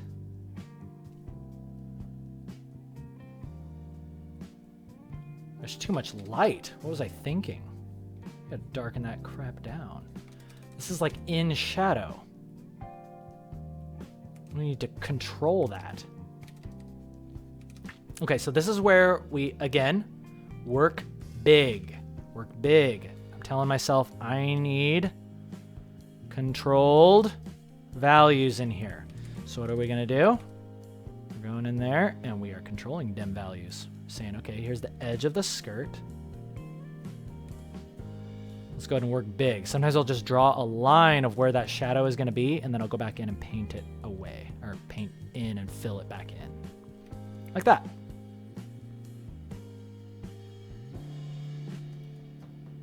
And then I imagine this butt is going to be a little bit more... Oh, okay, that's... I see the error of my ways. I see now clearly the error of my ways. Just needed a bunch of darker values in there.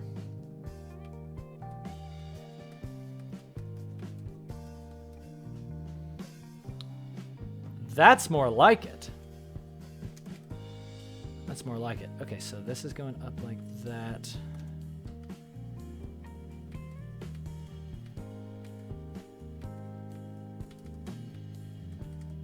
That's what we call brilliant.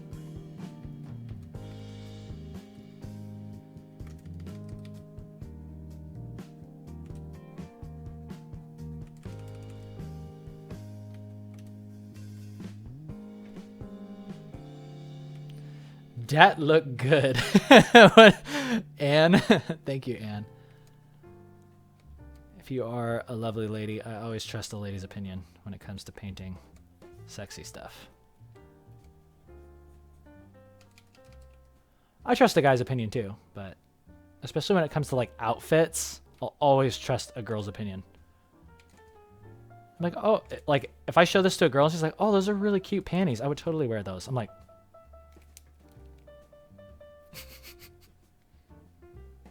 thank you.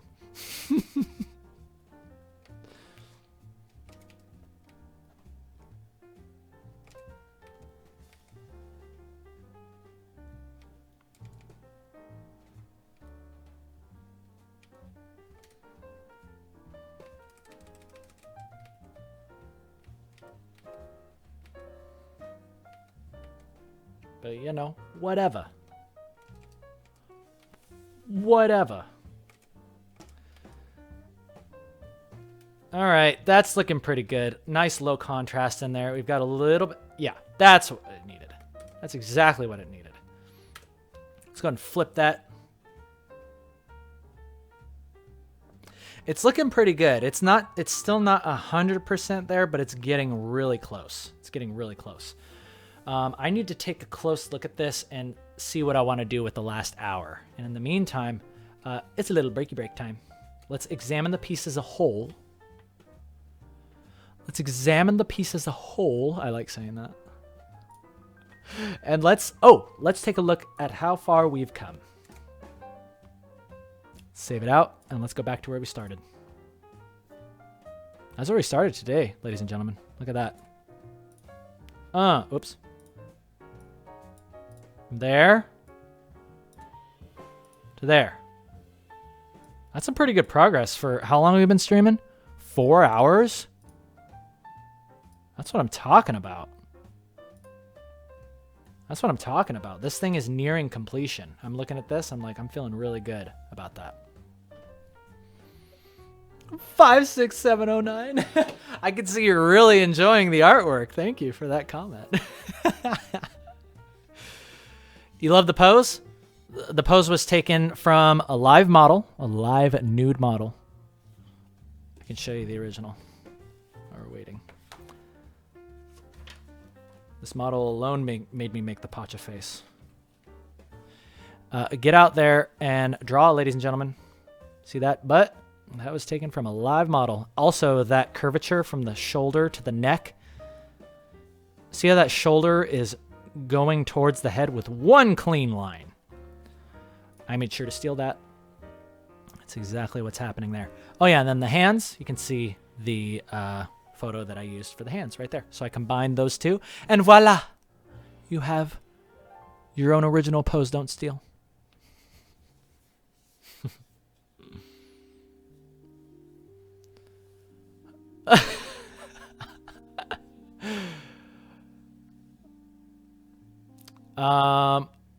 Let's see.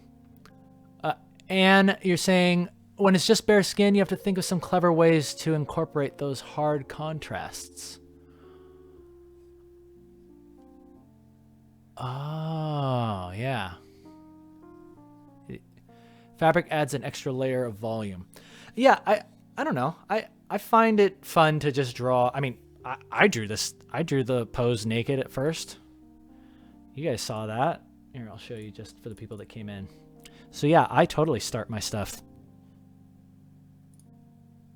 I totally start my stuff like this. So see here.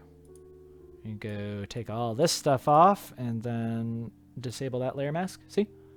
I get all of that body figured out. And then I lay on top of that the clothes.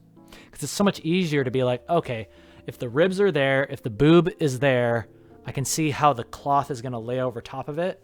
And then I can find, you know, the reference of what I want her to wear. Be like, okay, I want her to wear that jacket and that skirt. And then you can begin drawing those things on like that, see? And then what I do is with that underlying body, I add this layer mask. Layer mask away the body. See that? Body's underneath, now it's gone. Underneath, now it's gone. And there you go. So now you can rest easy. Rest easy. Go to bed with a smile on your face, knowing that at least your anatomy was correct. Your folds and all that stuff, it's like, that's still up for debate. But at least your anatomy is on point. And you know your anatomy is on point because you took some good reference. You saw people in real life. You got some good photos online. You're in good shape. Okay, let's just take a quick look at all of our overpaints, because I want to show you guys how much of a difference just overpaints makes. Oh, and line coloring. So see, there's no line coloring, and then there's line coloring with masks. No line coloring. Look at the butt. See that? See, it's subtle. Subtle, but it makes a huge difference. And then face. See, there's face. There's new face. Old face, new face. There's some things in the old face that I'm liking too. And this is going to happen to you as well as you do overpaints. You're going to take everything away and you're like, oh, there was something in there that got lost. This always happens. And I'm not really interested in taking care of that right now on stream, because that is just something that I'm going to have to freaking do over and over and over again. Instead, I'd rather just focus on adding some other, kind of relaxing things as we end the stream.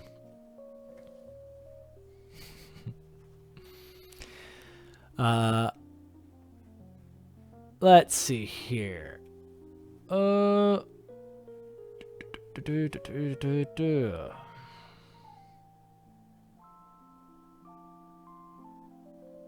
Alana Abbott, you're using something that I drew for somebody as your avatar. I like that.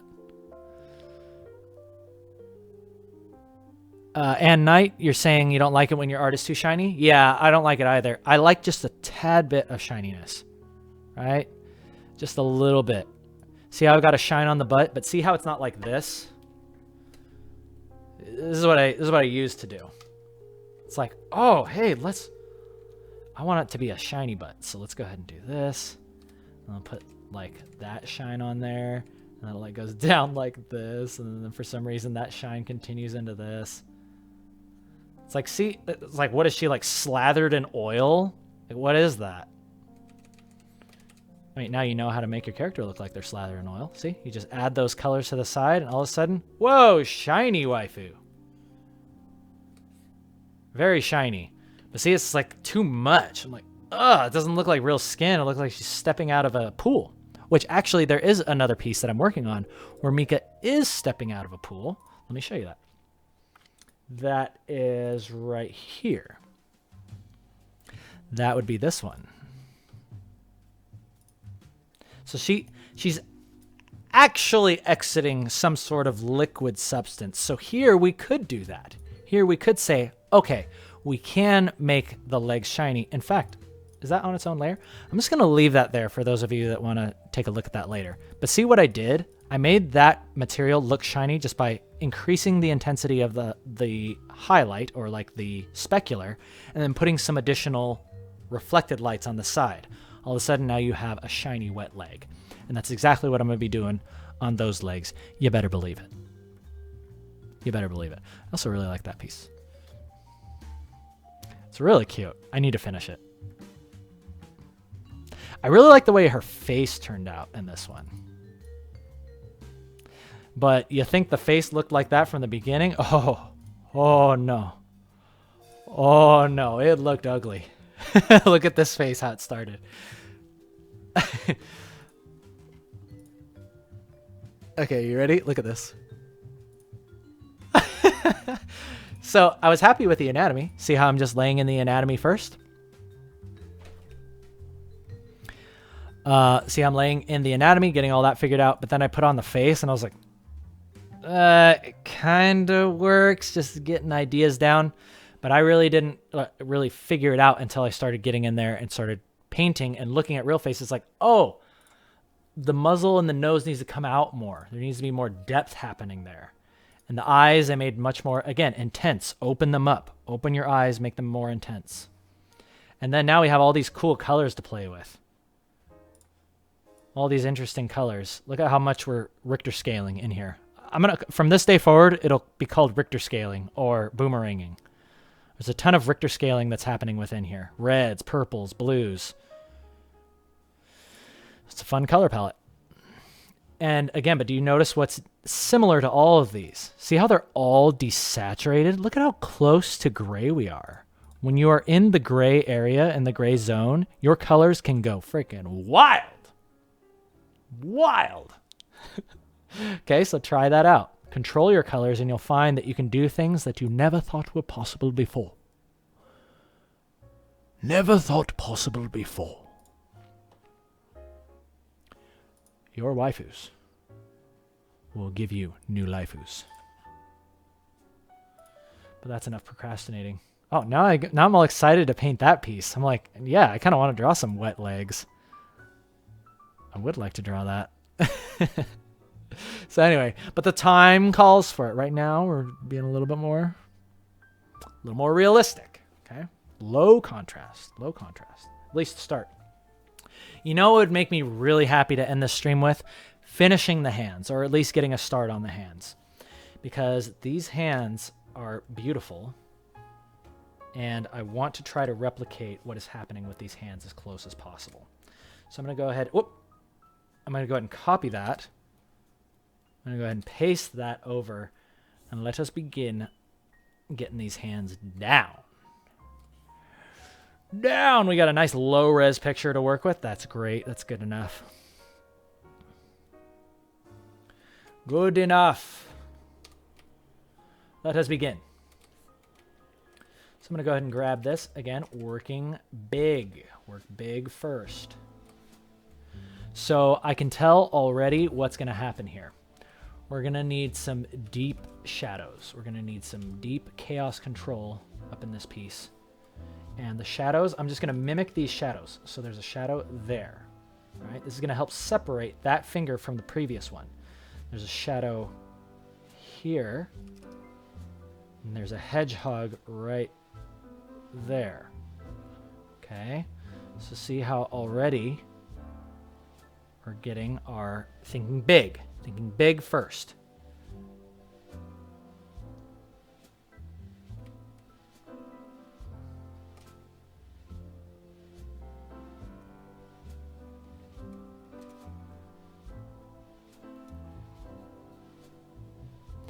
Love it. Okay, now this is where we start to get a little bit more kind of pulling us back into our piece, because we have a secondary light that's not necessarily affecting this girl's hands. It is very slightly. We've got this skylight that's coming from the right side, so we can kind of use that to inform what's happening. But overall, there's some things that we need to solve ourselves. I'm going to go ahead and paint these tips of these fingers a little bit more red. That's too red. I'm going to give her fingernails too, because now that we're getting this amount of detail in the hands, or this amount of like realism in the skin, this character needs to have fingernails. If I don't draw fingernails on there now, it's going to look weird.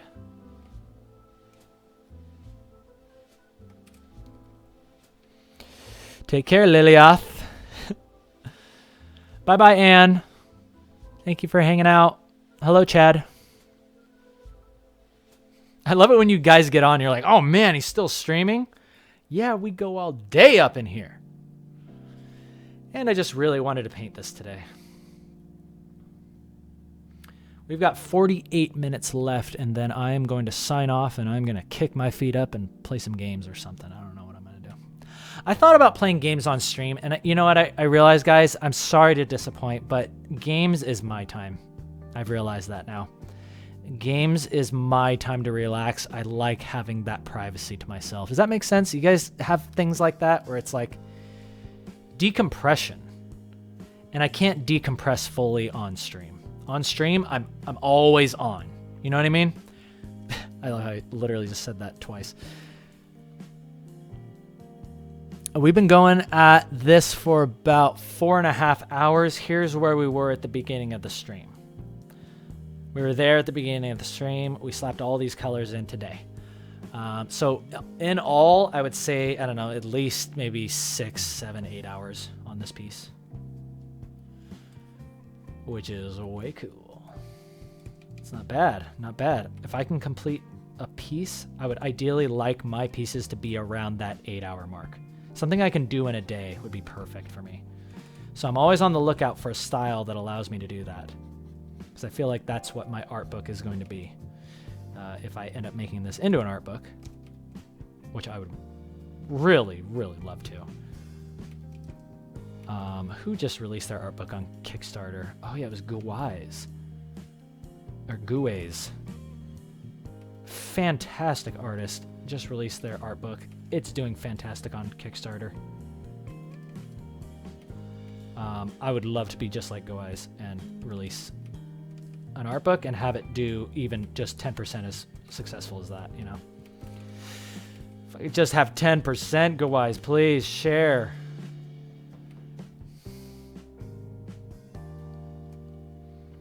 All right, we're gonna go Deep Shadow right there. Deep Shadow right there, and right there. And right there. All right, and see, look at that! Those fingers. See, before, not enough clarity. Now, wow, cool. Looking really nice. Those look like really, really good hands. Break time. You're welcome, man. Have a good day. When's the next time I'll stream? I don't know. Right now, I'm just kind of feeling it out as I go. Ladies and gents, you'll have to be patient with me. If you are looking for the most, what's the word? If you're looking for diligent updates from me, then you should definitely subscribe to my Instagram because I'm posting something on there every day, even if it's just a sketch, a throwback, a picture of my bunnies, something that I'm doing. I'm updating that every single day. So if you ever feel like you're a little lonely or you're missing me, don't worry, I'm not very far away. I'm right on Instagram. So come on over and say hi. Thank you for telling people Go Eyes, Veronica. Yeah, check out Go Eyes' art. Go Eyes does great stuff. Great stuff with lighting, cute girls, interesting backgrounds, full color comps, interesting lighting. Yeah, they're exactly, if I could steal someone's talent and skill, I would go Eyes, boom, that's mine now. So, and I am slowly because I am referencing their work a lot and I'm looking at it. I'm like, I can see what you're doing. I can definitely see what you're doing. So yeah, you might expect to see a little bit more Go Eyes in my stuff. Go Eyes style. Along with all the other artists that I rip off. Okay. Give me some deep shadows right there.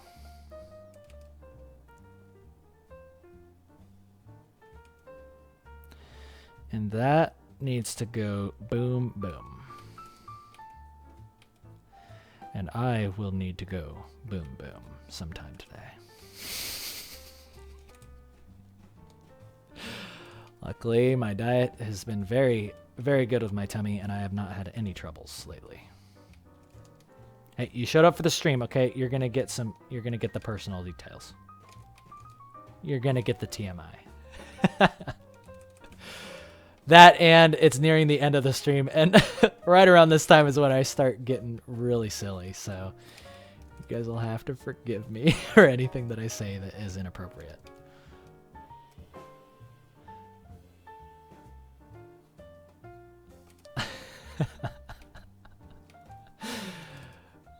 I was supposed to be taking a break too. Oh man.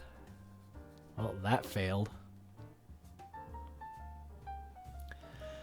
I want to draw some fingernails. What's a guy got to do to draw some fingernails up in here? Fingernails are really easy because you can just do them like that. You see what I just did there? Oh, fingernail. Fingernail. That one is looking weird. See how easy that was? It's just values, guys. It's just values. Just put a little highlight on there, and then all of a sudden, oh yeah, cool. It's a fingernail. Don't do this. Don't draw the fingernail. That's too much contrast. Low contrast. Give me some low contrast fingernails, please. Please. For the love of Mika. For the love of the goddess Mika. Just give me some low contrast nails and get the heck out of here.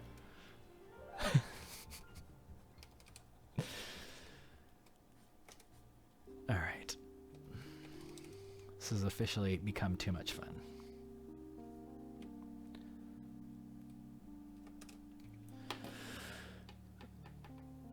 The hand pose looks so difficult. Yeah, that's why I got reference. Like, you can see both of the hands in there, though. Do you see, like, isolate 1, Take away the fingers from one, you can still see how one hand would exist there. So draw them at the same time, interlinking like that, right? And it also helps that, yeah, there's just a lot of subtlety because it's like not only interlinking the hands, but now they're at this angle and they're placed upon the hip and now they're kind of like, you know, there's weight to them. So they're like that or they're like that. Some of these things you can only get with photo reference. If I wanted it to be 100% my own thing, yeah, I would have done without that reference. I would have taken a picture of myself. But I'm lazy, and I'm like, it's really nice. And those are actual girls' hands. I do have feminine hands, but those are actual girls' hands, and I'm just going to reference those. Hands are of the utmost importance to me. Hands are very, very, very, very, very important to me. Right up there with the face and the butt. There's a few things that should be perfect in your piece. That is your hands, your butts, and your faces. Okay? If you don't have those things down, then we're not on speaking terms. Okay? You need to get those skills up. And I don't even know where I was trying to go with that. But the point is, no, of course we're on speaking terms. I would never. Get your hands looking good, okay? Just get them looking good. Get your faces looking good, and get, for the love of all that is holy, get your butts looking good. And do your fingernails like this from now on. Whoop, whoop, whoop, whoop, whoop.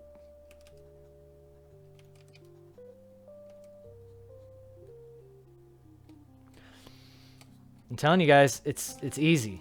Simplicity makes a difference. Simplicity is where it's at. Make those fingernails look effortless.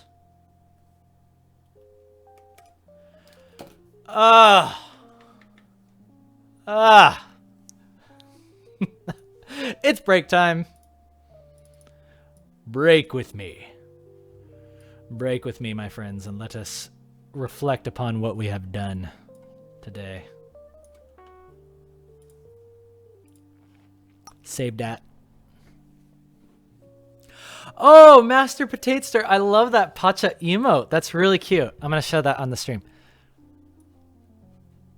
That is so cute. I love how you did that.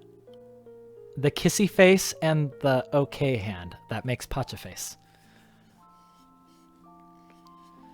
Thank you for that enlightenment. I will definitely be using that on my Discord and everywhere I possibly can. Famous Art's asking, are you ever going to do another one of those art review streams? Would love to get some art reviewed. Yes, I will be. I wanted to focus today on my own art and letting you guys kind of see from what point I can take a piece in about 4.5 hours. Went from there, so this, no color, to here. Oh yeah, and we had this little petticoat. Let's get that on there. Where is it? Petticoat. I kind of want to set this to a different transfer style. Let's see if we can find one that still gives us some nice information on the bootay. Ooh, yeah, that looks... Ooh! See what I'm talking about? It's like there's still some nice information happening there. Oh, I like that one too. Oh!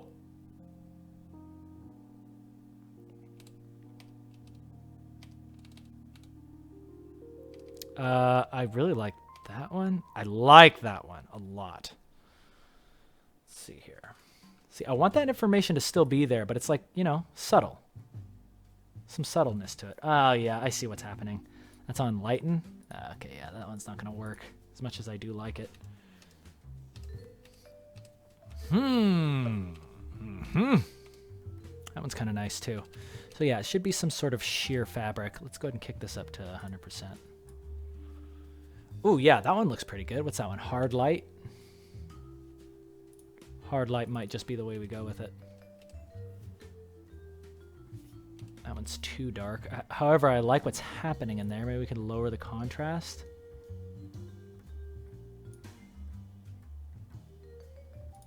I don't know. We'll have to figure this out, the petticoat. Just rest assured, we will not lose that butt. We will not lose that butt. Oh, I like that one too, because see how it's like darkening but also saturating? I like that that's happening, because I feel like that's what would actually happen with a kind of see-through sheer petticoat.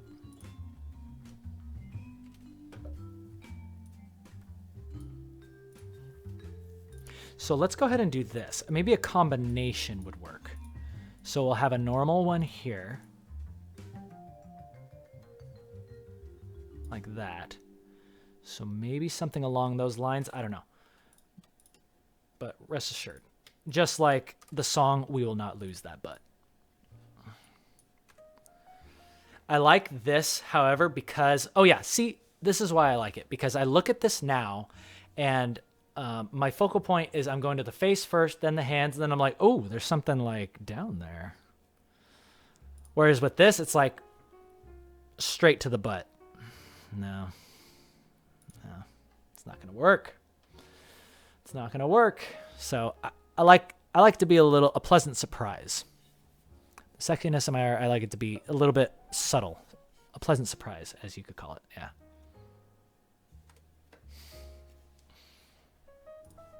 Especially for Mika.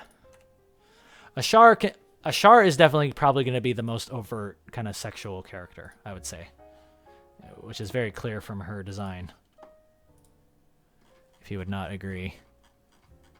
And I'm honestly thinking about pushing it maybe even a little further. Ashar,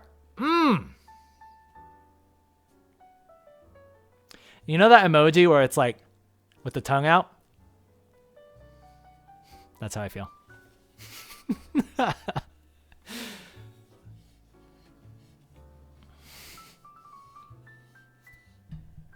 I love Ashar so much. I love it. She's like my Jessica Rabbit. She's 100% my Jessica Rabbit.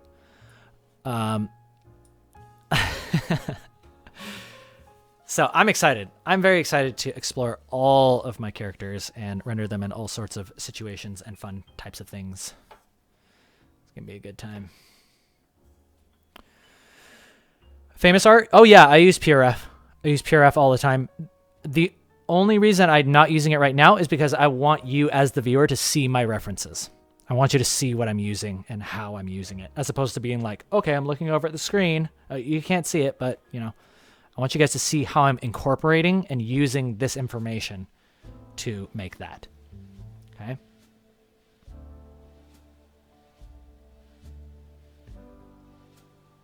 Gankala. Yeah, sure. Yeah, if you want to render my characters in 3D.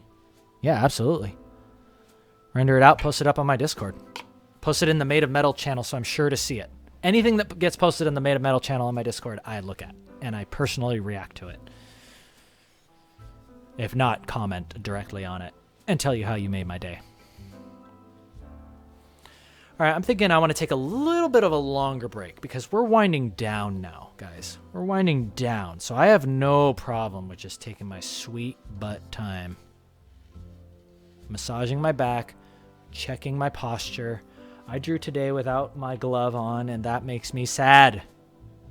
I forgot to wear my glove. This compression glove, this thing makes it so I can go all day. Forget 8 hours. I can go 12 hours painting. And I don't even, well, I'm still taking breaks like this, but you know what I mean? Like a full 12, 14-hour day. I could just paint until the frickin' sun comes up. Compression gloves make a big difference. And proper breaks, posture, getting up, walking around. I want you guys to be able to do this for the rest of your lives, okay? If I'm teaching you these skills, you need to be able to do it for the rest of your lives because it's going to be a blast. I don't want you guys having back problems or your wrist is hurting and you literally can't create anymore. Like, that's terrible. Or worst case scenario, you jack up your hand so bad, you got to learn to draw with the other hand. And then you got to learn to draw with your foot. And you got to learn to draw with your freaking face. Like I've seen some people. I saw this actual quad amputee. A quad amputee at a Comic-Con was drawing caricatures of people. Pen in mouth. And they were good. They were like legit good. And I'm like, you're that close to the piece. How can... You're right here on the paper, drawing with your mouth. And they were legit good. So that was when I realized, okay, well, there go all of my excuses. Because I always thought, oh, if I ever lost my hand, I'd be in such trouble. I would be so depressed. I just don't know if I could go on. But now after seeing that guy, I just love that there's people like that out in the world. People that just do not accept no for an answer when it comes to, I want to create something. I want to express myself. I don't care if I don't have any hands or feet. I'm going to draw with my freaking face. And then they do. That just gives me hope for the future. It makes me realize that the human race is truly an amazing thing. People are amazing things to actually just be in existence. Master Potater, I do better than your professors and it's free. That's because your professors have never really worked in the industry. They just wanted to be teachers. And unfortunately, as a teacher, you don't have a lot of time to learn from other people professionally. You don't have time or the opportunity to learn from the best artists in the world. You're just kind of stuck with your other professor friends who, you know what I'm saying? That's the problem, is a lot. And it sucks because they have the best of intentions. It's like, you want to teach young people to express themselves and be artists. That's awesome. But especially if you're in America. In other parts of the world, I've started to realize, wow, the government actually gives a crap about its citizens and people in other countries. Unfortunately, in America, it's not like that. It's the freaking Wild West, right? America was the Wild West, and it still is. People aren't out here for your best interest or anybody's best interest. They're in it for themselves. And yeah, professors, they get the freaking shaft most of the time. So yeah, it's people that weren't good enough to get the job. They weren't good enough to get in the industry, so they just relegated themselves to teaching. Or somebody that really wanted to teach, but unfortunately they didn't surround themselves with those artists. So, it's not on them. And you can self-study. Like, I probably could have kept studying on my own, but the time when I improved the most was when I was finally surrounded by every artist was better than me. When I went to Riot Games, every single artist was better than me. Or they were doing something better than me that I could learn from. And so I took that into account. And as I always like to say, I stole it. Took it into my stuff. All right. Yeah, I could go on and on about the whole frickin' education system. Just how much it bothers me here in America. It's like, I just got back from Germany. I got back from the Netherlands. And you know what they do there? It's like, you want to be an artist? Great. Guess what? The government already has money set aside. You can go to college for free. Go learn to be an artist. We have special programs for people that want to make, in Canada, they have special programs for people that want to make manga or comics or an art book. People, they support their artists. And not saying that, being in America isn't, it's a good thing here too. There's plenty of opportunities for artists. But again, it's the Wild West. You got to freaking watch your back out here. There's great opportunity to make money here. But yeah, it comes at a price, Comes at a very heavy price. And that is at any moment you could be taken advantage of by the very people who are supposed to be protecting you. So anyway, but that's my thoughts. That's my politic thoughts for the day. That's enough of that. Let's go ahead and get back to drawing butts, or in this case, hands. Let's finish these hands because I'm pretty happy with where that butt's at. I'm going to leave it there. Yeah. For those of you who are looking to open your mind to art and just other ways of living, I'm kicking myself because I'm 32. I had my first, I was finally able to get out of this country for the first time.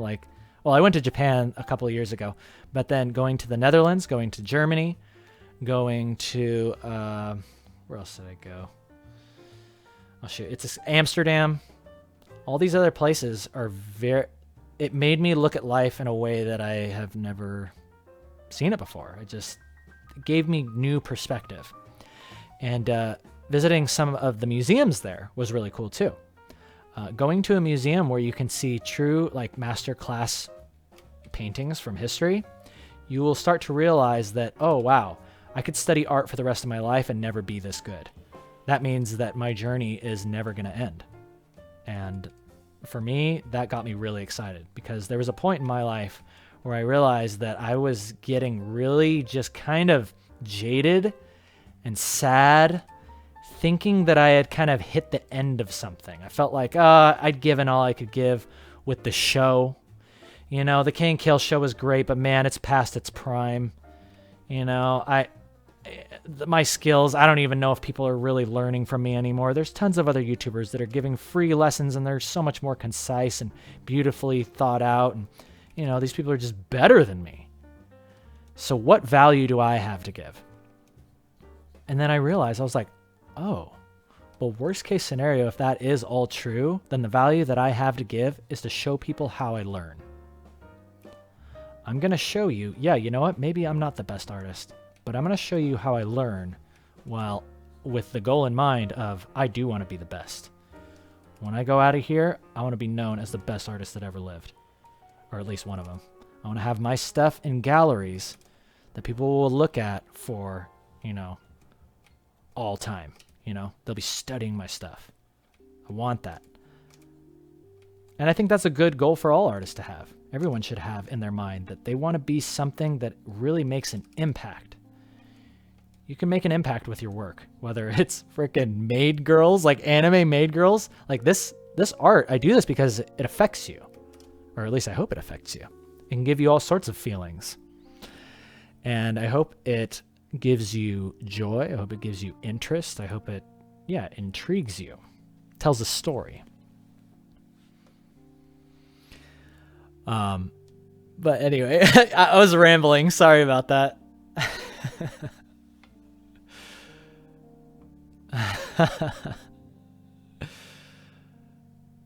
Regardless of where you live, you can teach yourself. I taught myself, and I'm happy to teach you what I've learned. And hopefully watching me learn will, again, you can learn vicariously through me. You can draw along with me. I just want this to be a good experience for you guys. And I want you guys to be able to have all the tools at your disposal to be like, I want you to get to the point with your art where you say, I'm only limited now by my imagination. I feel like if I wanted to draw something, I now have all the fundamentals down where maybe I can't draw it from memory, but I could get those references and I could compose a shot and I could make the perspective and I could set the camera and I could decide the color comp. I could make you feel exactly like I want you to feel. And you're only limited by your imagination. Like, think about how cool that is. You can draw anything. And that's where I'm trying to get to right now. I want to be able to draw anything that I can think of. Because once you get there, it's a really powerful place. You are essentially like a god. You can draw anything, anyone, any object, any scene, any landscape. You can create worlds. And how is that not a powerful place to be? That definitely boosts your confidence. Someone asks you, what did you do for your weekend? Be like, I created an entire world and people that live in it and a story revolving around it. I mean, that's not what you do in one weekend, but you get what I'm saying? It's like you can be like a digital god or goddess. Just like Mika. She's a digital goddess.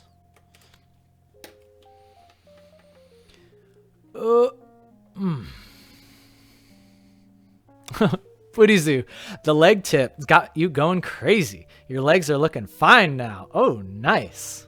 Glad you're taking some of the tips into account. Oh, yeah. Goncalo Souza. Yeah. I'm definitely going to be turning my characters into figurines. Just like this. Just like this. I'm already looking into... I mean, I've got some things going in the background. If that's something that you're interested in doing, just know I already have some things going on currently. But, I mean, I'm more than happy to see any sort of 3D rendering. Again, just post it up on Made of Metal. Post it up on the Discord. Have I designed some monsters? Yeah, they're called dregs, and they're kind of like... Man, I can just pull it up. I need to design some more of them, but I do have one. They look like Whoa, this is way back here. Are you serious? Wait, where? I pass it? Oh, there it is. Yeah, they look like this. They're sort of like these beastly things, and this is like a big one. So I imagine there's like all kinds of different ones, like ones that look like dogs. You know, I imagine they have like these beards. They're almost like these corrupted Viking beastly things. They got these Celtic runes on them, and here's another shot of them back here. So there's like a nice detail shot of it. So it has all these Celtic runes that go throughout it. Big gaping jaws, beards, and they can come in a variety of different animalistic looking forms. And those are called dregs. And when you kill dregs, you absorb their souls, or basically like their essence, into your blade, which is what's happening here with Mocha. See how her blade is glowing green? When you vanquish them, their energy gets drawn into your enchanted blade. It has to be an enchanted blade. Enchanted blades are the only thing that works. And there's a dreg skull. The way I imagine is like this scene would totally play out differently now. Mocha would be like she would be valiantly fighting this thing, and then, you know, she's going to get knocked to the ground, right? And she's like finally got to the point where she is outclassed. This thing is too powerful, and it's about to wind up and deliver the finishing blow on Mocha. Right as that happens, Mika comes careening out of the sky, right, from her past life, slams into that thing, slams into the dreg, and when they die, they like turn into ash. They like basically explode into like green magical essence. Imagine it's like sand, but it's like green embers. And the sand goes like that, and then the bones are left there. And then all the magic gets absorbed into Mika's blade right there, her knife. And then Mocha's like, whoa, you just saved my life. Where did you learn to do a move like that? Are you from the academy? You know, she's just trying to figure out where Mika is from, thinking that it's another hunter that just saved her life. But then, of course, Mika has no idea who this is. She has no idea what she just landed on or where she is. So I just imagine it being a really fun story. And then here's them walking, all right? Mocha's bragging about all of her accomplishments to Mika right here. Mika's feeling cold, right? Her poor, you know, her freaking maid outfit burnt up in the atmosphere, right? It's just tatters of clothes. So, of course, Mocha gives her her plaid to wear. Oh, you liking the story? Oh, thanks.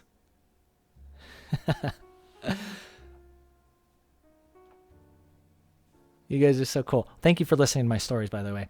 So Mocha's here, yeah, bragging about all her accomplishments, which may be or may not be true to Mika. Mika's just trying to put together what the heck's going on. And they eventually get to this house. And this is where I was wondering. I was like, well, maybe Mocha's place, it shouldn't be that nice yet. It's like Mocha is supposed to like think she's legendary, but she's not. Like she's doing okay for herself, but like this full-on cabin in the woods, she might have like a one-story like smaller home, you know. She's on her rise to becoming the best, you know. But this is still pretty cute.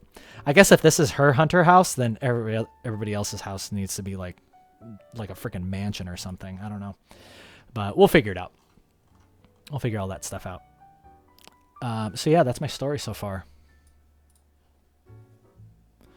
Foxy Socks didn't realize I was streaming. Well, that is too bad, but don't worry, because the VOD's going to be up. The VOD's going to be up after this, and you're going to hear me say your name, Foxy Socks, and then you're going to be like, ooh. Yeah, that made you feel something, didn't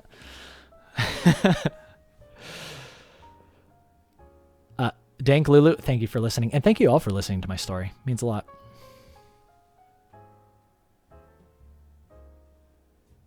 Othman Malik. Tried many beginnings, but it doesn't work. I don't understand what you're saying. Tried to start a drawing, tried to start a story, and it's not working. Keep trying. My first stories sucked. But I learned how to make stories. Again, I'm not saying that my story is like revolutionary, but it's kind of like the same thing. It's like find something that works and then grab a little bit of that and then find something else that works. You're watching, I was watching The Mandalorian. Their storytelling in Mandalorian is really, really well done. So I'm like, okay, I see how they are composing these scenes. I see how they're doing the writing. I'm going to take a bit of that and put it in, right? A little bit of Mandalorian, a little bit of, like this movie, a little bit of this movie, a little bit of this show, You learn how to create drama and interesting story arcs. You learn how to create like characters that are not perfect. I think that's the number one rule, is create characters that have obsessions.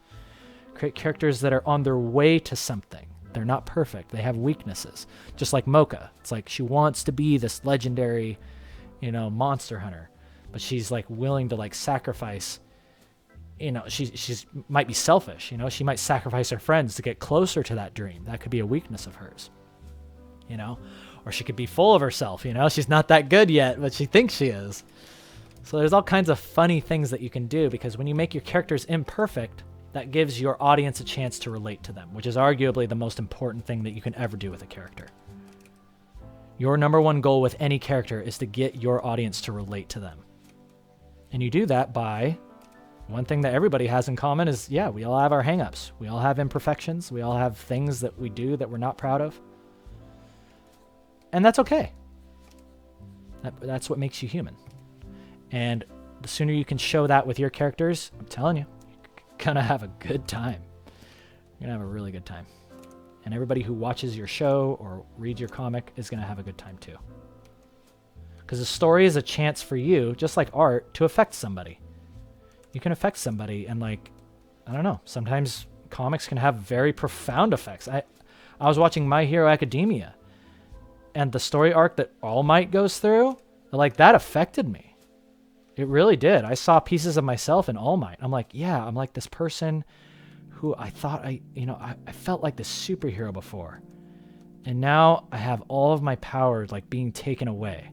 It's like I'm slowly fading into nothingness, And like, it sounds dark, but it's true. It's like I would sit there and I'd feel bad for myself. And then I woke up one day and I realized, wait, no, I'm far from done. If anything, I'm All Might in the Silver Age. I'm about to freaking go big time with this. There's still a lot of value in things that I can do. There's a lot of improvement, and I haven't made my best work yet. I'm far from having made my best work. So just know that if you ever had feelings of self-doubt, sadness, self-esteem issues, rest assured knowing I'm right there with you. I've had all of those feelings. I had those feelings today, even before I started the stream. But there just comes a point where I say, you know what, enough's enough. Enough's enough. I don't know what makes me actually go past that feeling, but I really believe that that is the secret to life. Learning how to get out of your own way. Because sure enough, I got out of my own way, and what happened? We painted this. I got out of my own way. We took this from there to there. Great. Break time. How are we doing on time? That looks like some really good news. Something just happened on my phone that I can't talk about, unfortunately, but it is making me very happy. If what I read was true. Okay. Okay, hang on. Sorry, guys. I need to check this really quick.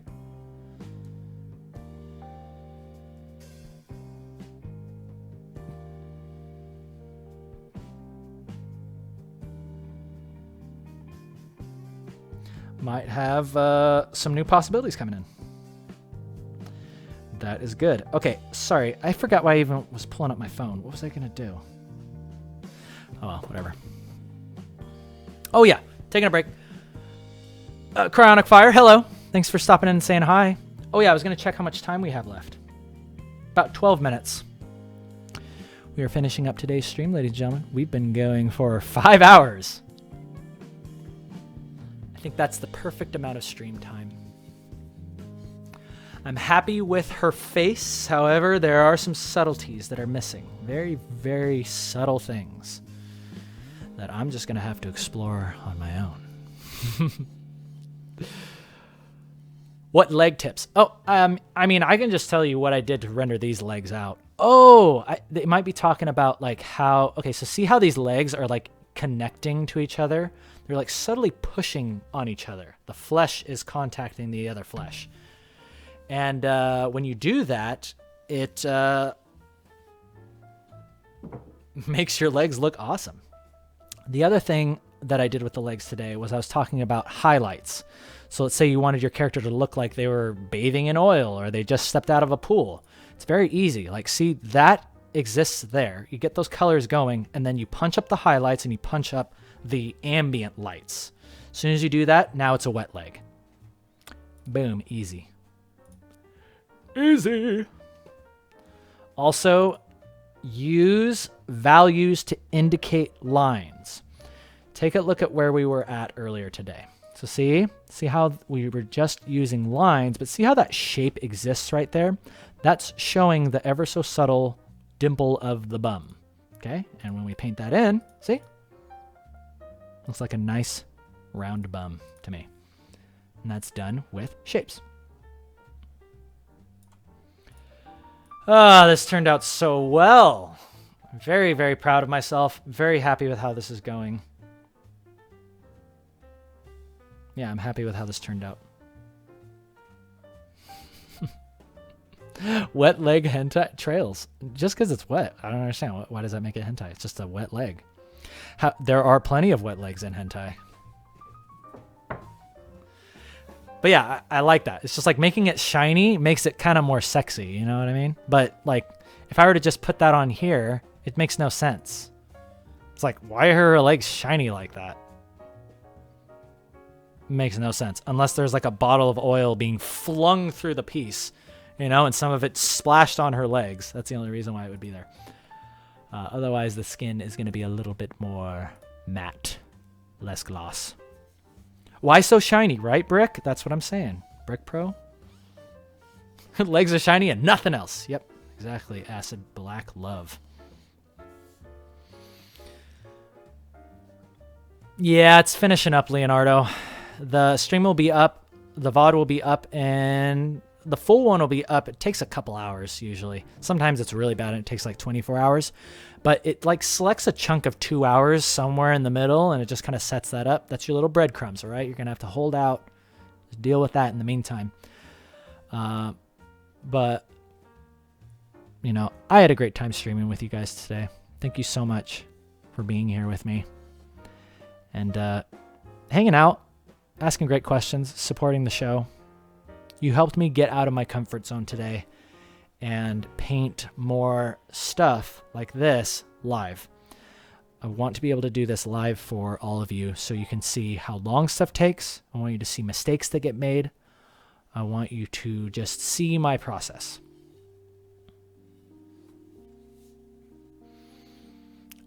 Bloody is saying, it's Annie. Hoped stop by to see today's art. Wish I could have been there earlier. Yep. Watch it later. See you later. Leonardo. Senpai said my name. I know. Doesn't that make you feel things? What does that make you feel, Leonardo? Take that feeling. Take that feeling and just run with it. Okay? Because I remember a long time ago, I was watching a stream of somebody that I really looked up to, and they told me to make comics. I was like, I'm thinking about, maybe one day making a comic or, developing a story. And they said, make comics, Keenan. And when they said my name, I was like, oh, wow. Just felt so good. And I took that feeling and I ran with it. I took that positive message and I ran with it. And I did indeed make comics. Comics that need to be finished. But nonetheless, I did what they said. So I hope you take that. Your heart skipped a beat. I hope you take that and you go do amazing things with it. Elena, that doesn't sound healthy. What is the thing in my hands, Trails? It's an antler. What does it look like? Can't you tell what this came off of? This is a reindeer antler. I hunted it myself with my bare hands. I didn't kill it though. I just kind of put it in a sleeper hold. I put it in a sleeper hold, and then when it was asleep, I just sawed it off, right? And then I took this with me, right? And then it got up and just kind of pranced away merrily.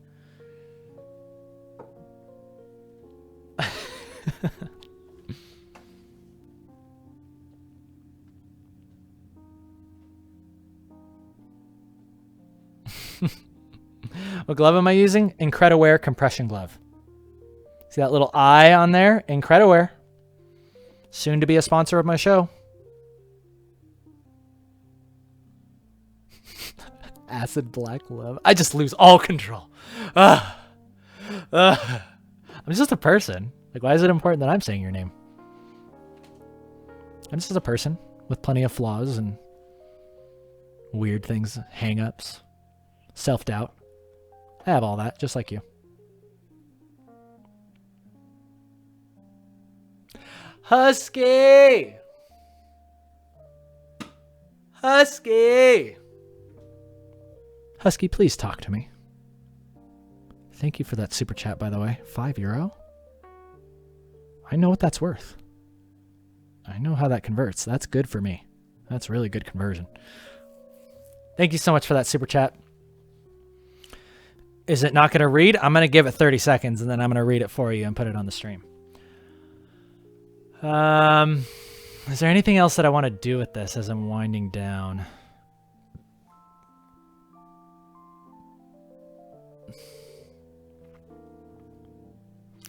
All right, Husky, you're coming on stream. Oh, there it is. Okay, well, you're coming here too. Woo! Hey Keenan.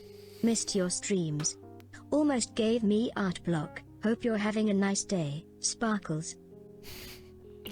Husky, aw, you missed the streams? Well, I missed you too. I've been checking out your Instagram. Please keep up the good work. Please keep up the good work. Almost gave you art block. You need me to unblock you? Well, if I'm unblocking you, I mean, that's some pretty awesome stuff. I wish I could just watch somebody get art blocked. I guess I could. I just haven't tried it. But thank you for showing your appreciation with things that I can actually pay my rent with. That really means a lot, Husky. Last thing I want to do here is I just want to add a little bit more rim lights onto the rest of this and really figure out what color that's supposed to be. I kind of want this. Isn't that cool when you really look at what color that is? I just think that's the coolest thing.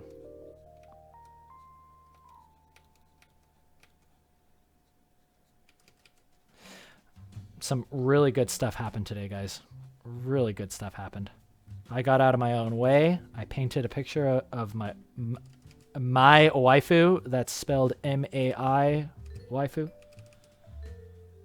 Painted a pic of my waifu, and got some really good news, which I hope it goes through, and if it does, I'm going to tell you guys. But I can't say anything right now other than could be potentially life-changing.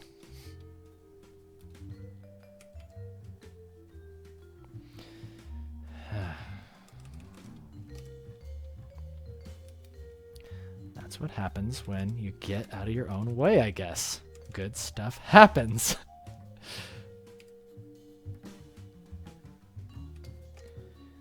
All right, we're going to have some light down here. Okay, light down here. Again, see how I'm zoomed out?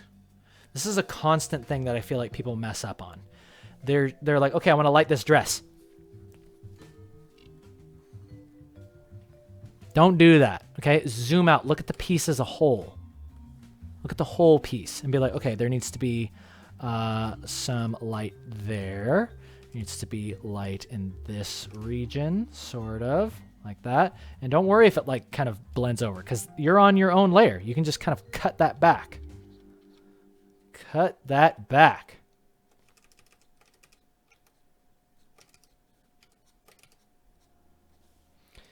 There we go.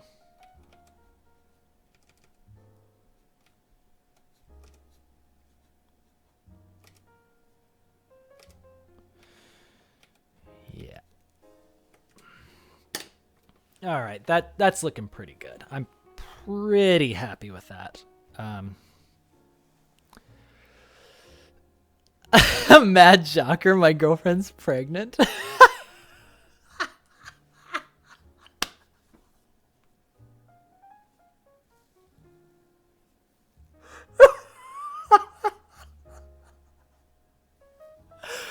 Oh my god. It's not that. I could tell you it's not that. That would be life-changing. I'm glad it's not. I'm not ready to have a kid. Not yet. If I had to, absolutely. If I had to take care of a child, I totally would. I would be ready. I would be a good dad to that kid. But if I had my choice, I'd say no thank you. Not right now. Not yet. I still got some things I'd like to figure out about myself and my future. First, it's nice of you to show up, or it's nice of you to want to show up, but you're going to have to wait a little longer, okay? Just a sweet child of mine. I'm going to have to figure out how this rim light is going to affect this part of the skirt. But that may be another thing for another time. I'm just kind of going big right now, guys. I'm going big right now. I'm just laying in these colors. And you can witness it happen right before your very eyes.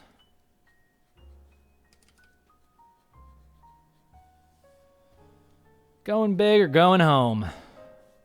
Let's take that. Saturate. Green. Boom. Boom, boom. Girlfriend's pregnant. I can't get that out of my mind. Why would you say such a thing? Take care, Acid Black Love. He may have taken off already. Dang it. I missed him. It's one of those things where you're like, oh, see you. Oh, they're already gone. See you later. And then you realize you're all alone. As soon as I shut off the stream, I'm just like that.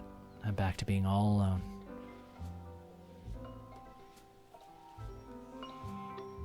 Hear that?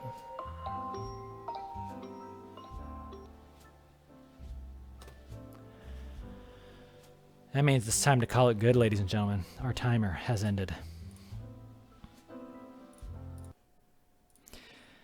And I would like to say thank you, everyone who showed up today. Thank you to everyone who pledged, super chatted, donated, supported the stream, just even by being here, viewing.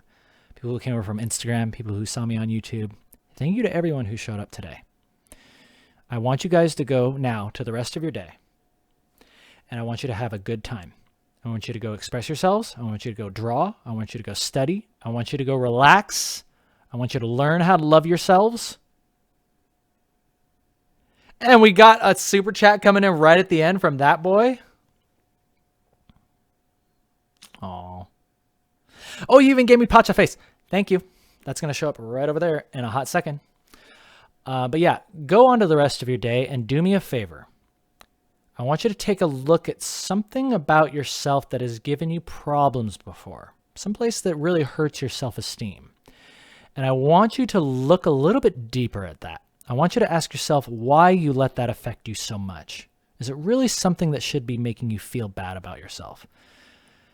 Is there something that makes you second guess what you're doing?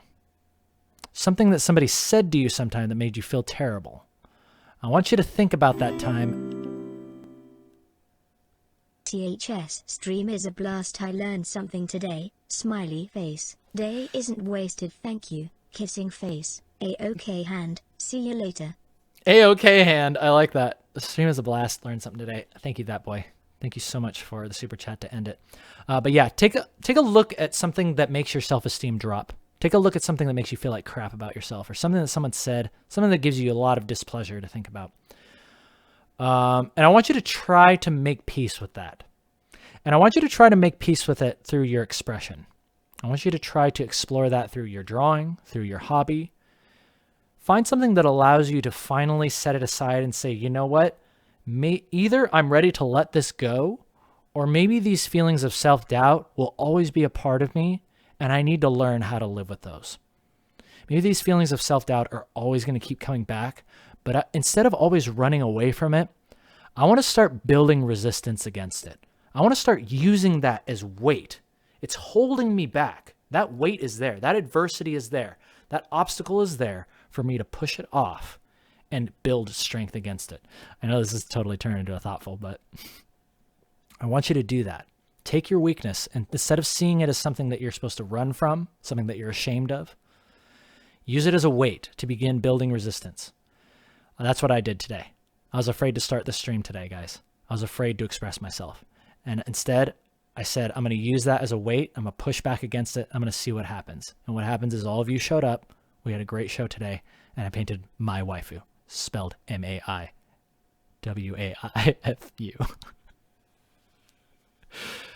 So I hope that helps you guys out. And just know that I really do care about you. I know you're all strangers to me, but know that I do care about you. I care about you learning, and I care about you expressing yourselves, because I think that that is going to be the way that you're just going to have a good time. Learn how to express yourselves, and you're going to have a good time on this planet. Okay? So you guys take care. Thank you so much for tuning in for another Cane Kale test stream.